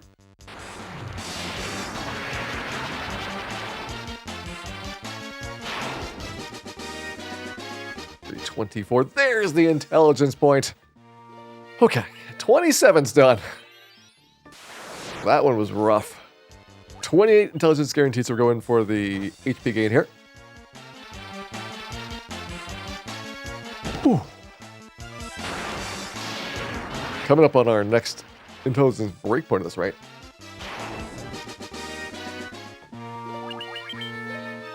Four int points to go.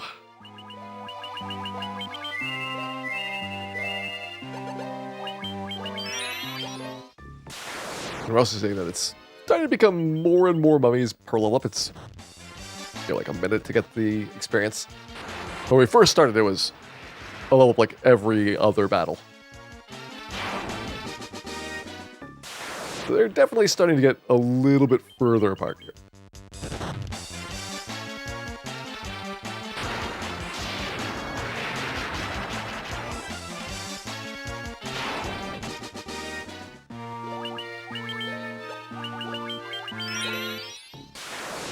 Three mummies will do it. Two mummies will not do it. And so I kind of like to leave this until we have already sampled a couple. Let's try and get a bigger fight.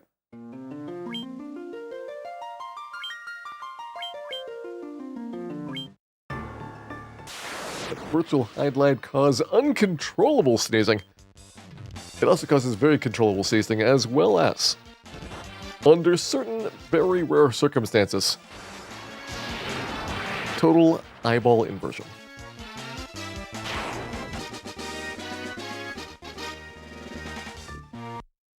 I would definitely ask your doctor about that one.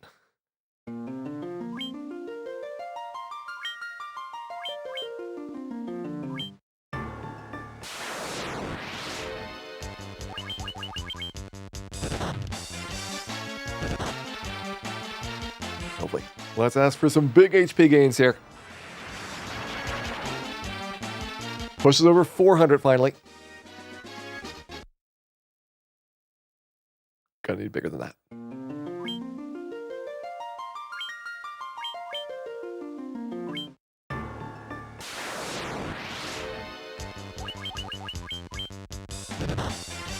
This is the exact same fight.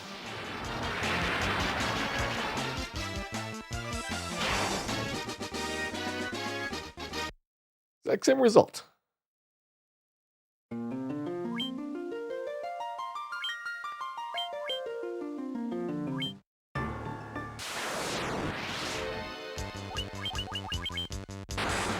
This time we went first. That's definitely new. Get the HP. Nope.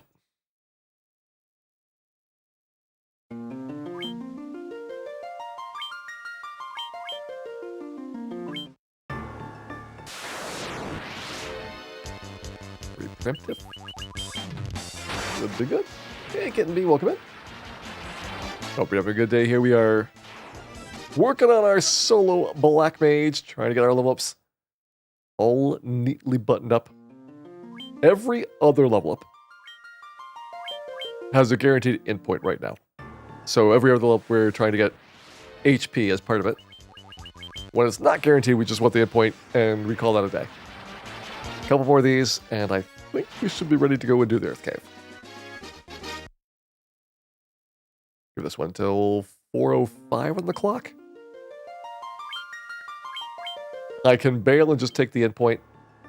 Would prefer not to. But it is a valid choice. Alright, 20 is the one we've seen before. So we either have to get images, or we have to re-roll with a different mummy fight. I haven't seen that 2 mummy pack in a while. It's gonna be a 2 image pack though. That would work. This should be less experience than the mummies.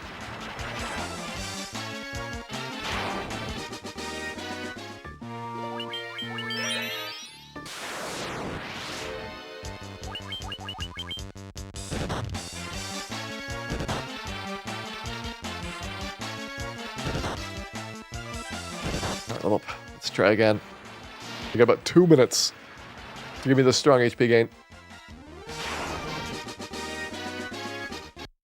Not there.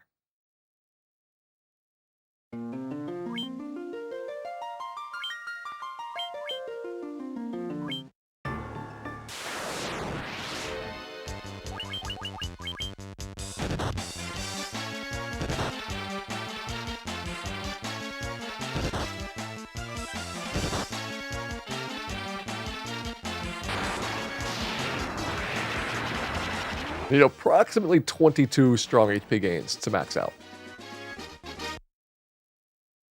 We've had probably around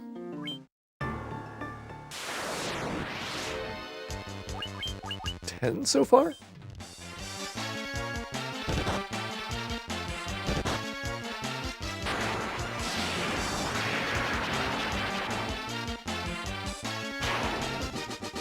Maybe 8.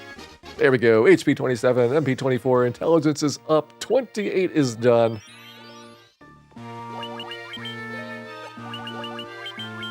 We're moving on to the next one. So far for about. Let's get rid of some of these spells that we're not using anymore, like everything at first tier.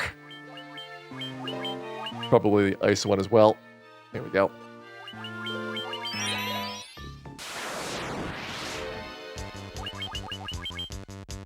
Makes it less likely that I accidentally click on a spell that I don't want to. With one character, because you don't have any inputs other than your one input, it is a little bit easier to misclick on something and then the turn goes off. By keeping my spell menu a little bit tidier, we will hopefully avoid mistakes.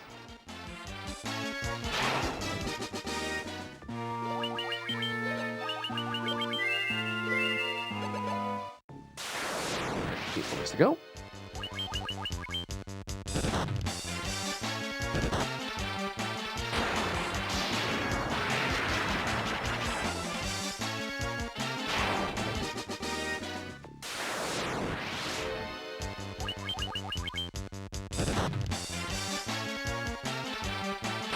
Anything other than the nuke spell? If we could get the nuke spell, that would be probably pretty good.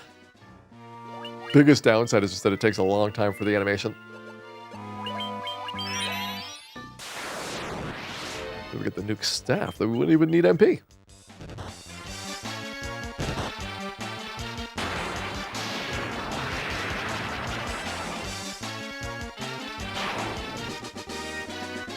Alright, 26 HP, 12 agility, did not get the intent point.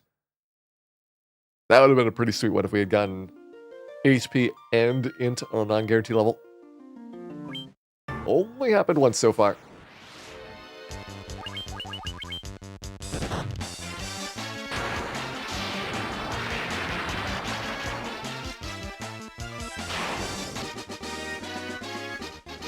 12-0.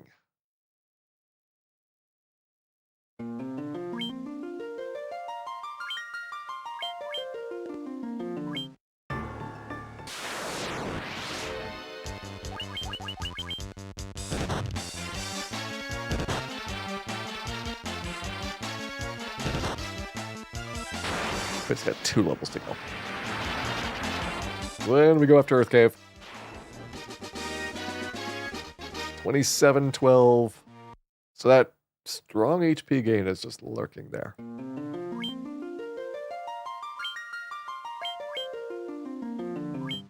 That one hurts because if we want to re-roll the RNG to get a potential look at different intelligence point options, I'm probably going to lose that strong HP and not have an easy way to get back to it.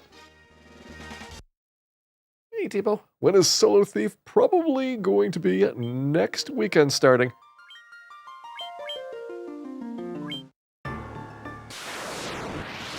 We're down to the last couple of characters. Solo Black Mage, especially if we get Lich done tonight, I will feel very good about finishing Solo Black Mage by the end of tomorrow. Further we can get here, the higher signs of progress that we are moving forward. Like, it was pretty much close to these levels for Solo White Mage. Close to this amount of progress. And White Mage is definitely a lot easier because you have healing. Makes such a massive difference in the boss fights. But that's talking about, you know, like, farm out a couple of extra elixirs and you're probably equal with that. Meanwhile, Black Mage does not have to farm out the Hermes shoes because you've got haste built in. Still need emergency exit. Like, maybe slightly more invasive for it. And no fangs. So a lot of time could be maybe saved on the 50 puzzle.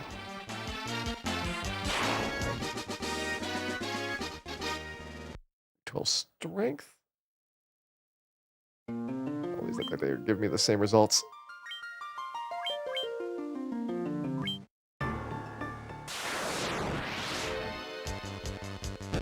Hey, Mickey LAP, welcome in. Thank you for the good wishes. Enjoy our Solo Black Mage. Hopefully taking down Lich before the end of the night.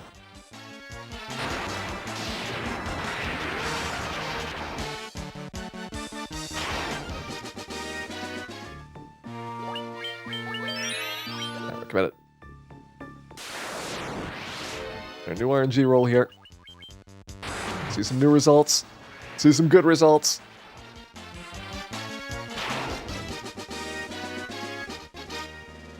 Stamina point is new.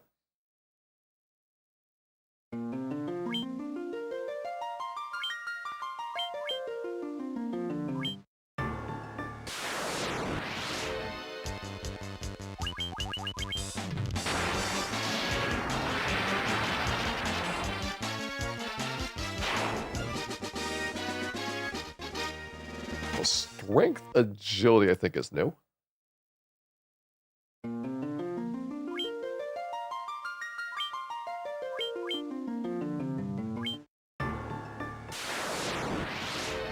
Could also get slightly different setups by varying the amount of time that you spend on the title screen, but it's really tough to do that in a systematic way. It seems like in-battle actions are much more reliable at getting you to new states. 27-12. Okay, we got the strong HP thing again. But it's not what we want here. Gotta go to 4:15 for our deadline. Then we would take strong HP at that point.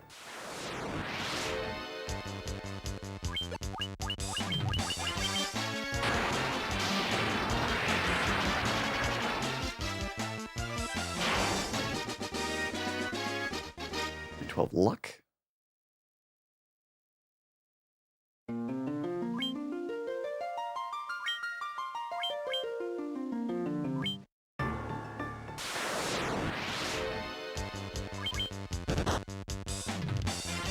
Stabs. This is where we're definitely in a bit of a rut.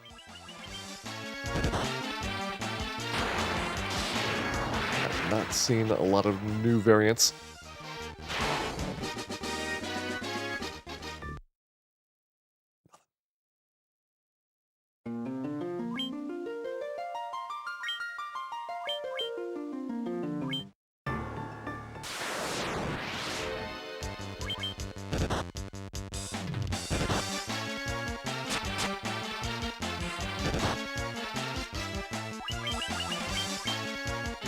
I think that's a different number of attacks from the remummy pack than last time. 123 health here. 2712. Still getting the strong HP gain. Well, you got 3 minutes left.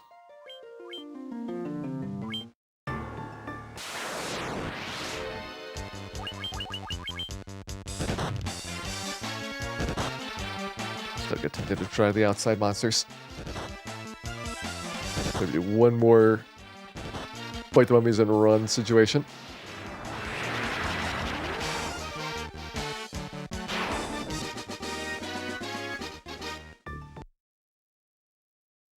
This one has been very, very dry.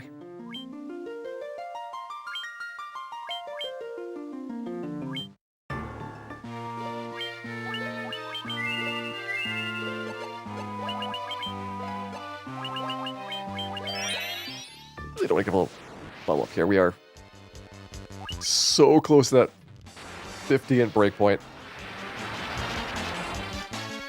3 levels to go. MP and strength. That is new. Definitely have not seen that combo. There is more left to find.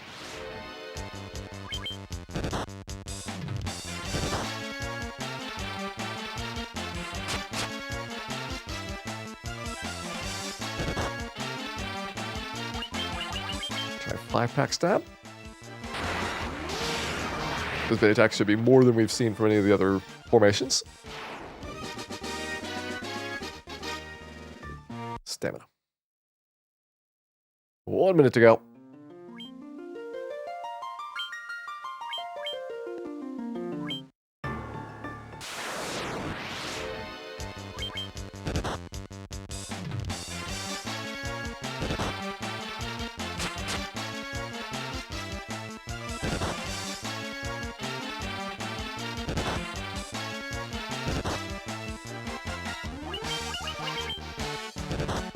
Stab run. A good couple of attacks in there.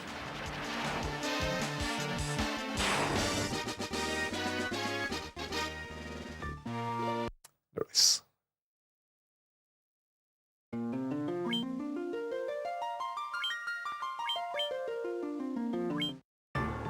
Let's see if outside castle works better.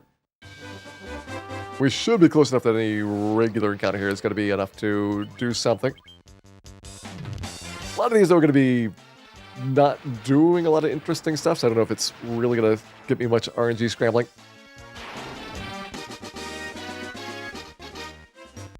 Nothing there. Okay, at this point, if I get a strong HP gain, I'm going to take it.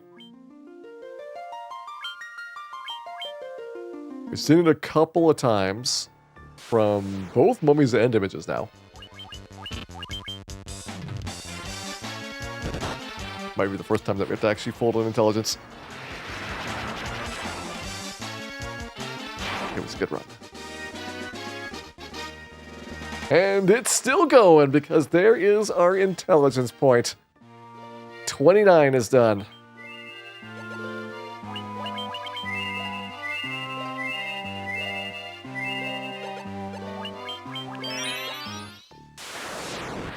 Level 30, this one's going to be an HP level.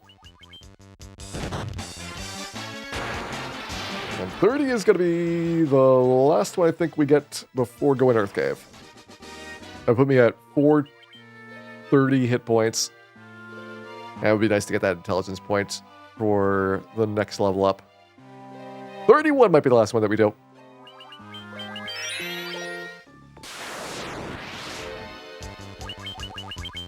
Well, I need to get Lich and Vampire.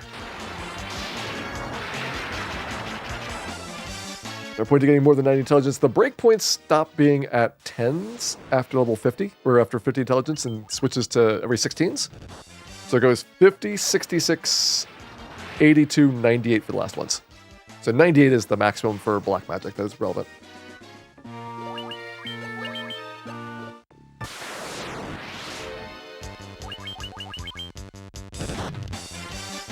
I need both of these. 1200 for Vampire and 2200 for Lich. That's 3400 total that we need to squeeze in somewhere. I think we're getting more than 3400 between level ups at this point. That's 12 mummies, which we definitely can do. Now, I might get other fights on the way, which would mean I would have to basically skip everything going in and out there. But that's not the most horrible thing in the world if we have to do a lot of running.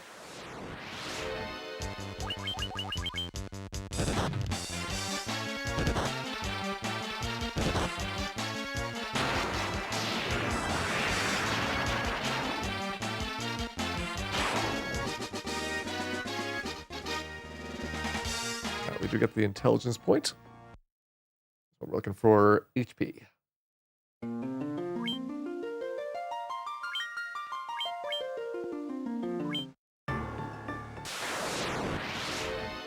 Actually, a lot of guaranteed stats.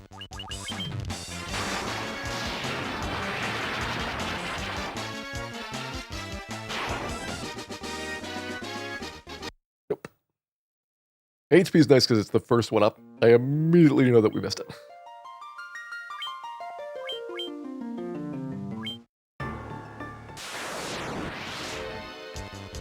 Don't even have to scroll through very far.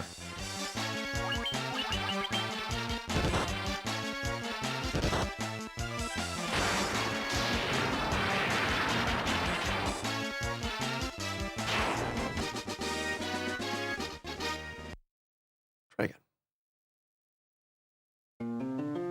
One downside of not scrolling through is I can't tell if we are getting exactly the same level ups or if we have minor variations. Because this one has so many guaranteed points, you're not going to really have that many chances at the random 1 in 8s. Agility, intelligence, and luck, it looks like, are all guaranteed. And HP has been hit. Level 30. 5,000 to go. Some good wiggle room there. And I think this is good enough to go to the Earth Cave. 436 for our number. Yeah, we do this. Probably should grab experience on the way, and then post Vampire, I'm going to be getting the level up to do the last one.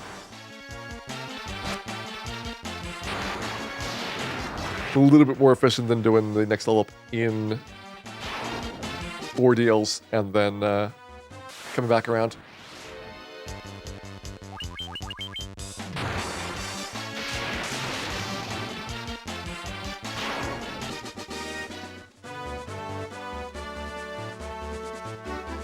Make sure I don't get the level up on Vampire itself. Before is fine. Just after is fine. On the Vampire fight, though, that is not fine.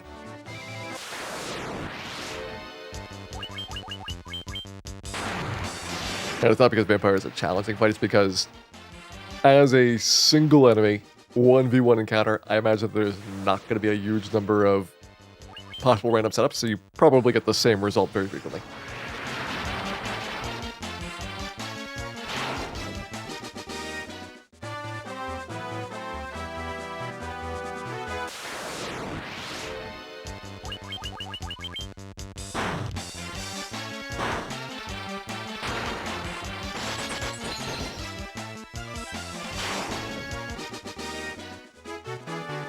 Damage there is good. If I end up struggling on Lich, I would imagine that just cutting the spell damage down would be enough to completely flip the fight around. I think it's going to be super easy. But a backup would be grind the curtains off of the 50 muzzle. Or get more strong HP gains, which takes a while, but still very, very doable at this point. We should prepare.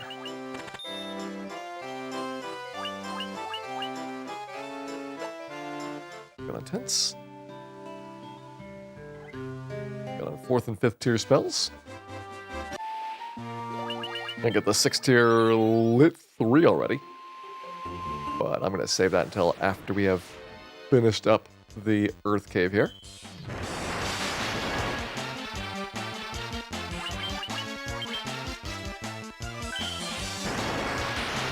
As a Black Mage, without class changing, you do get Lit 3 and Ice 3, which the Red Mage did not have access to. Red Mage stopped at Fire 3 / Cure 3. 5th tier spells all you got. White Mage practically doesn't get anything interesting on the side. Your Harm 3 spell is outclassed by Fire 3 straight up. And I think I never used the Protera spell once. It's supposed to be a little bit stronger than the base Protect, but it's not even all that important. You got the Blink spell, which is better than Invisra, so all your 6th tier stuff is basically out. And 7th tier, your big reward is Heal 3, which as a solo character is not all that helpful.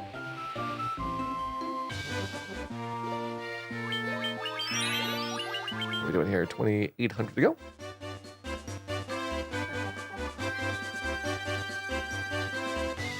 Gonna keep blasting away. At some point in here, we are probably gonna have to take a level up. That is fine. That'll be my breakpoint for intelligence, so we should see another moderate gain. We are getting high enough in the breakpoints that each incremental gain is getting less and less important. But I think this is the one that pushes us from like 250 to 300 on the Fire 2 spell. And it probably pushes us from like 400 to 450 on Fire 3.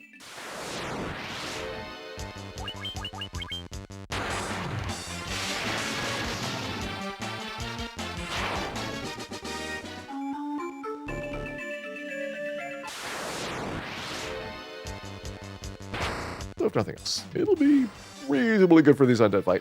Like, we'll go into ordeals already just absolutely demolishing the zombies. It won't be quite super smooth until we have enough speed to go first. But we won't have to worry about any damage rolls.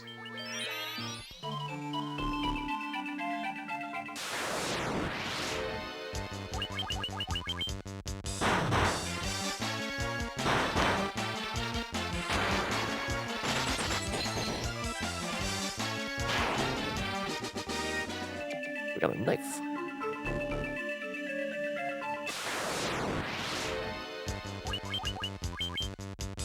I don't know why they thought that would be at all appropriate this phase of the game.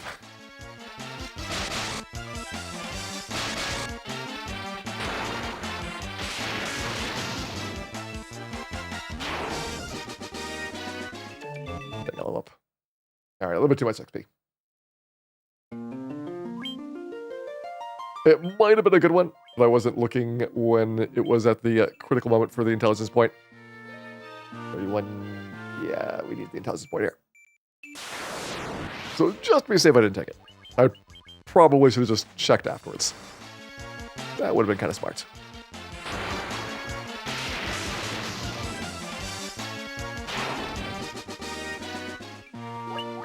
So we're at 1,000 to go. Well, this will definitely do it.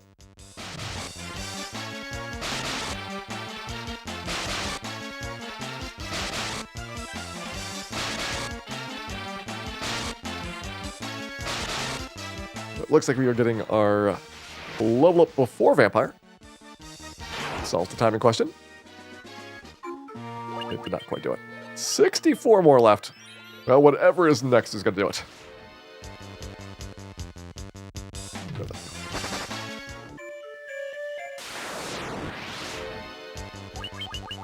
All right, how about simple?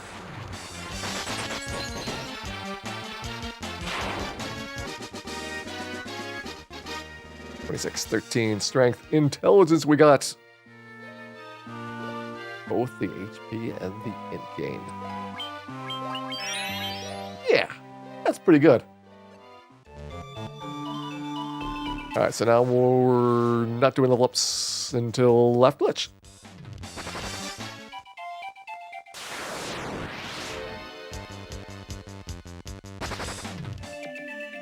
Yeah, those are level ups that we like to take. Given that that was a 0, well, not technically 0, you had guaranteed strength point. But 0 of our relevant stats were guaranteed.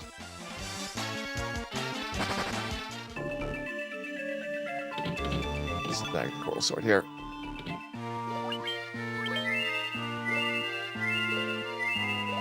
Coral sword's worth a couple $1,000. And we really shouldn't be hurting for money all that much. It's just nice to have before we set off on our big ordeal. But we loaded up with all of the high potions and ethers we can carry, which should be 99 of them.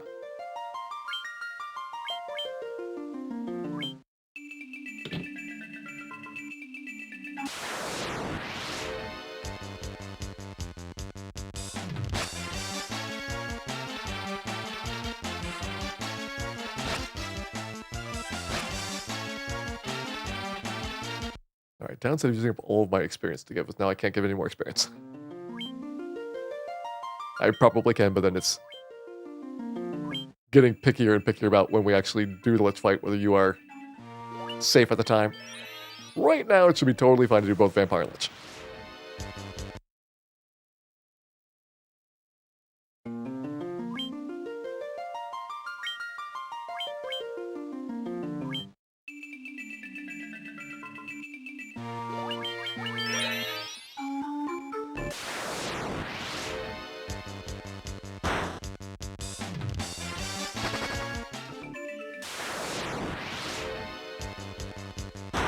This is some bull. And this is where you get some wizards, which you definitely don't want to fight.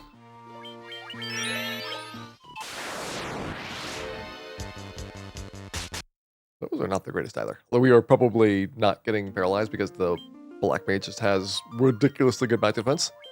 I don't know if it's the same as the Red Mage and White Mage magic defense, but it definitely seems like all mage classes have gotten heavily buffed for their magic resistance.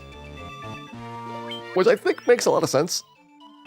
In the NES version, mages start with a little bit more magic defense, but their growth rate is slower. So by the time that you are like level 15, maybe, you're equal with a fighter. And by the time you're fighting chaos, you are noticeably back. And the Black Belt is just even more off the charts. Black Belt's probably beating the mages out before level 10. And by the time that you're level 30, it is not even close. I can kind of get behind the Black Belt, just because there's like the monk class idea in Dungeons & Dragons where you have a melee character that is kind of like able to shrug off all kinds of poisons and magics and things. Like, all right, kind of makes sense. But the fighter, definitely not. And the thief, there is no way that's the case. All right, Storyteller team, have a good night. Pleasant dreams. Hope to see you back tomorrow for part number 2 of our solo Black Mage. That's the part where we get to burn even more fiends.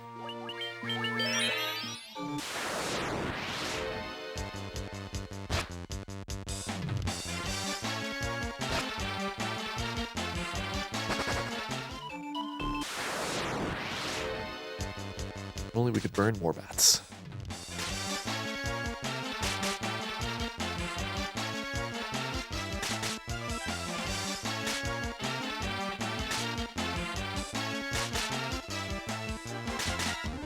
And we'll eventually take a turn. Surprised with going last in the round that he's still able to get out of there.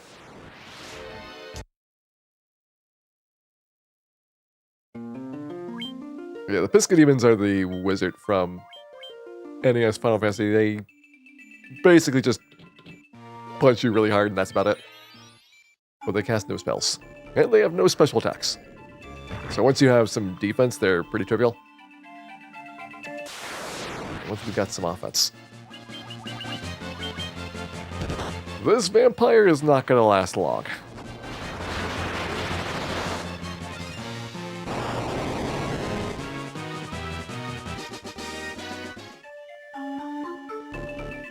Well, that one's done. I feel like that's faster than Red Mage or White Mage through this little stretch. Certainly it's way slower than those two character classes through Becky. But we're slightly making up for it. Thanks to the Black Mage's good offense in this stretch. This will probably not really continue. I think Black Mage is, at best, going to be equal to those other two for the grind for the rest of the game, and probably a bit slower for the Fiends.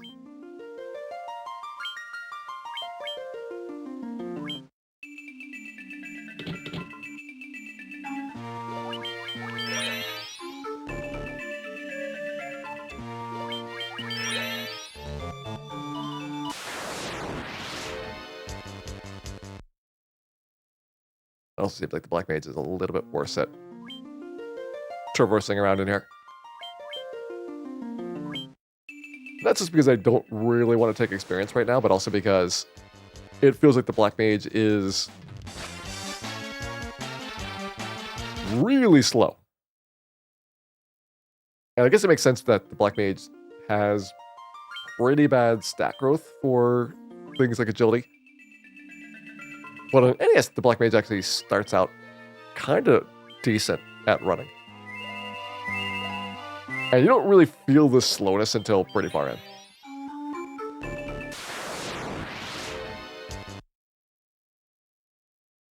Sitting on NES, the running is just totally broken. So it's kind of hard to tell sometimes.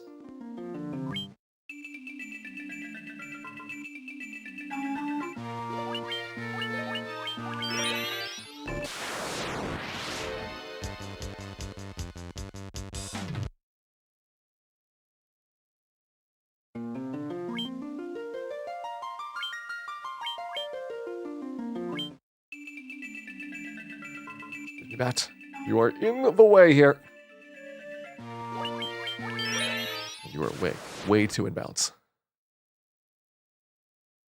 Like, illegally inbounds.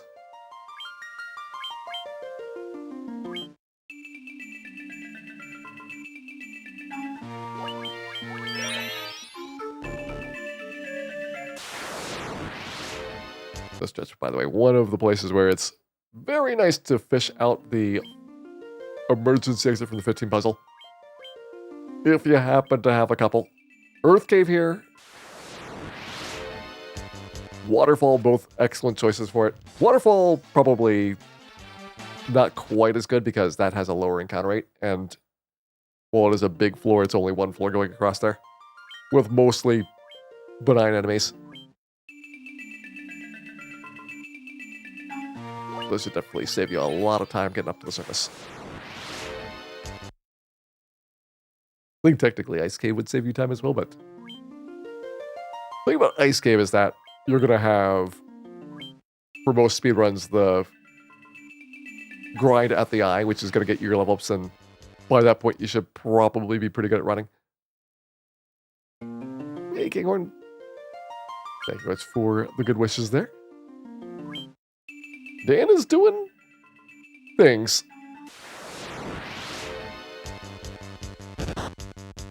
Definitely doing things. We have, with a Black Mage, an absolutely horrific time at the very beginning. You got no defense. You got no offense. Your offense is not really that bad. It's just all single target, so you can't quickly kill things before they kill you. After we got past Bicky, get our AoE spells. It's like a totally different game. That's one of the reasons why White Mage is so good, because you get, even though it's pretty weak, harm 1 right off the bat as an AoE. So anything that's undead, not a huge number of things, but there's a couple of fights that you can chomp away at pretty early on. And you follow that up with spells that are functional for a little while. You're very, very lucky with the White Mage that the first fiend is undead, but the next dungeon after this is ordeals with its undead bosses as well. So like, you have the perfect stretch where you don't have any tools yet, but the one thing that you do is actually the thing that you need.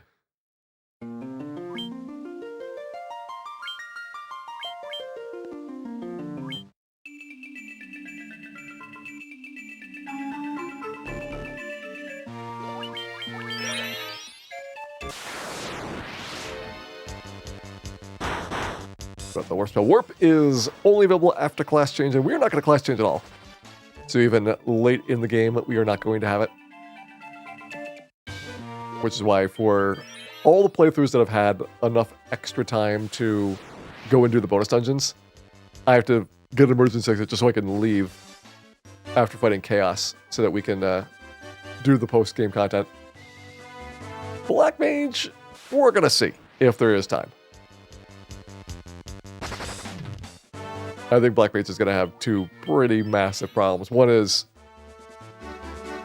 it is probably going to be slower, so we might not have as much time to be able to go and do extra bosses. But also, you're going to still have the problem of absolutely no heal. And that's just really tough to fix.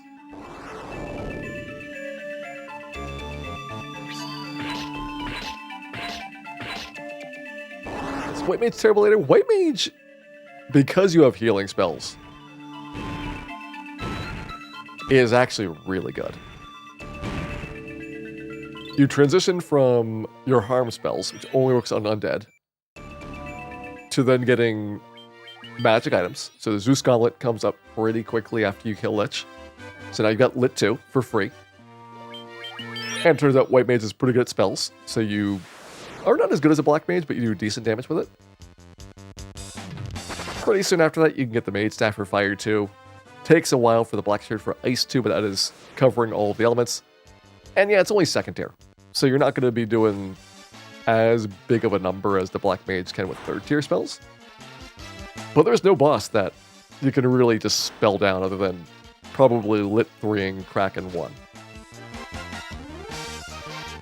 So given that, White Mage is extremely serviceable that entire stretch. And with healing, you have just zero issues with bosses. Black Mage is going to be a damage trace every time. You're going to have to very quickly get your defenses up. If you need to have melee, you're going to have to do a whole bunch of power gloves and things. If you're doing spells, you have to get enough rounds of those to actually make a kill, but you are counting down your 999 HP, and it is hard to replace. That was something both White Mage and Red Mage had in common, is that Cure 3 is a very hard carry for boss fights. Black Belt, even though you do way more damage, has less defense than the fighter, so you take more damage, and doesn't have the healing as the mages. So despite being the best single target attacker, Black Belt is struggling a lot more with the high-end bosses. Something you might not expect from the character class, which is kind of known for being really, really good at boss fights.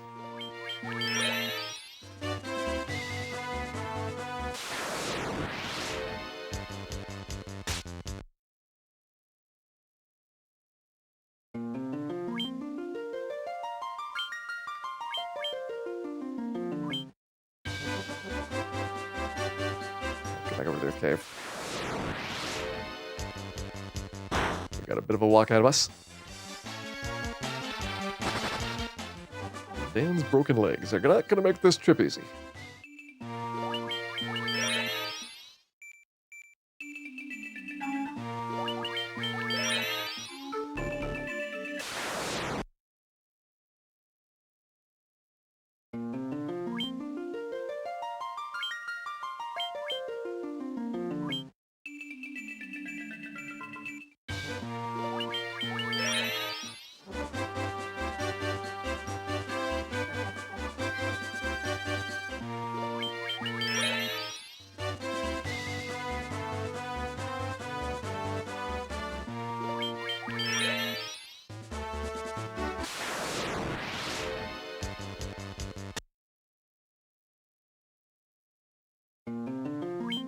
back to the cave. 5 floors to get through. Pretty high encounter rates. That's usually a couple of chunks per floor.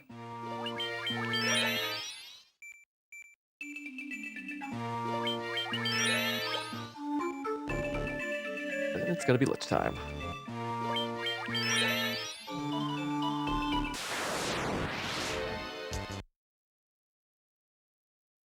I get a first track, I could run. Otherwise, running is almost not even worth bothering with the Black Mage.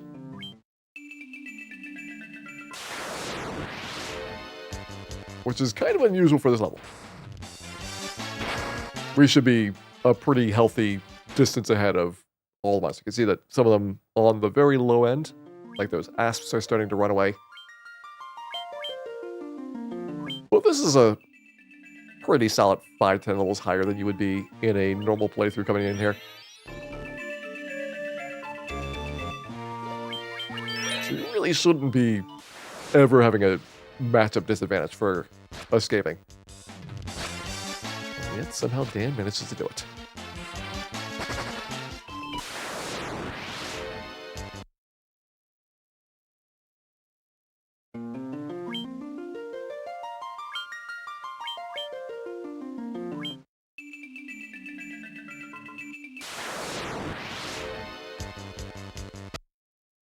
Especially those gargoyles, they're super fast. Next word's gonna be the start of the wizards, and they're unrunnable. The only unrunnable in this whole dungeon that we have to face. Earth Elemental is unrunnable, that's only on a trap tile.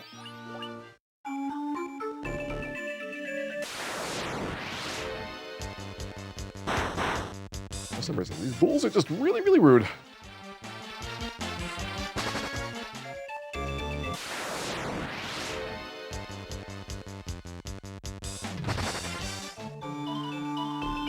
Two down.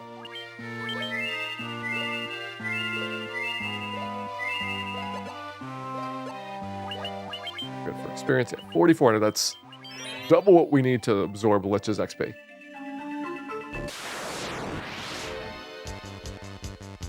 Critical thing is this: we don't want to level up after this fight.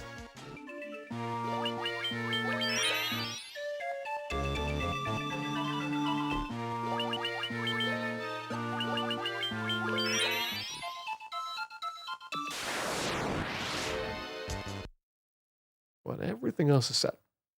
MP50, which is the last relatively easy breakpoint to get. 450 health. Should be able to tank a full round of spells. It wouldn't include any physical attacks, but I'm not expecting Lich to actually get around to his Fire 2 or Lit 2 spells. It's mostly Ice 2 plus getting punched for 50 damage a couple times is likely what we're going to have to deal with.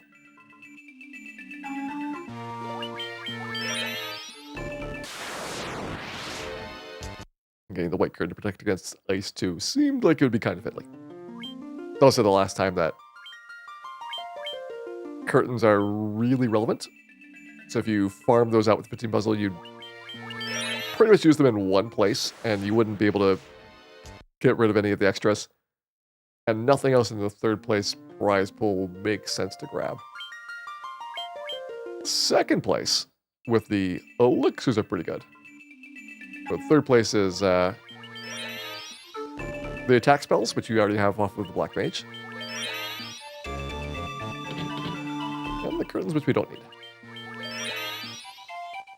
Plus a couple of weird things like the Cockatrice Claw and... I think there's one other instant death one.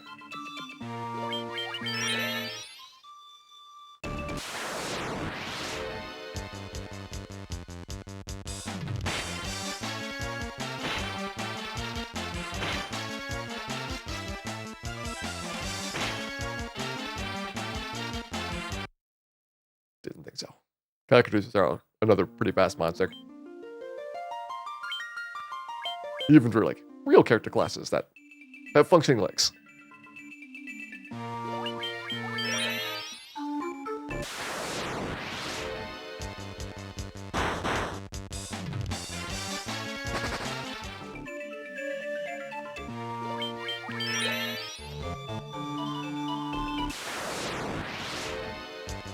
Justice throw.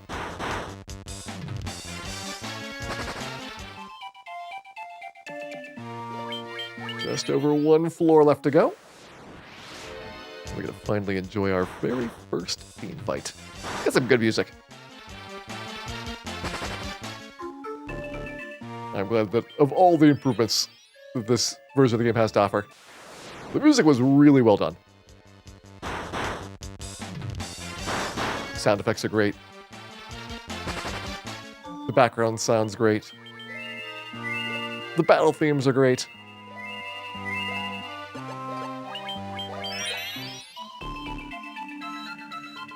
Really superb.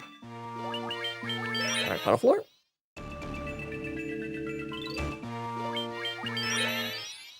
Yeah, PSP is another upgrade on top of this because it's got higher quality sampling of the recordings.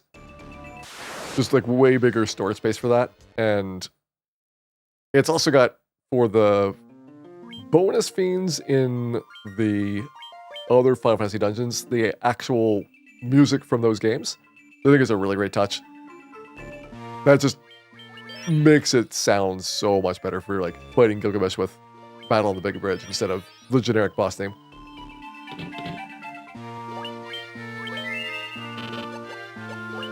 But it should be pretty good too. Being number one. Let's see how it goes. If Dan gets paralyzed, that's pretty bad. Otherwise, I think we are going to roll this guy.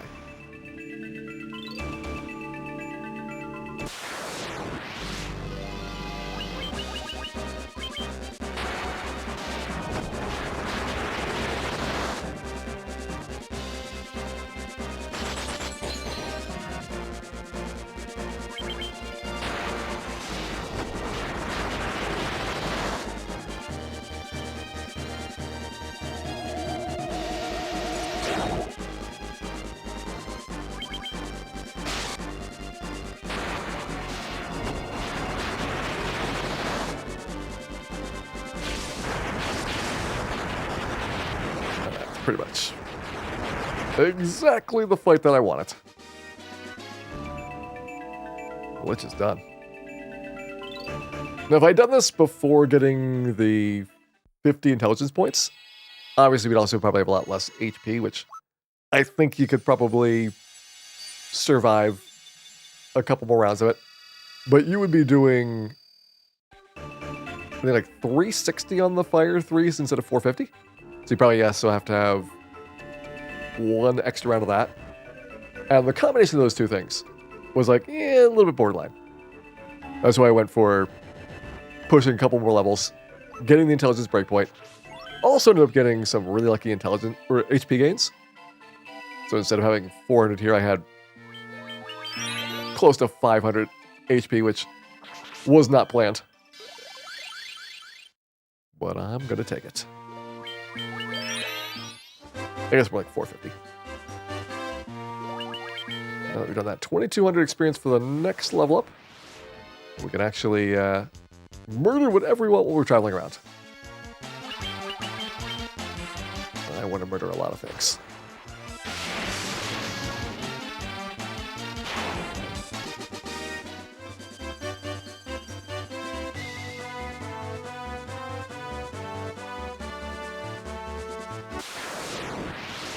Mostly this means that I don't need to spend as much time doing the saves coming across here, because we can just take whatever. There's only the rare occasional fights that are actually dangerous.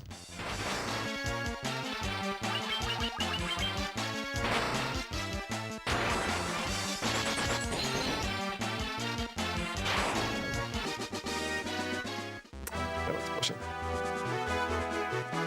1% chance that Tiger is going to drop an X potion, which, as a full HP heal, is incredibly good even for the Black Mage. You're not going to need MP recovery items. You just have so much MP that you cannot cast all those spells before your HP runs out. So functionally, in combat, your MP is infinite. And anything that you use up gets recovered whenever you go to the next fight.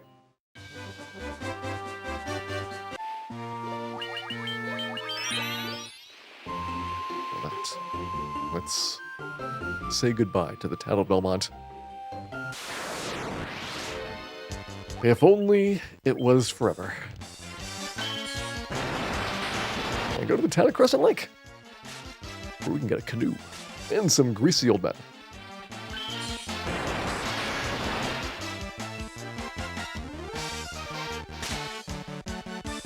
That's true. For the leveling, for the most part, up until you have reached the numbers that you need for HP and intelligence, no matter where you're doing leveling, you're going to have to do a lot of resets to be able to get an acceptable number. And then once you have hit your acceptable number, which I think is going to be somewhere in the low 60s. I don't have an exact number in mind for it, but ballpark, probably like 58 to 62 is going to be able to coast in from that point. Which I need to see what my level ups are.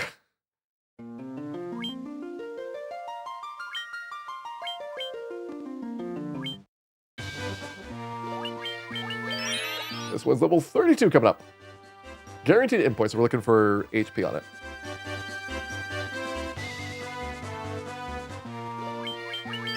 I was not expecting it to be that close. Makes sense though, because these are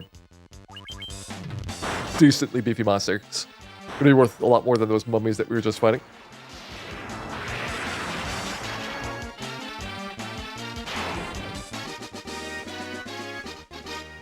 Strong HP, strong MP, strength, intelligence, stamina. We got level 32 done.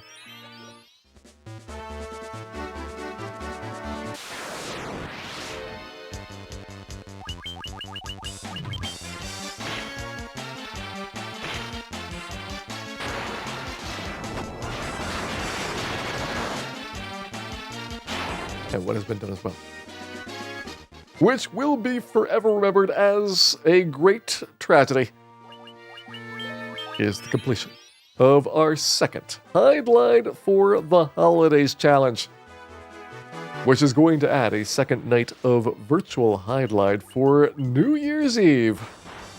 That's right. No holiday is going to be safe now.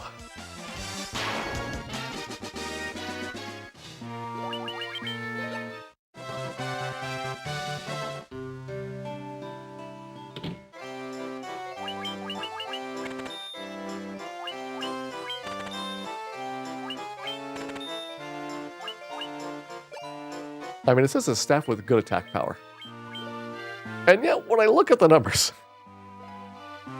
it really does not seem all that good compared to a silver knife, which you can just buy in a store. I believe this is a outright scam.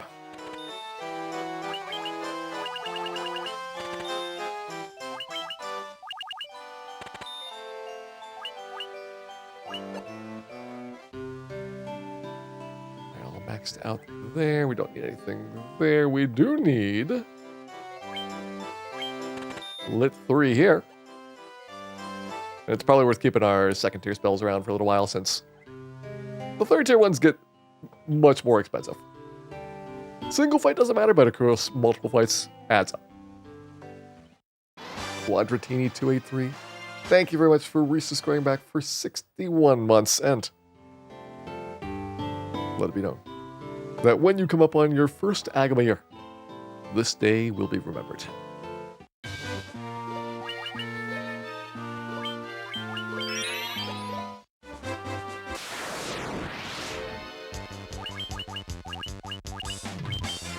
Try to do a 3 spell.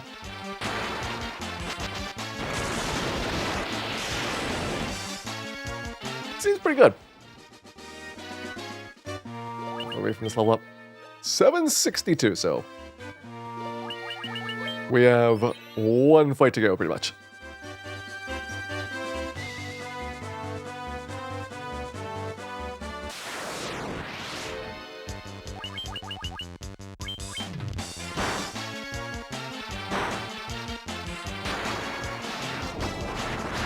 I believe this level up has nothing guaranteed, so we're just going to take the intelligence point, call it a victory.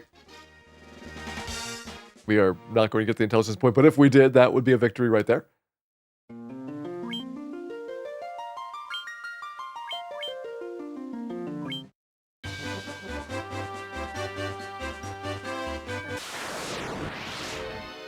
Try some canoeing monsters. They're probably good for some experience.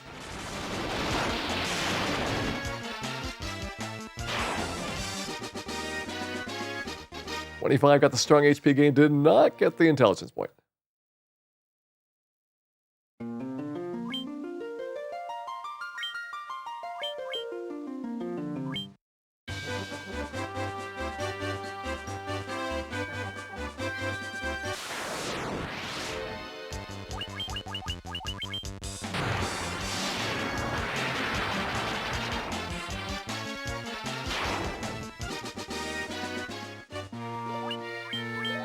That's not an experience. Now we should get the experience on anything. Make it a little bit easier.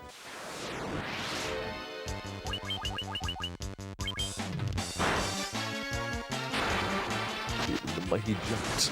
One shot by our Black Mage, and then it's not even close. 13 stamina, it's not what we want.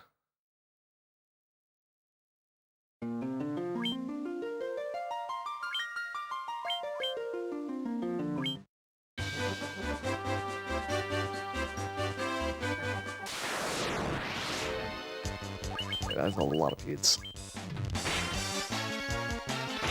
Maybe a concerning number, in fact.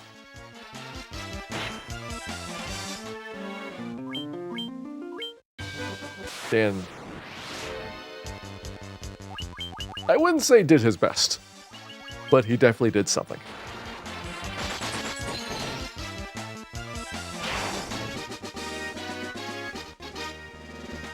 Dan got his intelligence points, so that's certainly something. Level up done. We got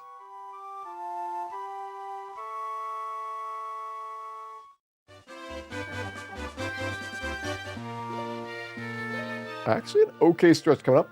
Next one's guaranteed int, then we get a guaranteed HP, then we get a guaranteed int, so we have 3 levels in a row that are just straight up 1 and 8s. No fancy business, but we get both halves of it. It's a little bit nicer than normal.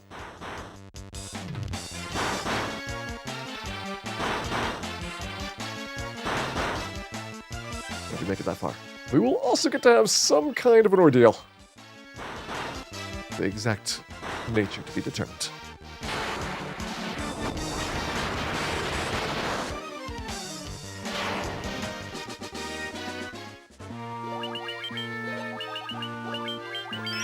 To go. It's okay being wherever for experience because we want to get experience in ordeals as well.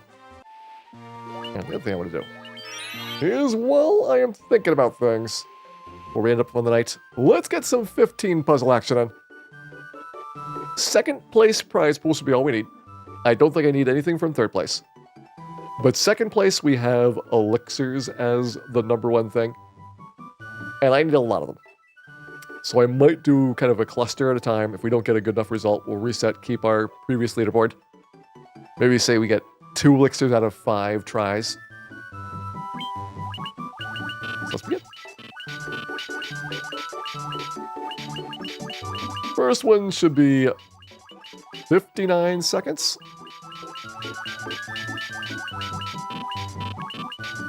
Gonna take things nice and leisurely.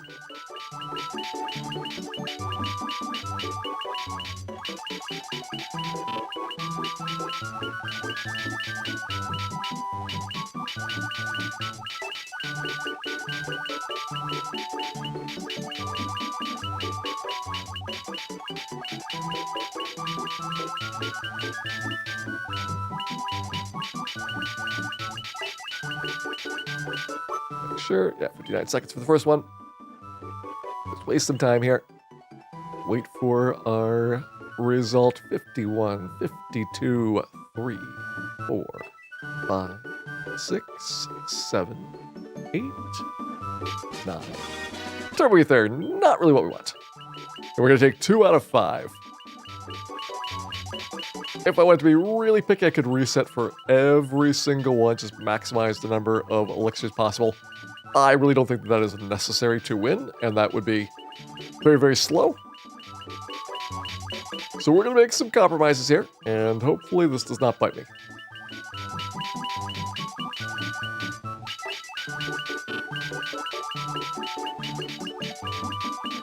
My other option is to do Mega Elixirs, which is starting at 29 seconds counting down.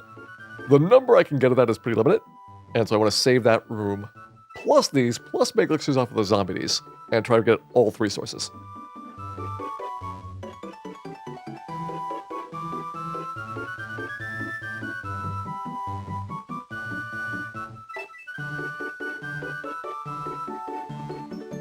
Right, 6, 7, 8. Emergency exit, I do need one of those, but I would like to get that in conjunction with an elixir. So just an emergency exit by itself is probably not good enough to keep.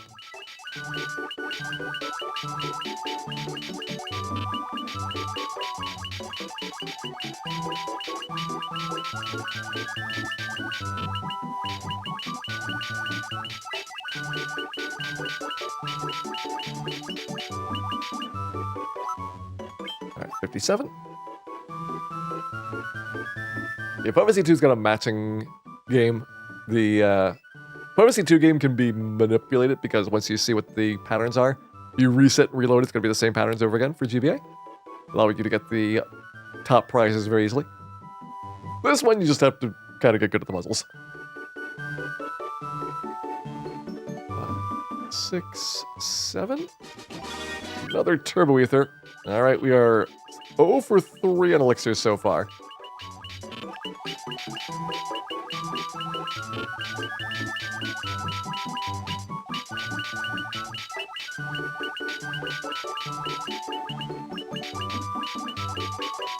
Not really liking our start. The good news is I can reset and then try again for the block of time. The bad news is you have to go back to the 15 puzzle every time, which is pressing a lot of buttons together. All right, 56.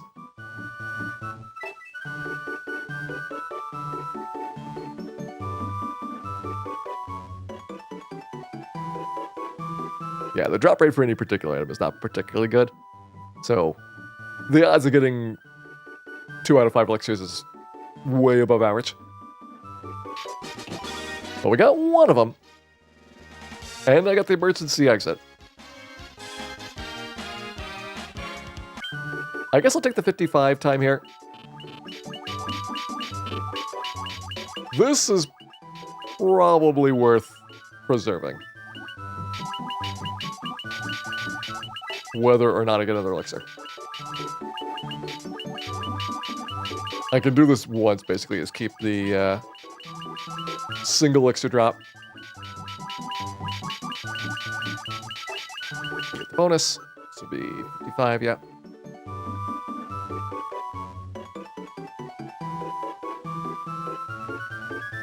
Again, the alternative is getting the sub 30-second times so you can get the mega elixir drops, but have to very carefully nudge in the first place time lower and lower, and it gets really tough pretty fast.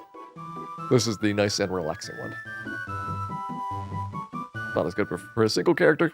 Elixir is the same as a medic elixir.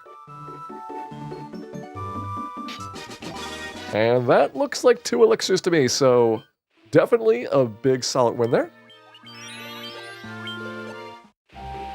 2 elixirs and an emergency exit from our first 5. Let's go again.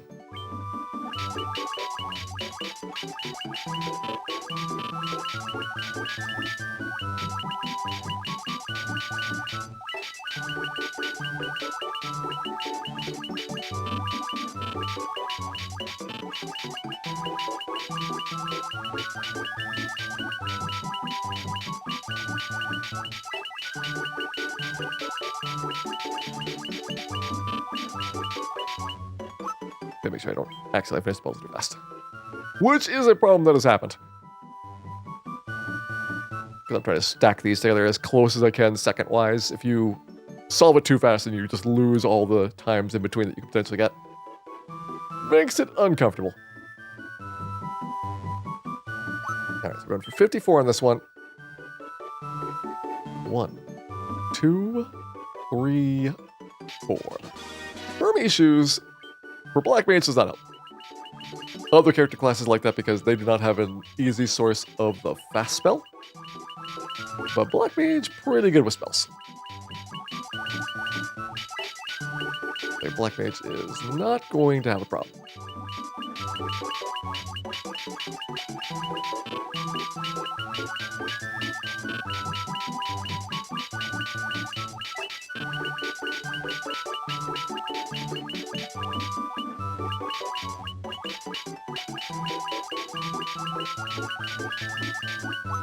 That's 53.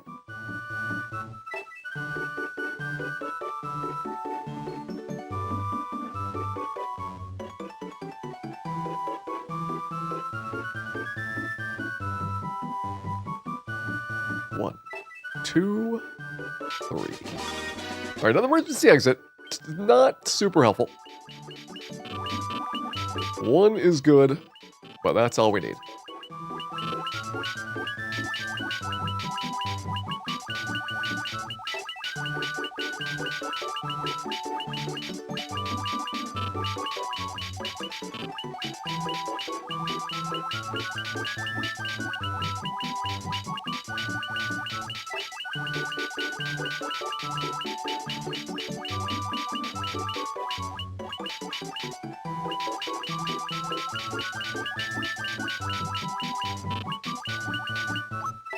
Let's do.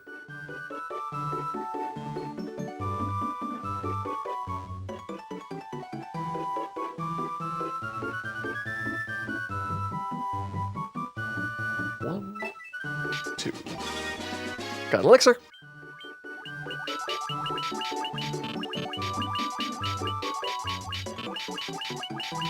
There's also a couple of elixirs that you can get as part of normal gameplay. It's a pretty small collection. We have an elixir, we got an X potion, we've got 2 mega elixirs. We can also grab from the zombie Ds. I think I've been getting something like 3 on average for most of the zombie D grinds. Not amazing, but yeah, it's at least some. I'm going to supplement probably a total of 5 regularly found ones, maybe 6 with a couple on the side to make our Black Mage go well. This one's going to be at 51 seconds. 0, 1. Remedy, nope.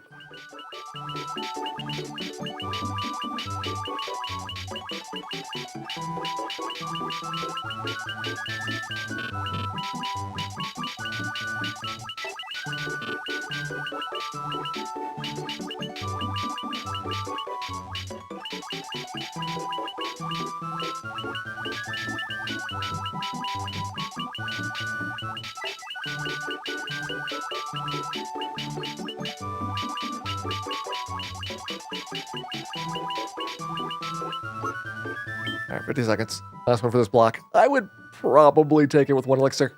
Feel like we've had decently good performance so far. Got emergency exit out of the way, which is nice. 6, 7, 8, 9, 50. Another Hermes shoes. All right. Take a second one. You're blocked down to 45.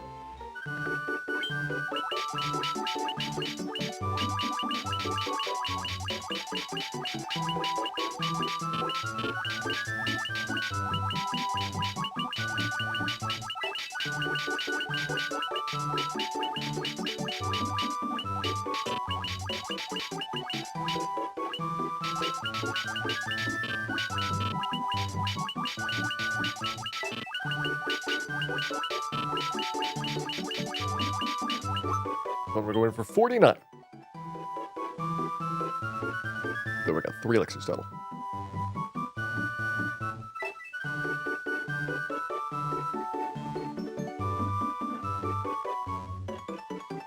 Five, 6, 7, 8, 49. Another turbo ether.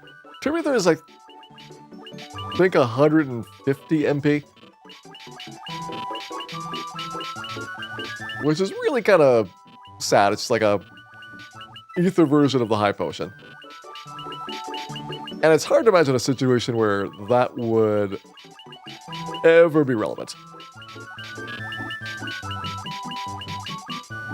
And especially when you've got items that give you maximum MP that are not that hard to get. I feel like this is kind of misplaced for where it is.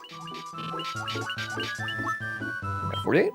That was in like the third place prize pool. Yeah, that'd be about right. All right, 1, 2, 3, 4, 5, 6, 7, 8. All right, got an elixir there. Up to 4.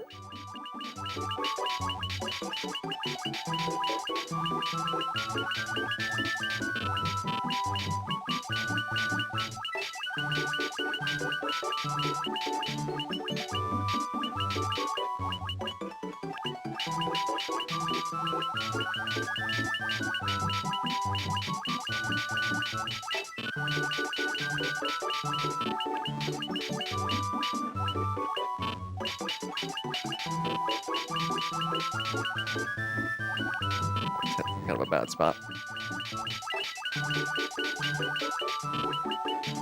Oh, wait, yeah, 47. 5, 6, 7. Another turbo ether. They are popular tonight. Not good, but definitely popular.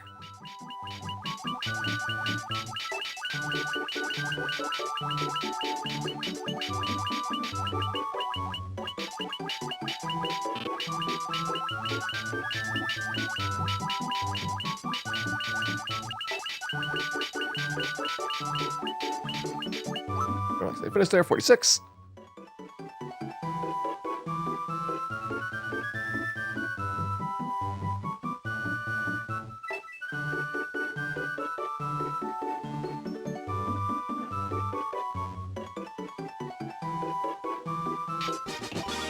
Another Hermes shoes.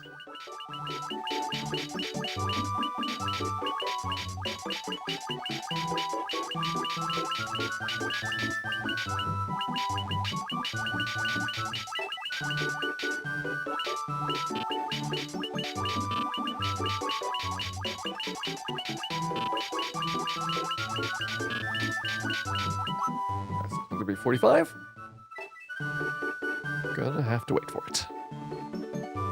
Probably the last one for this block. We had one elixir here so far. Again, I'm kind of leaning towards taking it just because we got a good start for it. It feels like our elixir count's gonna be fine, and I can be increasingly picky with the last couple if I need to. 4, 5.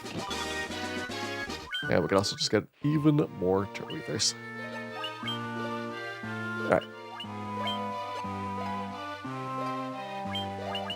So 4 elixirs picked up. We got 2 emergency exits. These things. Put the antidote up a little bit higher.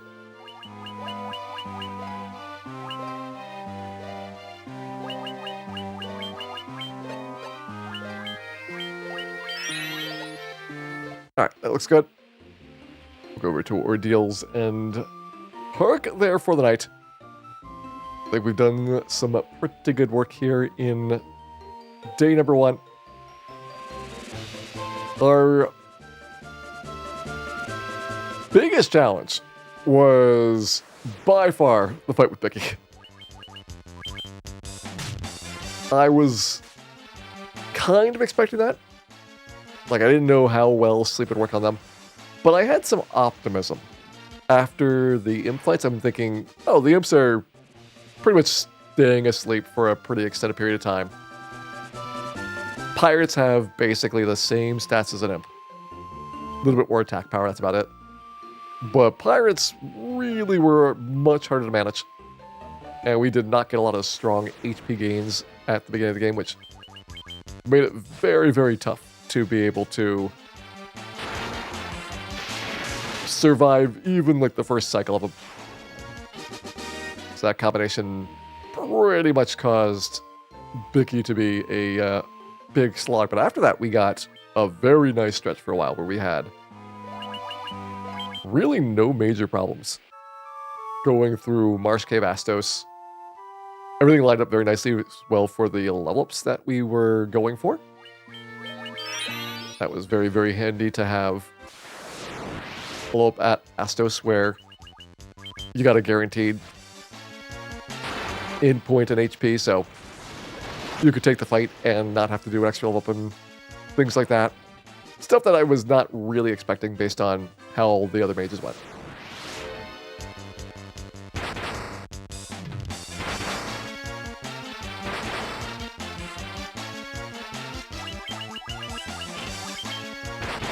Did not go first. It was close though.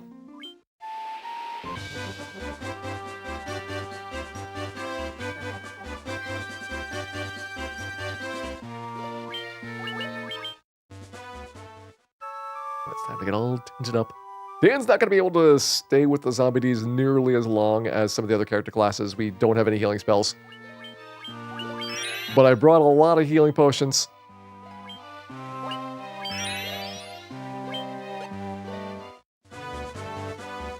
And we will do this dungeon tomorrow night.